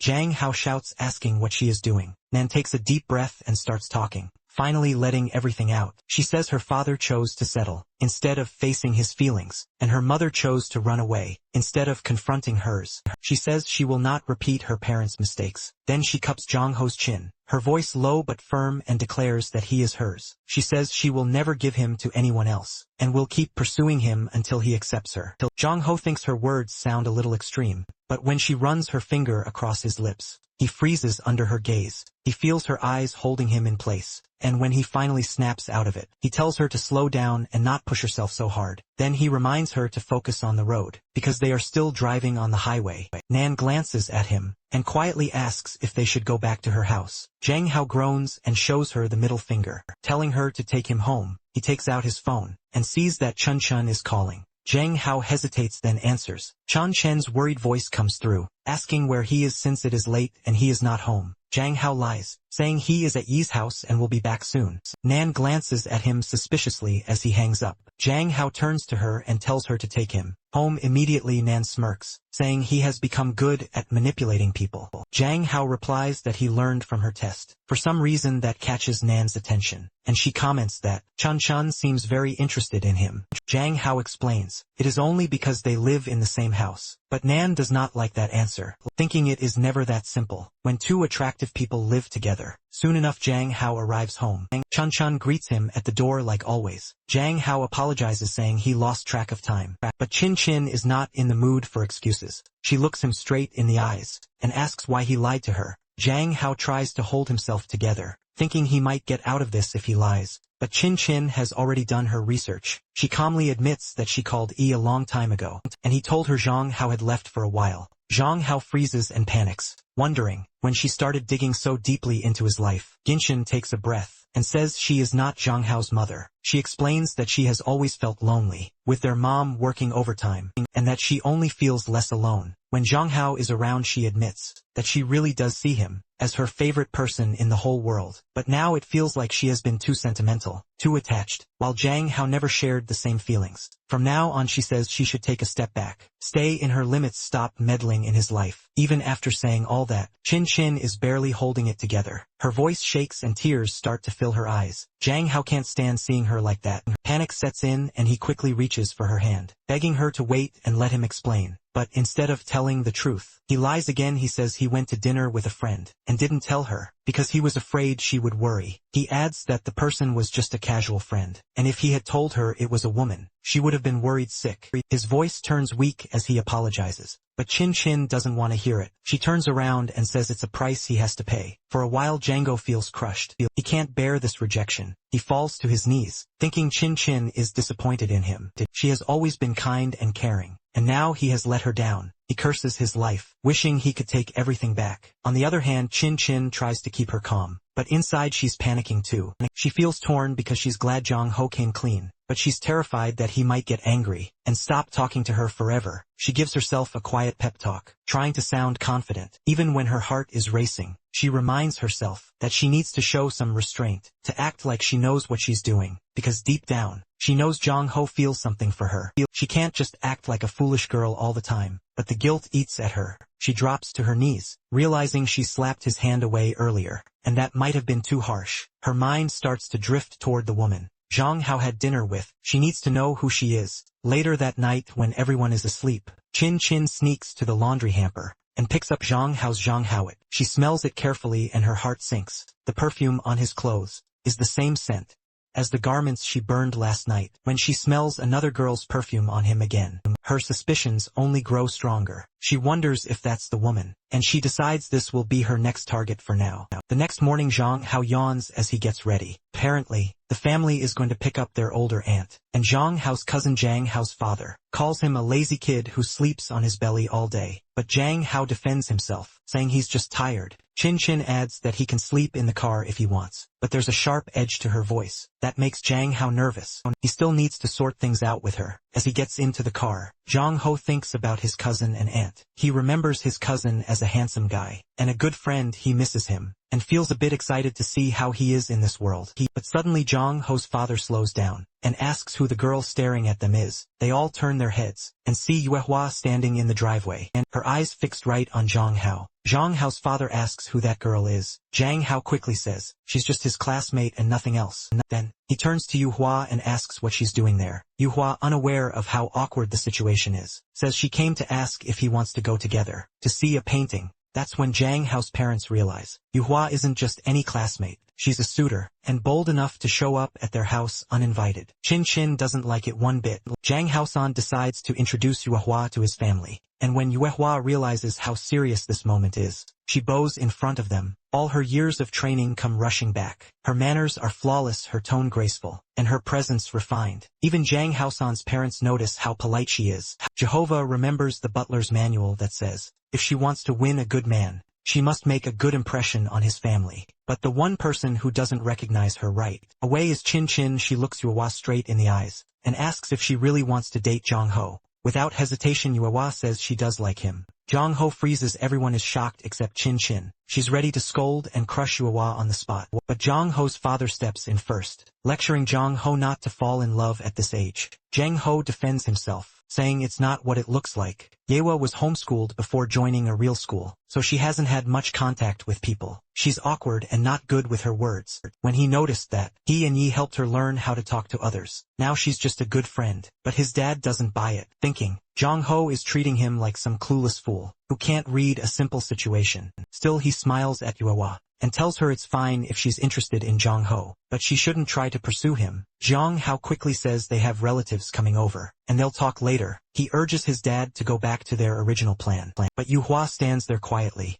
wishing he just fall in love already. Jinhwa's mother joins in saying Yuehua can fall in love. Just not with Jinhwa. Poor Jinhwa can't take it anymore. He's losing his mind, because the entire situation is spinning out of his control. Shansen steps in, asking everyone to calm down. She says they can go pick up their aunt, while she takes Yuehua back home. Jinhwa's parents almost agree, but then his mother hesitates. A thought crosses her mind. She remembers that Chin Chin might be into girls, and when she looks back, she sees Chin Chin standing a bit too close to Yuehua. What she doesn't know is that Chin Chin's intention is different. She wants to question Yuehua, to see if she's the one. Zhang Hao's been having secret dinners with Chun Chen's mother, misunderstands, and thinks she just wants to flirt with another girl. Yuehua isn't exactly innocent either. She looks right back at Chun Chen, and lightly swipes her lips, saying they still have each other, and can talk and fall in love. Chun Chen's mother immediately pulls her daughter away, practically dragging her off, and tells her to behave and control herself. Zhang Ho decides that's enough embarrassment for one day. He tells Yuehua to come back later and go home for now.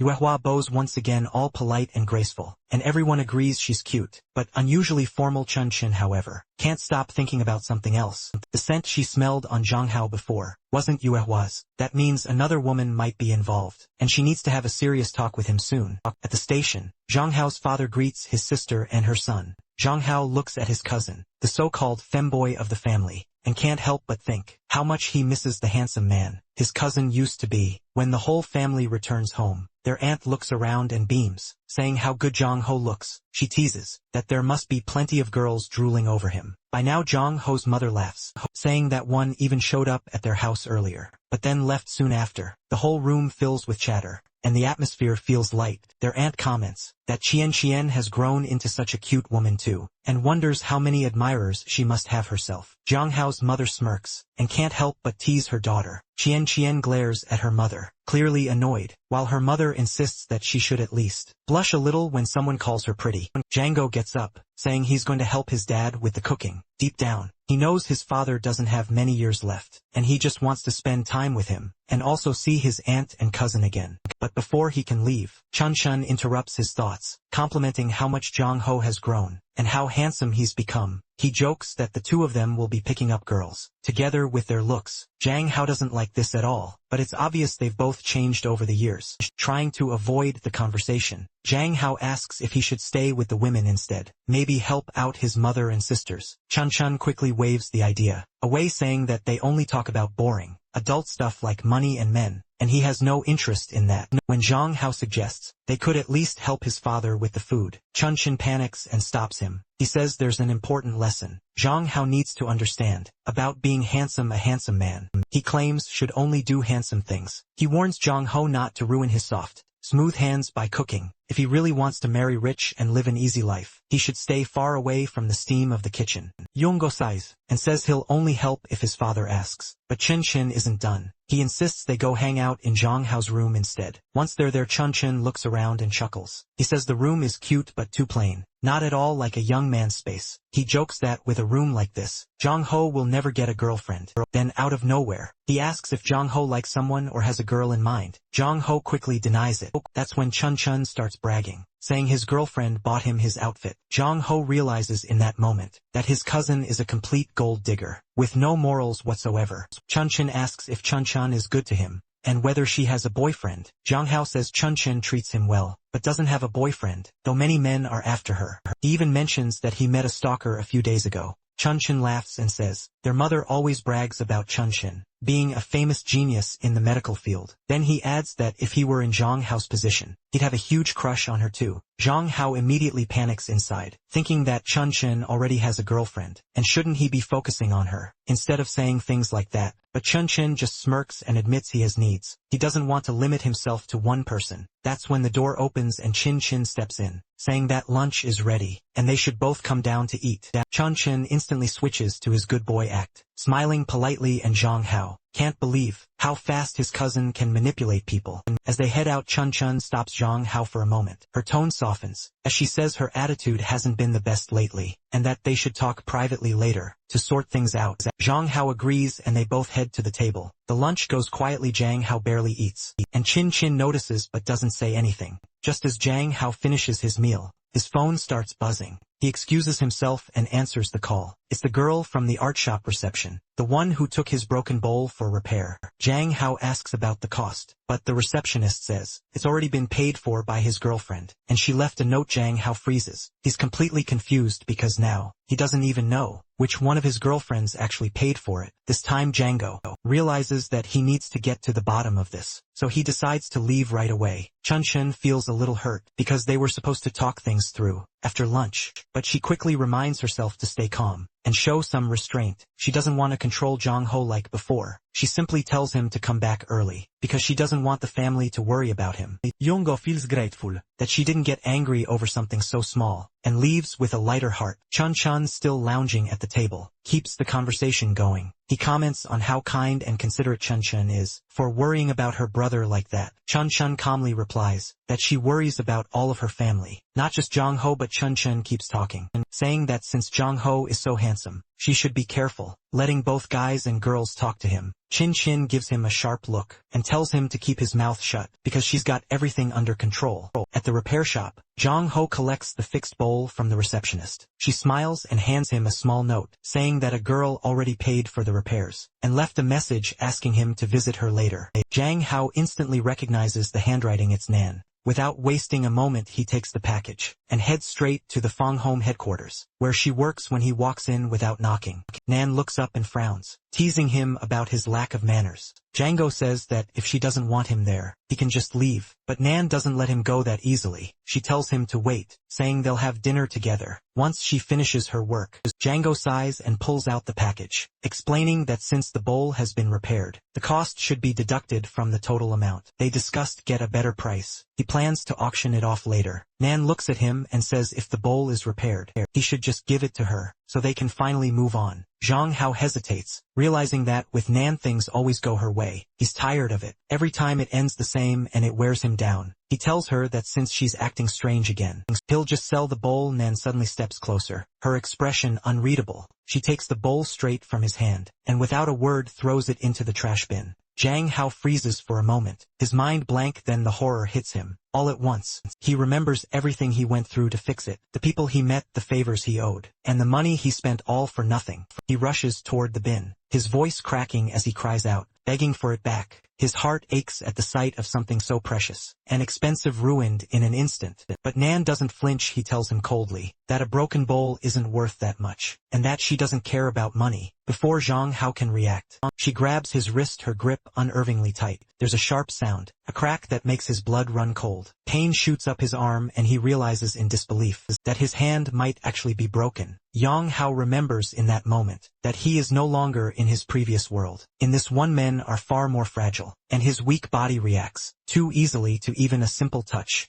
Nan looks genuinely sorry and a little sad as she examines his wrist. He says there is no harm to his joints or tendons, only a light sprain, but insists that a doctor should still check it. Jong Hao feels strangely touched by her concern. Then, trying to shift the mood, he asks if it is the right time to ask whether Nan is really a retired soldier. He wonders aloud how her skin can still look so smooth, and smiles faintly, and says that she truly was a soldier, and had fought on the battlefield, where she almost died once. She looks at him seriously, and says if he is really interested, he can ask her anything. She will tell him everything, but only if he stays the night with her. Jang Ho instantly feels that she is crossing the line again and changes his mind. Just as he is about to go, Nan asks him to stay for dinner. Jang Ho mutters that she is stubborn and spoiled. As ever, Nan only smirks and says that she read the novel he wrote and that the world he described felt so real to her that she has to talk about it with him. Her words make Jong Ho nervous because it sounds like she might have figured something out about him, but at the same time,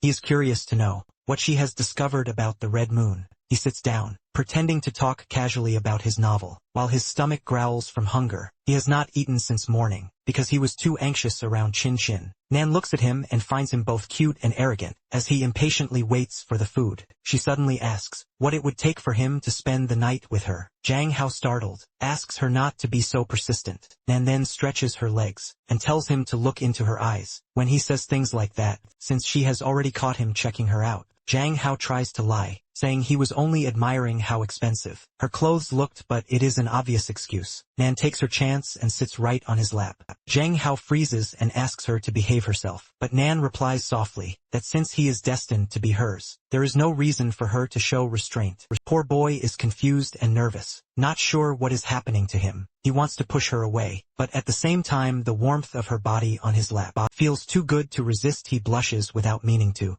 and Nan notices it. She does not like losing control. Zhang Hao warns her that if she keeps teasing him, he will give her a good spanking. He tries to push her off, but she barely moves. Feels like pushing against a wall. His body is still weak, and Nan calmly tells him to slow down, because his wrist is still injured. Django grinds his teeth, feeling a burst of strength rise inside him, and in one quick motion, he manages to push her down and ends up on top of her. For a moment the air between them changes. Nan looks into his eyes and feels something powerful, something she cannot quite name. She whispers that it must be connected to the blood moon she has been studying, and says that she wants to share it with him. Back at the residence, Chun Chun is lying around lazily, yawning and doing almost nothing. He keeps wondering why Chun Chun is not interested in him, because in his mind, he only wants to have a bit of fun with her. But suddenly, he notices Yuehua standing outside the house, and instantly perks up. He thinks that he has finally found a worthy opponent, and feels lucky, because he has seen two beautiful women in one single day. He cheerfully greets Chin Chin as she walks by,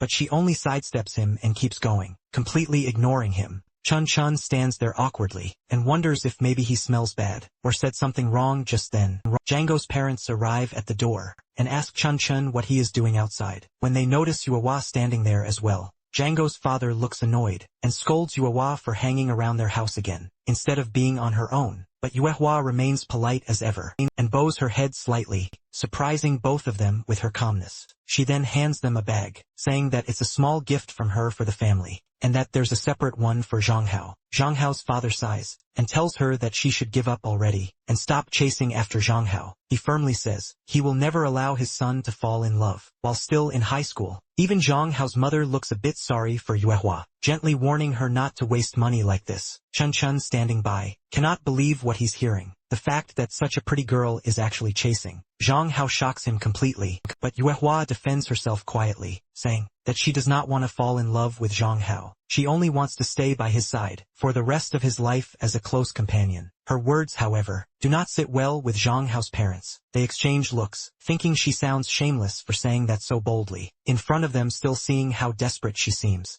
Zhang Hao's father hesitates, and looks at the gift bag again, unsure what to do. Zhang Hao's mother, however, keeps her composure. She gives Yuehua a polite but firm smile, and asks her to keep her distance from Zhang Hao, saying it would be better for everyone. Chun Chun quietly watches all this unfold, and begins plotting in his head. He thinks that if he plays this right, he could use this situation to gain control over Yuehua, and maybe make her fall for him instead. But before he can act, Yuehua shocks everyone once again. She looks straight at Zhang Ho's mother, and says with calm determination that she will not leave Zhang Ho alone. She insists that he is an important person to her, and she wants to stay by his side in any way possible. For the rest of his life, her words silence everyone, and for a moment, even Chun Chun is impressed by her courage. Meanwhile, Zhang Ho and Nan are together, and Zhang Ho finally asks her about her near-death experience. Nan's expression softens as she begins to explain. She says that during one of her missions, she was gravely wounded, and thought her life was coming to an end. Just as her vision began to fade, she saw something extraordinary in the sky,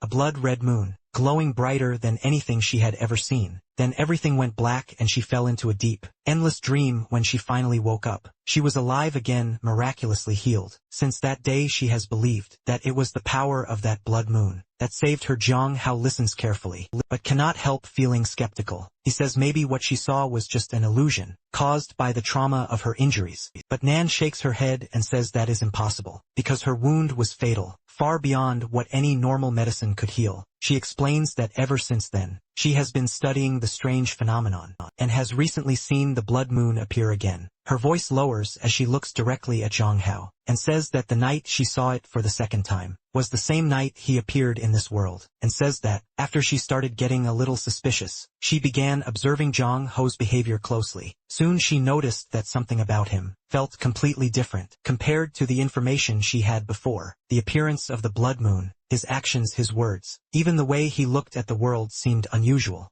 Then, after reading the world he described in his novel, Nan realized something chilling. The world in his story was eerily similar to the one she had seen in her dreams. That was when she became convinced that he and the blood moon shared a mysterious connection. Jang Hao sits frozen, realizing that this smart and beautiful woman genuinely trusts him, maybe more than anyone else ever has. Nan suddenly stands up and walks toward him, her eyes sharp but calm. Django blinks, completely confused as she starts unbuttoning her shirt, making him shriek in panic. But Nan only lifts her top slightly, revealing a small part of her stomach. Her tone is serious, as she explains that she once had a fatal wound there, but now it's completely healed, without leaving even a scar. She tells him that she was the only survivor in a mission where everyone else died, and that she has been trying to uncover the truth ever since. What she wants now is to know more about the world he came from. Jang Hao realizes that he cannot keep lying anymore. He takes a moment and says that he will tell her the truth, but only under a few conditions. He explains that he will help her, but only when he is free, meaning she cannot just summon him whenever she wants. He also warns her not to contact his family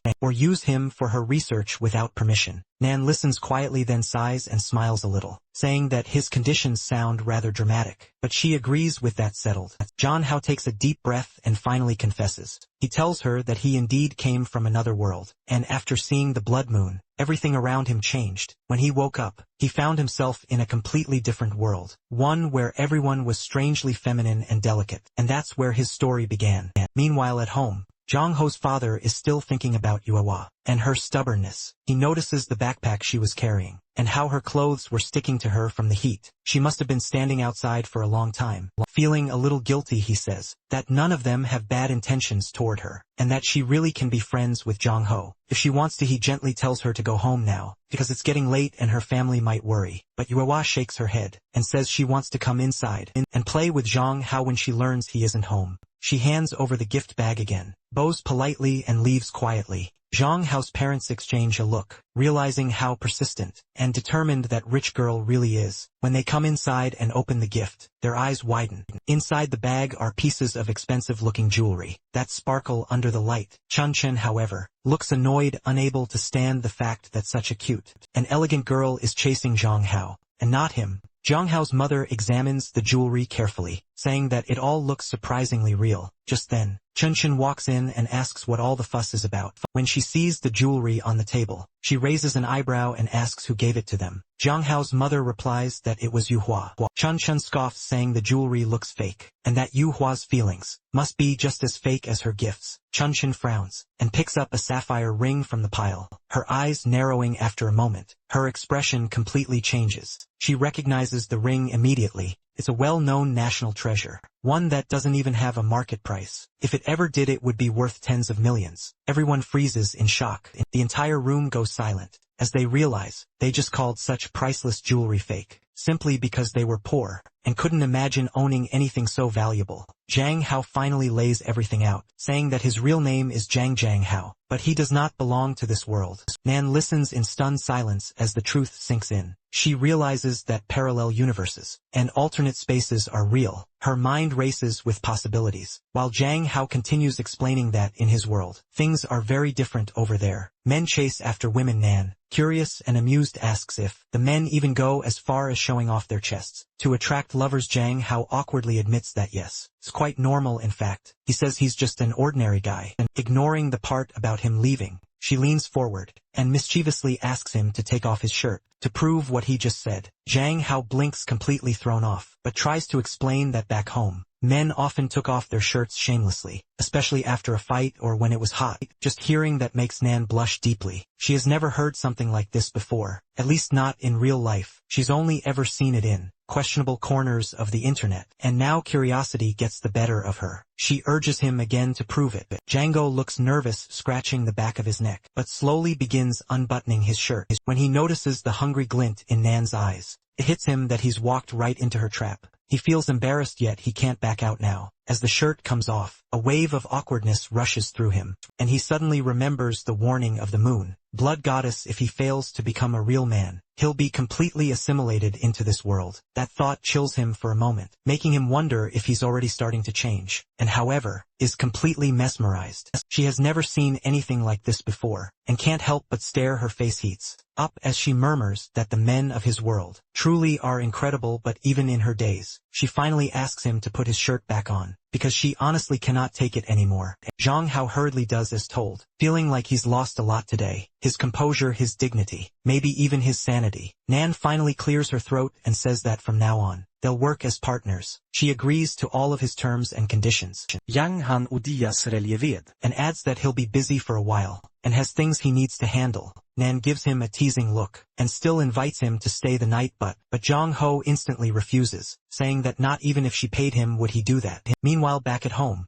Chin Chin is sitting quietly, examining the sapphire ring again. The glow of it reflects in her eyes, as she realizes just how easily Yuehua can give something so rare and expensive. To Zhang Ho, a wave of jealousy runs through her. She can't compete with Yue's wealth. But then a sly thought forms in her mind. If she plays her cards right, she can use this gold digger gemstone to her advantage, and make sure Zhang Hao stays hers, no matter what. When Zhang Hao arrives back home, his father instantly starts scolding him for staying out too late. Then he demands to know why Yue sent them such expensive gifts. After checking, they discovered that nearly 80 of the diamonds were real and extremely valuable, and they simply cannot accept them. Zhang Hao's eyes widen in shock, and he thinks Yuehua must have gone completely insane to give him something so expensive. Meanwhile, Chin Chin comments on how rich, beautiful and attractive Yuehua is, emphasizing once again how unbelievably rich she seems. Zhang Hao's father quickly scolds him again, warning him not to get involved with anyone just because they are wealthy. Not even in friendship. Zhang Hao insists that there are no romantic feelings between him and Yuehua, and that they are just good friends. Meanwhile, Chin Chin, who hasn't received a single gift from Yuehua, feels miserable.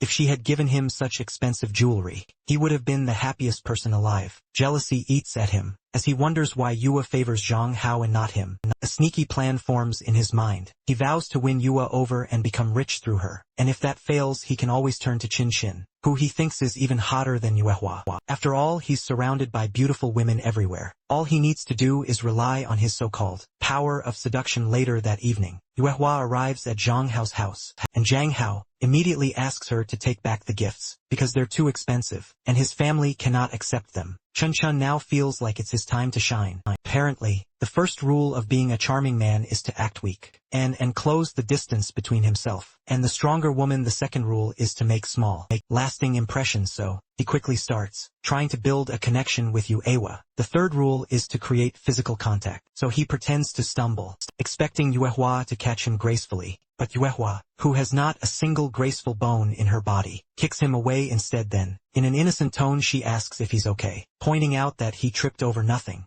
Django feels embarrassed, asking her to stop kicking his cousin, while Chun-Chin is humiliated that his entire seduction plan has fallen apart. Yuehua then turns to Zhang Hao and asks if he doesn't like the gifts she brought. Zhang Hao's parents quickly explain that the gifts are simply too expensive, and it isn't right to accept them. But Zhang Hao adds that he doesn't need gifts to prove their friendship, and the family politely tries to return her kindness. But Yuehua takes it the wrong way. She thinks everyone hates her now, and even Zhang Hao doesn't like her anymore. That's when Zhang Hao's parents realize they've made a serious mistake. Chin Chin steps in again, saying that since Zhang Hao and Yuehua are just friends, there's no reason for anyone to dislike her. In fact, if Yuehua stays friends with Zhang Hao, Chen Chen will be happy to have her around. Of course, Chen Chen's real motive is to make sure Yuehua doesn't make a move on Zhang Hao, keeping him all to herself. While quietly removing the threat, she offers to take Yuehua home. But before she can, her mother interrupts, insisting that she'll take her instead. The mother clearly knows her daughter too well, and suspects that Chin Chin's interest in girls might not be entirely pretend. Chun Chin realizes that her little strategy of acting like a lesbian might be backfiring on her. Inside the car, the situation gets awkward because of the mother's suspicion. Chun Chen's sister is asked to sit in the front seat, leaving Chun Chun and Clark together in the back. Chun Chun, ever the opportunist, tries once more to impress Yuehua, suggesting they connect on social media because he wants to buy some jewelry. Zhang Hao quickly steps in to defend her, saying that Yuehua has a busy life and can't just mingle with random people. Chun Chun ends up embarrassed again. Then Zhang Hao, without realizing how it looks, keeps his arm around Yuehua, which immediately catches Chun Chen's eye. She warns him not to get too close, using the excuse that the car is too small. But Zhang Hao completely misreads her tone, thinking she's jealous about how close he and Yuehua are sitting. Zhang Hao thinks that his sister must have fallen in love with Yuehua, which explains why she is acting so strange. Because when it comes to Yuehua, she has a charm that works on both men and women. That is why Zhang Hao decides he needs to work harder over the next few days, so he can treat Chun Chen's condition and help her return to normal. The next morning, Chun Chun calls him for breakfast. When he comes downstairs, he asks where their parents are. Chun Chun replies that they stayed over at the cousin's house and left early in the morning. Zhang Hao realizes this means they are alone, which makes it the perfect chance to carry out his plan. To help her, he walks closer to her and suddenly wraps his arms around her from behind. Chin Chin freezes, her face turning red. She doesn't understand what's happening. Zhang Hao quietly says that he lied to her before, and he is sorry for it. Chin Chin, who had been planning to make up with Zhang Hao after breakfast, is completely caught off guard by his sudden affection. His touch feels warm and comforting, and her heart starts to race. To her, it feels like the best morning she has ever had. She smiles shyly and says that what happened before was sad, but it's all in the past now. They should focus on the future instead. From now on, she says, they need to be honest with each other. Zhang Hao agrees, but deep inside he still hides something from her. The thought brings him a small wave of guilt, so he promises himself that once everything is solved, he will tell her the truth. They both reconcile, and Zhang Ho takes this chance to ask if she has fallen in love with Yuehua. Chin Chin looks shocked and a little disgusted that he would think that way. Then she bursts out laughing, saying Zhang Ho should not bring Yuehua home again because she cannot control herself around her. She reminds him that he was the one who wanted her to be steered in the right direction, Siyang uno diaf. and says it's time for their special training. Kiang sin blue instanti. Her heart beating faster, she knows what that means, and she can't help but feel excited. They go into Young Ho's room, and for a long while they stay close to each other. The air between them grows warm, and Chin Chin feels like she's living one of the dreams she's always secretly had. She can hardly believe that it's really happening. For her, it's a moment she has imagined her entire life, and now it feels almost unreal. Meanwhile, far from their home, the secretary visits the kindergarten, where Zhang Ho and Chin Chin once studied. She greets the teacher politely and asks for details about the two of them. When they were children, the teacher hesitates, but eventually opens an old envelope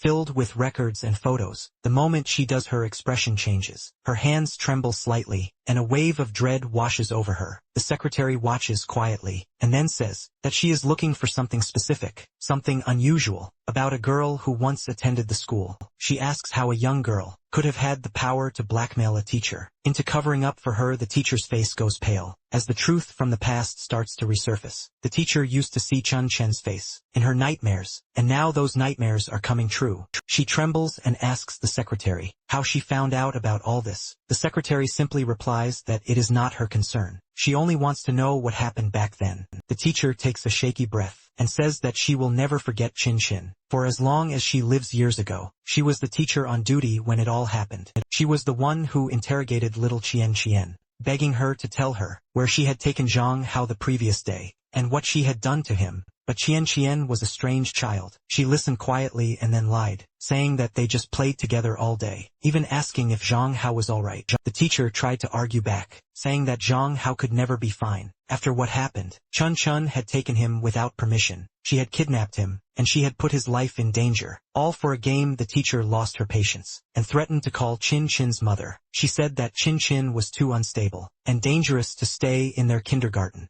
That's when Chin Chin, still calm, said something that made the teacher freeze. Little Chin Chin told her that it wasn't smart to snitch, because in the end it was the teacher's fault too. She reminded her that she was the one in charge that day, and if she hadn't been so careless, Zhang Ho would never have been kidnapped. If anyone found out the truth, the teacher would lose her job and reputation. Chin Chin said that if she wanted to expose her, she was welcome to do so, but she would be going down with her. The teacher realized the terrifying truth in Chin Chin's words and started to panic. Chin Chin smiled and said that she would keep quiet about everything, as long as the teacher did the same. All she had to do was keep Chin Chin's secret, that she took Zhang Hao outside, because if one truth came out, the other would too. The secretary listens carefully, and then asks if the teacher ever healed from that incident, or from the threat. The teacher shakes her head, and says that it didn't end there. Even after Chin Chin's threat, she contacted the girl's house and tried to report her, but things didn't go as she expected. The family told her that Chun Chen wouldn't return to the daycare, and that they were moving away. After that, Chun Chen stopped coming to the kindergarten, and the whole matter was swept under the rug. But the teacher says it never truly felt resolved. The secretary then asks if she has any idea what happened to the boy while he was kidnapped. The teacher says she doesn't know the full story, but she heard from other students that Chun Chen used to treat Zhang Hao like her personal toy. She sighs and says that looking at them now, it almost feels like those stories came true. Zhang Hao and Chun Chen are together again. No one realizes the manipulation behind their relationship. Meanwhile, Chun Chen is lost in her own thoughts, completely unaware of the dark conversation. About her past, she is on cloud 9, feeling closer to Zhang Ho than ever before. She had once believed that Zhang Ho would prefer a strong woman, but now she realizes he likes being the one in control. She gazes at him with admiration and affection, her heart full, smiling softly. She says that he is simply the most amazing person she has ever met in her life. And Django feels that he might be having a moment with Chin Chin, so he asks her if she wants to continue their training. Chin Chin tilts her head in confusion and asks what he means. Zhang Hao says that she needs to get more comfortable with a man's touch, and if she keeps trying and doesn't give up, one day she will be able to accept herself completely. He is determined to be there for her no matter what. Chin Chin can feel that. He's trying to stay calm on the outside, but deep down, he is just as passionate about her as she is about him. Chun Chin blushes and softly says that he can do whatever he wants with her, and she won't complain. Zhang Hao starts to sweat, feeling both nervous and excited, and slowly takes off her Zhang Hao. The air between them grows heavy, as they both share one moment after another, losing track of time, lost in each other. They are breathless, their hearts pounding. Unable to stop, Zhang Hao takes off his own shirt, and Chin Chin almost bursts from shyness. As she stares at him, her face bright red. She can't believe he took the lead again, doing something so bold and unexpected. To her, it feels like a dream come true. Every part of her plan worked out exactly how she hoped. She smiles cunningly, thinking that all her effort in training him since childhood wasn't for nothing. She remembers how she once kidnapped him to teach him a few things, and now it has finally paid off. Her goal was to make him a playful man who would chase her around, a charming husband and a loving father on the outside, but someone who could also be passionate and daring behind closed doors. To her, it's perfect. Now there is only one last step left, to be completely open with him. Zhang Hao continues their intimate moment, but this time Chin Chen starts to feel a little nervous. She worries that they might be crossing too many lines too quickly. Zhang Hao, on the other hand, feels that he can't hold himself back anymore. Ever since he came back to this world, he has longed for a woman's touch, and now he finally has it. He tells Chin Chin that this is how she will overcome her fear of the opposite gender. Chin Chin's heart races, torn between fear and desire. She feels happy, but at the same time, she realizes things are slipping out of her control. Zhang Hao gently calms her down, and in that moment Chen Xian understands that for once, she is no longer the one in control of anything. She starts wondering if Zhang Hao is already this intense as a young man. What will happen when he grows into a proper adult and becomes a husband? The thought makes her blush and worry that her body might never get any rest. She even finds herself thinking about what kind of doctor she would have to see when Zhang Ho is finally done exhausting her completely. Meanwhile, Zhang Ho finds Emma adorable. She's scared and embarrassed, and he never imagined that women in this world could have such a shy and hidden side. He smiles faintly, saying there's no time to dwell on the past. But just as he's about to continue, a sharp pain shoots through his stomach. Emma immediately asks what's wrong, but Zhang Ho starts to look pale and unwell. She realizes that it must be because of a hormonal shift, and quickly does the math in her head, remembering that she thought it would happen at the end of the month. Not now. That's when Zhang Ho suddenly understands that in this world, men experience menstruation instead of women, and he did not expect the pain to be this bad. Emma rushes to his side, telling him to stay put while she gets him some water. Later she feels stressed, thinking how close they came to going too far, and how she completely forgot that it was the end of the month for Zhang Ho. But one thing becomes becomes clear to her. Yongo definitely has deeper feelings for her than he admits. That realization gives her courage. She decides that no matter what happens, she will confess everything to him soon, even if it risks their relationship. She can't keep her true feelings hidden anymore. She makes breakfast for him and tells him to eat something warm so he can feel better. Django slowly starts to recover, though he still doesn't feel his best. He asks Emma if she has any medicine for the pain. Since she's a doctor, Emma says that medicine can help, but it might have some side effects still. She explains that it's a good sign, because this process helps regulate his hormones and release the stress that builds up in his body. Once it's over, he will feel more balanced and calm. She then offers to give him a gentle massage to help with the discomfort. Emma starts to softly massage his stomach, asking him to relax while she plays some quiet, soothing music. The peaceful atmosphere makes him feel safe and content, something he hasn't felt in a long time. As he listens to the music and feels Emma's careful touch, he realizes that he doesn't want to go back to his original world anymore. He wants to stay here with her. The thought of leaving and returning to a world where Emma doesn't exist feels unbearable. Meanwhile, Nan is in her office furious as she looks over the old kindergarten files of both Zhang Hao and Emma. She knows something is deeply wrong with Emma, but she needs more evidence before making a move. Her secretary asks what their next step should be, or if they should invite Emma directly. Nan takes a deep breath, knowing she's about to break her promise to Zhang Hao, and says that, even though he asked her not to contact him, she has no choice but to do it. On the other hand, Chin Chin looks at Zhang Ho's peaceful, sleeping face and thinks he looks absolutely adorable. Just then his phone starts buzzing. She quickly turns it off, relieved that she caught it in time. If it had gone on any longer, Zhang Ho would have woken up. She sighs, realizing she was careless, and decides she needs to be more cautious next time. As she picks up his phone to silence the notifications, a message flashes on the screen. It's from an unknown number, and it includes her kindergarten file, asking her to come meet the sender. Chen Chen freezes, her mind racing. Someone is investigating her, and that is not good at all. She looks back at Zhang Ho's calm face, leans down and kisses him softly on the cheek, whispering in her heart that she will do everything to make sure he always stays hers. Meanwhile, Nan sits in a quiet restaurant, waiting for Chin Chin to arrive. When Chin Chin walks in, she wastes no time. Her first question is direct. She asks if Nan is the one investigating her. Nan remains calm, her tone light, as if it's no big deal, but Chin Chin is already on edge. She asks who Nan really is. Nan answers without hesitation, saying she likes Zhang Hao, and that Chin Chin should leave him alone. Chin Chin almost laughs, pretending to find the situation amusing. She always knew a day like this would come, because Zhang Ho is tall, kind, and handsome. Of course many girls would be after him. She shrugs, calling herself just another normal admirer. Nothing special. Then she smirks, teasing that Nan should be the one to back off, because Zhang Ho clearly likes someone else. Nan doesn't flinch. Instead, she takes out a neat stack of photographs and lays them on the table. Her voice stays cool, as she asks what Zhang Ho would think if he found out these pictures existed. The photos show Chun Chun watching Zhang Ho for years, following him, keeping track of every move. But Chun Chun stays unfazed, her expression steady. She asks if Nan really thinks she can threaten her with these. She says Zhang Ho will believe her no matter what, because if she tells him she was protecting him, he will believe it. Nan clenches her jaw, saying she's the one who has protected Zhang Ho since childhood, not Chun Chun. She insists she cares about him for who he is, not his looks, and that is why he can only belong to her. She accuses Nan of trying to twist the truth to make Chun Chun look bad. She even points out that if Nan could dig up this kind of information so easily,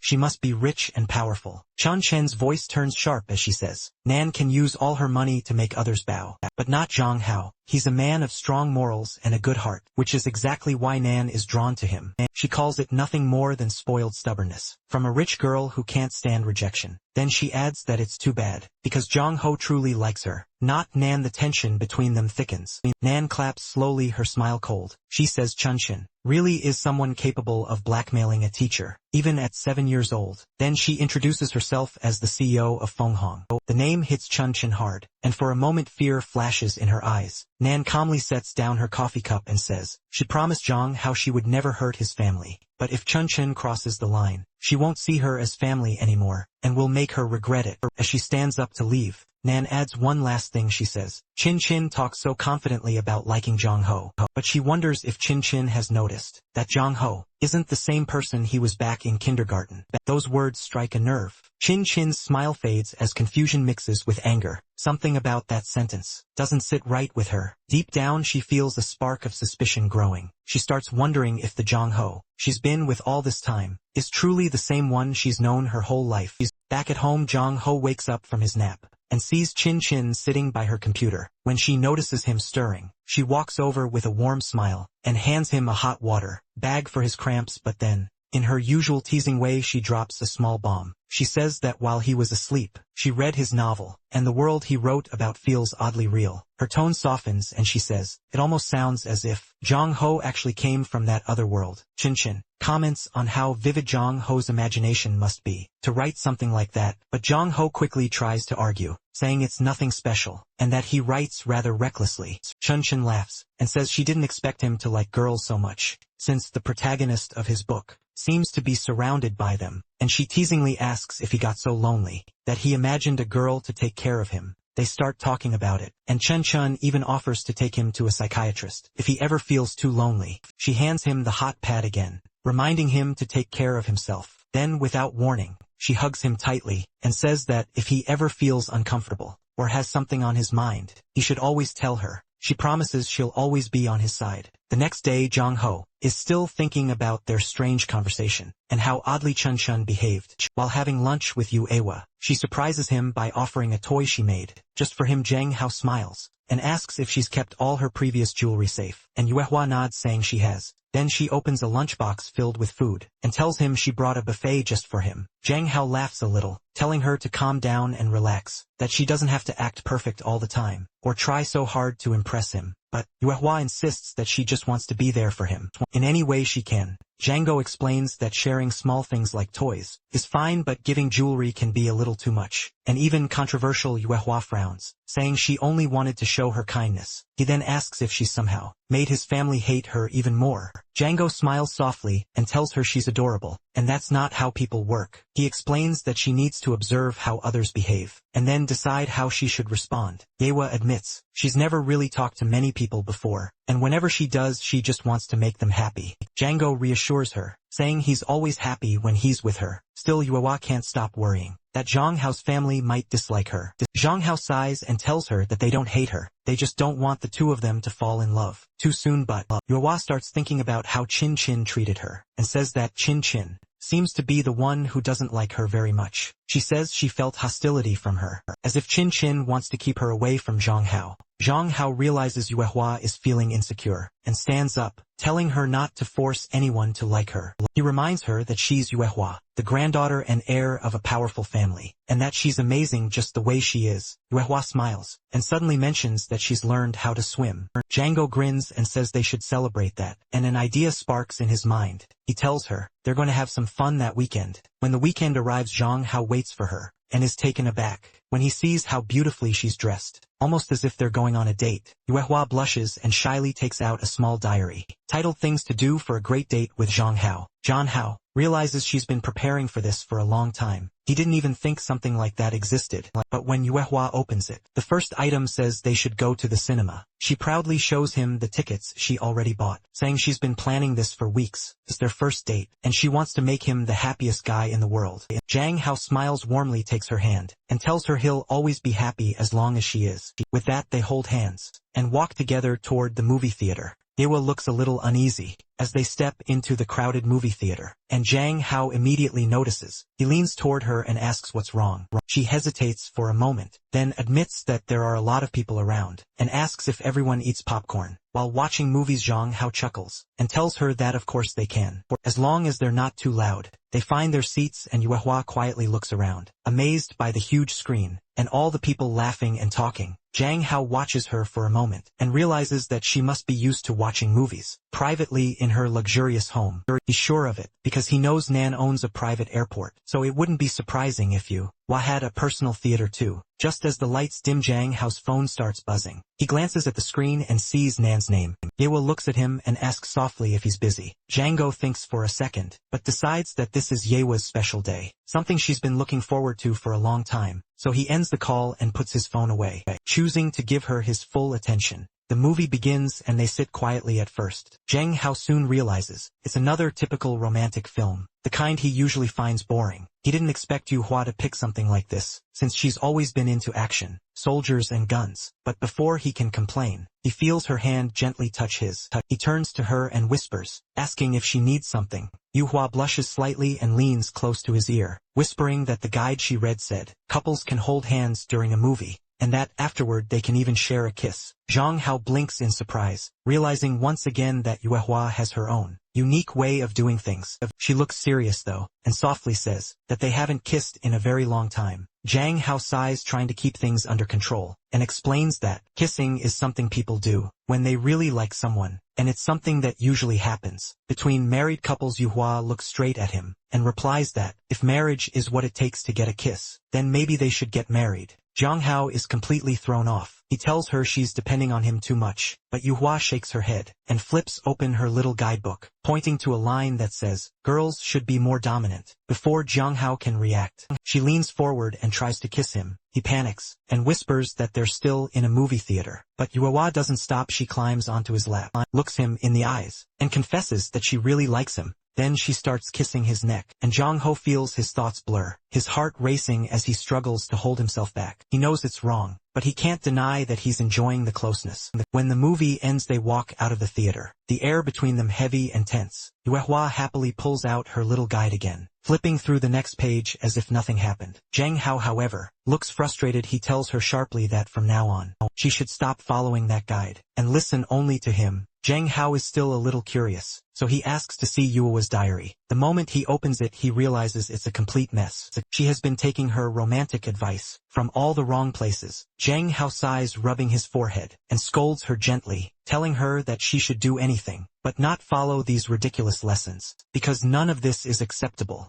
Yue Hua looks a bit embarrassed, but admits that she just wants to be with him, and that he can ask her to do anything he wants. Zheng Hao realizes that for her own good, he needs to show her what a real date should feel like. He confiscates her diary, and promises to teach her the meaning of genuine happiness himself. To start, he takes her to a video game cyber cafe. Yewa looks completely lost as soon as they step inside, her eyes darting between the flashing screens and loud players. Zhang Hao laughs a little, and asks if she has ever been to a place like this before. Yewa shakes her head, and says that her family doesn't allow it. Zhang Hao grins, and tells her that this will be their little secret. If anyone finds out, he'll be the one in trouble for bringing her there. He asks her to pick her character avatar, explaining that, even though she grew up with strict rules and formal education, you should still learn how to loosen up once in a while. He reminds her that she's already amazing smart, well-mannered, and from a good family. But what he truly wants for her is to be happy. He starts teaching her how to play, showing her how to aim and shoot. Within a few minutes, Yue Hua gets the hang of it, and Zhang Hao can't help but smile. He realizes she's a fast learner, and that her love for action, movies, and weapons gives her a natural instinct. For games like this, she's focused, competitive, and surprisingly good. When their time runs out, Yue Hua pouts, saying she wants to play more. But Zhang Hao tells her that they shouldn't get addicted. It's time to move on. They step out into the bright sunlight, chatting about the experience. Zhang Hao admits that, even though he has a computer at home, going to a cyber cafe feels different, more nostalgic and strangely comforting. Yoanodi has an agreement, clearly thrilled by the day so far. Suddenly her phone starts ringing. She picks it up, listens for a moment, and then hangs up. Django asks if she needs to head home, but Yoa shakes her head, and says she wants to spend the entire day with him. Django smiles at her determination, and they continue their day together. Our next stop is the arcade. They play all kinds of games, laughing and cheering for each other like kids. After a while, they leave the arcade and stroll through the mall, still buzzing with excitement. Yewa looks around happily, and says she wants to take a lot of pictures, to capture every moment of their day together. Janga smiles softly, and tells her that it doesn't matter, because they'll have plenty more fun dates like this in the future. Just as he says that, a sleek black car suddenly pulls up beside them. Janga's heart skips a beat, thinking it might be Nan, but when the door opens, he realizes it's not her, it's Yuehua's butler, who steps out and bows slightly, before saying that Yuehua's father has returned. He adds that her father not only wants to see Yue, but also wants to meet Zhang Hao. On the other hand, Yue's father is thinking about everything he knows so far about her friendship with Zhang Hao. He remembers how Zhang Hao asked Yue for money, not long after they met, and the amount wasn't small either. On top of that, Jung Hao often gets into fights, and has become a small internet sensation. And now Yu Hua has even brought him home. The whole situation is strange yet exciting, and Yue's father feels curious to finally meet the man who has been spending so much time with his daughter. Meanwhile, Zhang Hao is nervous and a bit scared. He wonders what Yu Hua's father wants with him today. The whole situation feels so tense that he almost feels like he's being kidnapped. In his mind, it even feels like everyone might accuse him of kidnapping a lady from a noble family. The butler, noticing his anxiety, tells him to relax, assuring him that his master is a decent man, who doesn't usually mock others. When Zhang Ho enters the room, he sees Yue's father, sitting at the head of the table. They greet each other politely, and Zhang Ho immediately notices that Yue's father looks a lot like her. Yue's father starts by asking Yue if she had fun that day and tells her to go change, because she looks a little messy. After she leaves, Zhang Ho feels a strange heaviness in the air, as if something bad is about to happen. Yehu's father begins to eat, and says that Yehu always talks about how Zhang Ho takes good care of her. He adds that as her father, that he wants to thank him for that. Zhang Ho says it's not a big deal, but he notices that the man doesn't even look at him while speaking. Something about his tone feels cold and distant, as if he already doesn't like him. Then suddenly Yue's father drops his polite act. He says that if Zhang Hao really wants to be close to Yue, he should just name his price, to stay away from her completely. Zhang Hao is stunned but not surprised. Feels like a typical cliché. He insists that they're only friends, but Yue's father remains upset, pointing out that Yue skipped a family dinner, just to go on a date with him. Zhang Hao feels nervous because he didn't know that. He quickly apologizes, saying that Yue never told him about the dinner.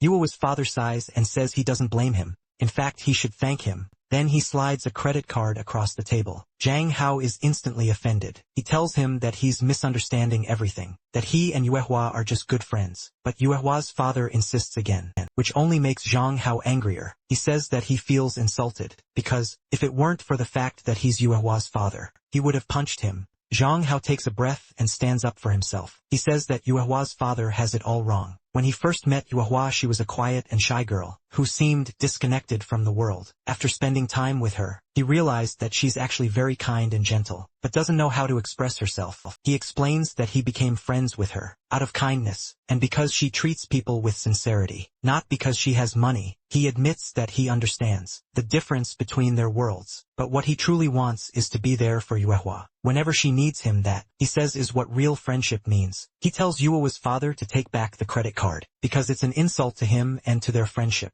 Yue's father seems impressed by his words, and even gives a faint smile. He says that being young and passionate is fine. Then half-jokingly, he asks if Zhang Ho is selling his body, since Yue brought him home, which makes Zhang Ho bristled. He says that he should trust Yue more, because she's far stronger than he realizes. Yue's father laughs softly, and admits that maybe his words were harsh. He admits that Zhang Ho seems like a nice boy, and even attractive, and soon the two begin to talk more comfortably. By the end of the conversation, Yue's father says that he wants Zhang Ho to stay good friends with Yue. When it's time to leave, he and Zhang Ho walk together to the gate. He tells Zhang Hao that one day, they should have lunch again, and that he's proud of Yue for finding such a good friend. But before parting, Yue's father turns to him once more, and in front of his daughter, says he wants to make one thing clear. He repeats that Zhang Hao and Yue should remain only friends, and must never date each other, which clearly upsets Yue.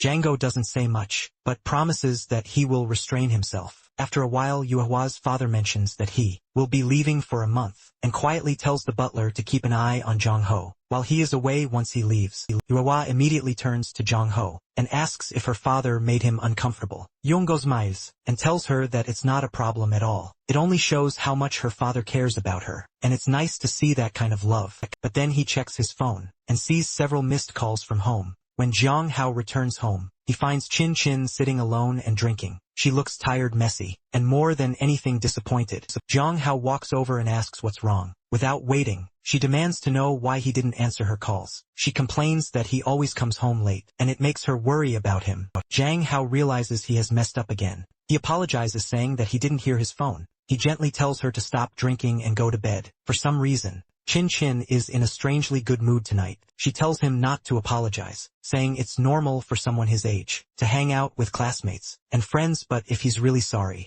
he should spend the whole day with her tomorrow. Django agrees, saying that he only needs to talk to the streaming platform about work in the morning, and after that he'll be all hers. Chun-Chin smiles, saying she has a bit of work too, but after that they can spend the day together, relaxing and having fun. Zhang Hao then tells her to wash up, and says that she can give him a massage later. As he walks away, Chun-Chun quietly realizes something. First it was Nan and now Yue Hua, and both of them are slowly trying to take Zhang Hao away from her. She decides she needs to make Zhang Hao someone who belongs only to her, and she needs to do it soon. The next day Zhang Ho has a meeting with his manager. Song, she clearly has a soft spot for him, though she hides it behind her professional tone. She tells him that his fan base is growing fast, and it's time to protect those numbers. He presents a plan, saying that they want to make a short video about Pure Land and promote it through different streamers. If he agrees, he will need to wear a very revealing outfit. For the photo shoot, Django immediately refuses, saying he's not showing off his body just to get more views.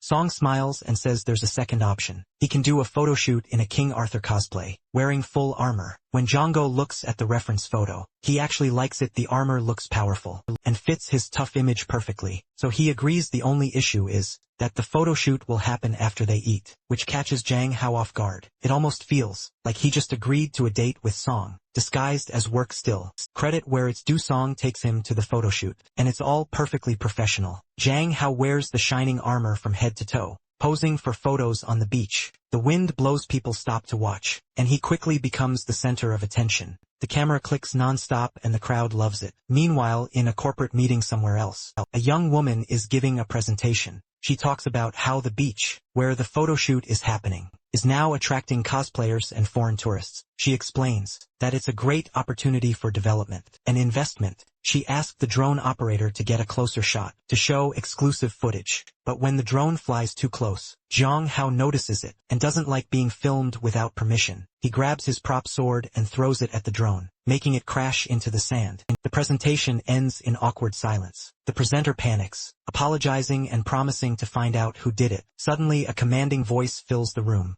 Nan, sitting at the head of the table, tells her coldly that if she ever pulls something like that again, she'll be fired. Everyone goes silent. Turns out, the entire meeting is hosted by Nan's company. They're planning to invest billions in developing the new beach area. Zhang Hao comes home still wearing his costume, feeling completely worn out. It turns out that posing for a photo shoot is far more tiring than it looks. Just as he's about to sit down, the doorbell rings. He assumes it's Chin Chin and thinks she must have forgotten her key. But when he opens the door, it's Nan. She looks annoyed, especially because he accidentally calls her by another girl's name. Before he can explain, she suddenly hugs him tightly, saying that if he doesn't answer his phone next time, she'll just show up at his door again. Zhang Hao tries to calm her down, and they both sit together in the living room. Nan insists that, since their relationship is now professional, they need to trust each other and answer their calls. Of course, she still wants to keep tabs on him and stay in control. Django nods nervously, and says he'll contribute more and be a better part of her research team.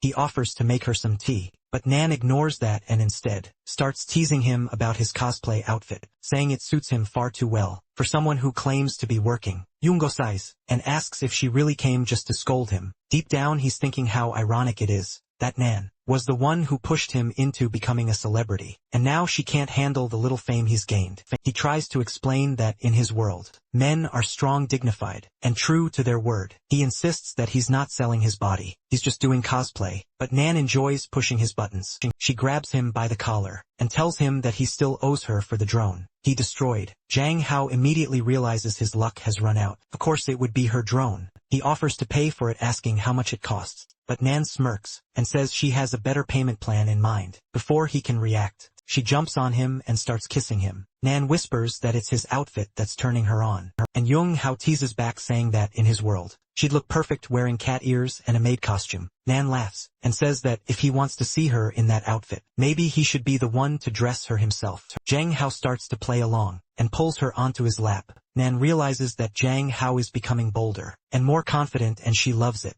He tries to lift her, but she's stronger than she looks, and he struggles under her weight. Nan bursts out laughing and decides to let him go, realizing she's been a bit rough on him. Zhang Hao curses under his breath for his lack of strength, and they end up kissing again. the tension between them, heating the room for the next half hour. When it's finally over, Jong-ho lies there disoriented, and asks what she actually came to talk about, and then gets serious, saying she wanted to discuss the blood moon. She explains that the blood moon appears irregularly, but before the last one there was a lunar eclipse. Jong-ho shrugs, saying that lunar eclipses happen every 14 months, and aren't always visible, so it's nothing special. But Nan shakes her head, and says that this one was different. Normally eclipses happen on the 15th, or 16th day of the lunar calendar, but this one occurred on the first day. A lunar eclipse during a new moon is almost unheard of. She goes on to explain that the same rare phenomenon happened again when Jung-hao arrived in this world. There was also a nationwide magnetic disturbance, though it varied in strength across the regions. According to her research, the critical point of that disturbance was half a month before she first encountered the blood moon. That means there was another lunar eclipse during the new moon, and something about that event could be connected to Jung-hao's arrival. Jung-hao begins to piece it together, realizing there might be a direct link between the two phenomena, and the transfer of his soul to this world. They continue their discussion, completely absorbed in the mystery, when suddenly, Chin-Chin's voice echoes through the house. She announces that she's home. Django freezes in place, panic rushing through him, as he realizes he still has another girl in his house. Chin-Chin drops the bag of groceries, staring at Jong-ho with wide eyes. She looks shocked, but not because there was another girl in the house. She is stunned, because Jang-hao is standing there in an unbelly, non-bly cute costume for a moment. Feels like she is hallucinating. Her legs feel weak, as she asks why he is dressed like that. Jang-hao quickly explains that it was the agent's idea, to build a small fan base. Chin-Chin realizes that Jang-hao really works hard to keep himself in shape, and she cannot help but think he looks adorable, with his blonde hair. Jang-hao then says he is going to take a shower, and Chin-Chin instantly offers to give him a massage. Afterward, Jang-hao laughs, and says he might actually need her help, since the outfit is too tight to take off alone, so she should come to his room. Chun-Chen agrees right away, clearly too eager. They start talking about how cosplaying can be a bit embarrassing, and when Chun-Chen hurries, Jong-ho tells her to slow down, because they have plenty of time. In his head, he is desperately hoping Nan takes this chance to sneak out of the house. His whole body is soaked with sweat, and his shirt sticks to his back. Chin-Chin's eyes follow him closely, thinking he looks incredibly handsome like this. She teases that he smells nice, and that the light fragrance suits him. Then smiling, she says that if she keeps seeing him in cute outfits like this, it might just make her straight again. Jang-hao chuckles and says maybe that is the goal, promising he will do it again. He adds that he plans to buy more cosplay costumes, and even wear them during live broadcasts. Chin-Chin loves the idea, and insists she will choose the next one for him. After that, Jong-ho heads to the shower, while Chin-Chin daydreams about all the uniforms she wants him to wear. She has even secretly brought a flower for him to put. In the bathroom, Jang-ho keeps thinking about cosplay, and how odd this whole situation feels. But when he turns, he freezes. Nan is sitting on his bathtub, shocked. He asks why she didn't leave. Jang-hao frowns and asks what is wrong with her. But before she can speak, he hears Chin-Chin's footsteps approaching. Thinking fast, he yells out that he just slipped on the marble, and hurt himself a little. But it's nothing serious. Jang-hao turns back to Nan, frustrated, telling her to leave before his stepsister comes in. Nan glares and says she never promised to go. Jang-hao sighs, and asks what is wrong with her this time, but she seems distracted. Then she quietly asks how men in his world can stand so close to a woman when they are shirtless. Jang-hao fires back that it's easy, because women here do not sneak into bathrooms like creeps. Nan rolls her eyes, and mutters that Chin-Chin must have wild fantasies, wanting him to dress up in all these different costumes. She calls it a dangerous game. Django snaps at her for eavesdropping again, but Nan just smirks. She warns him that Chin-Chin might not be as innocent as she seems. If Chin-Chin ever finds out he is not her real brother, she might lose her mind. Jong-ho tells her not to worry about it, just as Chin-Chin calls from outside that the milk is ready and she will give him a massage. After Nan's face twists in jealousy, Jong-ho insists she leave the house and stop meddling with his family. Nan, clearly unhappy, steps toward the window and says she knows Chin-Chin is up to something bad. For now, she needs to stay quiet and gather proof, so Jung-hao will finally see the truth. With a sharp look, she climbs out the window, saying she will meet him at noon. Before leaving, she adds that she can handle his domestic matters anytime, and that soon she will expose Chin-Chin for who she truly is. As promised, Jong-ho visits Nan at her family's house, and is surprised to see that she is not only a master in the office but also in the kitchen. He decides to help, rolling up his sleeves and commenting on how skilled she looks with the knife. Nan smiles and says she wasn't born doing this, then teasingly asks if it isn't normal for girls to cook in his world. Django gets a little nervous and admits that it might be surprising, but guys in his world also cook. He adds that he isn't exactly delicate, just someone who lived alone for many years. When he tries to take over the wok, he quickly realizes the heat is far too high. Out of instinct, he moves close to Nan as if seeking protection, then awkwardly steps back embarrassed. He laughs it off, saying it's been a long time since he cooked, and that he's a bit rusty, though the truth is he never cooked before, and always relied on takeouts, because of his overworked life. Nan gets a little bossy and tells him to sit down, instead of interfering with her cooking. Jang Hao quietly obeys, watching her move with confidence and grace. He never imagined that someone as dominant as Nan could have such a nurturing side. When she finally sets the dishes on the table, he is stunned. The meal looks like something straight out of a five-star restaurant. He takes a bite and feels the flavor melt in his mouth. It's absolutely delicious. Nan smirks and asks if her cooking is better than Chin Chen's. Jang Ho quickly says there's no comparison, because Chin Chin is family. Nan's expression changes as she asks how he really feels about Chin Chin. Yang Go replies honestly, saying Chin Chin is the best girl he has ever met, that she treats him well, and he is happy to be her stepbrother. Nan frowns and points out that a good stepsister doesn't use her identity to get too close to someone. Zhang Hao sighs and tells her not to spread such rumors. Women here, he explains, worry too much about reputation. He adds that Nan is always suspicious of others, and needs to relax sometimes. He insists that he really likes Chin Chin. Nan looks at him carefully, and asks if he truly means that. Shang Ho no Diaz firmly saying he does. Nan sits quietly for a moment, realizing that Chin Chin has already gotten deep into his heart. She forces a smile and tells him to eat. Zhang Hao thanks her for the meal, and reminds her again not to contact his family.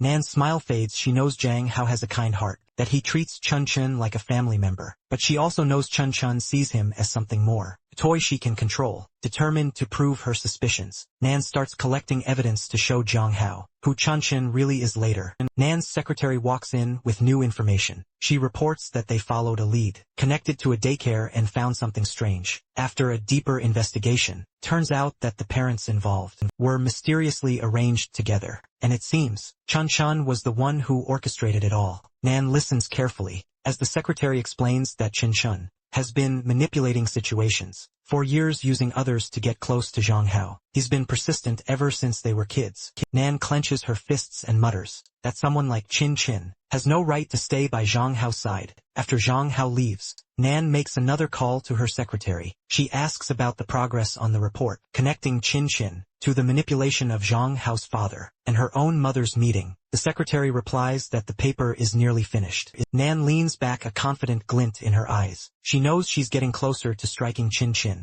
where it hurts soon. She plans to make Chin Chin pay for crossing the line. Meanwhile, back at home, Chin Chin decides it's time to come clean to Yung Hao. Once and for all, Chin Chin is in a cheerful mood, arranging flowers around the living room. The soft scent fills the air, and she hums to herself, enjoying the calm of the afternoon. When Yung Ho returns home earlier than usual, she smiles and greets him warmly. She explains that their mother isn't home yet, so she wanted to come back early to tidy up the place. But her smile fades when she realizes Zhang Hao isn't alone. Standing beside him is Yuehua, looking shy yet composed. Yuehua politely greets Chin Chin and bows, trying to show respect. Zhang Hao immediately tells her not to do that again, saying it's a little embarrassing and too formal between classmates. Chin Chin forces a small laugh, but feels her stomach twist. She wasn't expecting guests, especially not Yuehua, trying to stay composed. She asks Zhang Hao why he didn't tell her he was bringing someone home. Zhang Hao apologizes, saying next time he'll let her know in advance. Then he quietly leans closer and reminds her that Yuehua has social difficulties, that she usually spends all her time at home studying,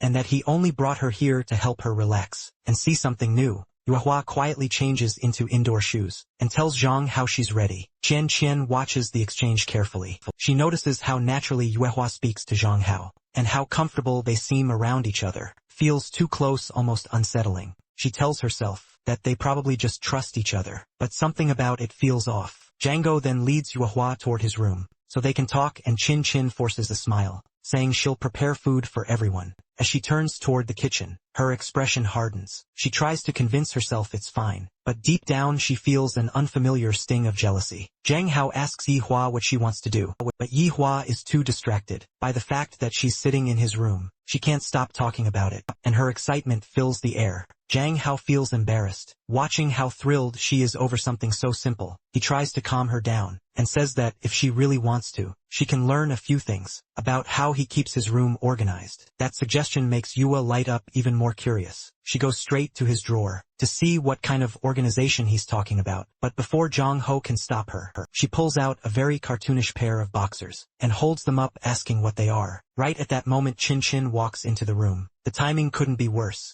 Chin Chin's expression freezes, and she clearly doesn't like what she sees. Jang Hao instantly starts begging her not to misunderstand the situation. But the tension is already thick. They all sit down together in awkward silence. Chin Chin breaks it by saying that the facts are plain as day. The girl walked into their house and immediately started touching Jang Ho's clothes, especially the private ones. Jang Hao tries again to explain that Yuehua isn't being inappropriate. She just lacks common sense about personal space. Chun Xian studies Yuehua for a moment, and slowly she starts to believe him. The girl really doesn't seem to have any hidden intentions. She's too naive, too open, and too clueless to be scheming. Still, Chun Xian doesn't like how close they've become. She decides that it's time for Zhang Hao to spend less time with her, trying to play nice. Chun Xian invites Yuehua to her own room, saying that she can show her a few more things about proper organization. Yewa smiles, thinking Qian Qian is being friendly. But Zhang Ho doesn't like this at all. The idea of Qian Qian, who might have her own confusing feelings, hanging out alone with his female friend feels wrong. He steps in and insists that Yua shouldn't bother Chin Chin, pulling her gently back to his side. He even jokes that Chen Chin might teach her the wrong kind of things. Chin Chin doesn't appreciate that at all. She snaps back that girls should spend time with girls and not rely on boys for everything. The air between them grows heavy. They both start arguing over who gets to protect Yuehua, and before anyone can make sense of it, emotions flare. Shin Shin leans forward and suddenly kisses Zhang Ho on the mouth. The whole thing happens so fast that Yuehua, caught right between them, doesn't even realize what's going on. She's squished between their bodies, unable to breathe properly, and starts to panic a little. When Chin Chin finally pulls back, she's flustered and apologetic. Then, in a trembling voice, she admits that she had lied to him.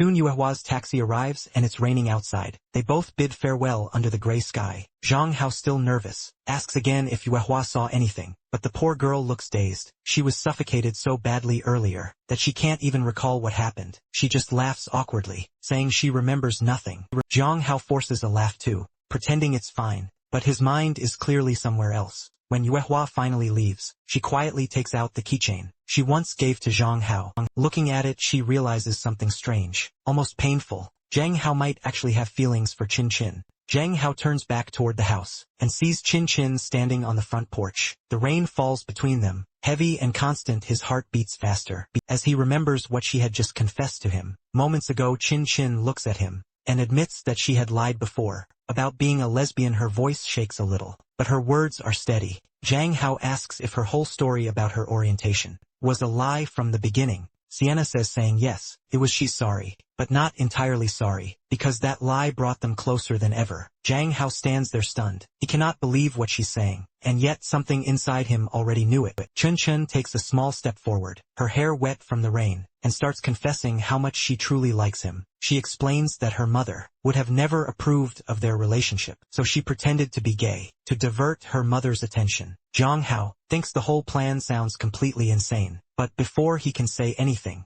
Chin Chin's desperation grows stronger. She steps out fully into the rain, forgetting her umbrella and her shoes. She keeps talking, her voice trembling but full of emotion. She says she knows it's a crazy plan, but she's even crazier about Zhang Ho. She doesn't want to lose him again. Not after everything. Zhang Ho tries to calm her down, telling her she'll catch a cold if she keeps standing in the rain. But his curiosity takes over, and he asks what she meant by lose each other again. He wonders if she's talking about that one incident in kindergarten. Chun Chun looks at him with soft, teary eyes and says he must not remember it. It was a moment that changed everything for her. It was deeply painful, something that stayed with her all these years. She promises that she's willing to do anything now, just to stay by his side. She tells him she wants to make it up to him, that she wants to spend the rest of her life with him. She reveals that she has been following him secretly since elementary school, always watching over him from afar. The rain keeps pouring as they talk. Chin Chin is about to finally confess her love for Zhang Hao, when suddenly someone interrupts them.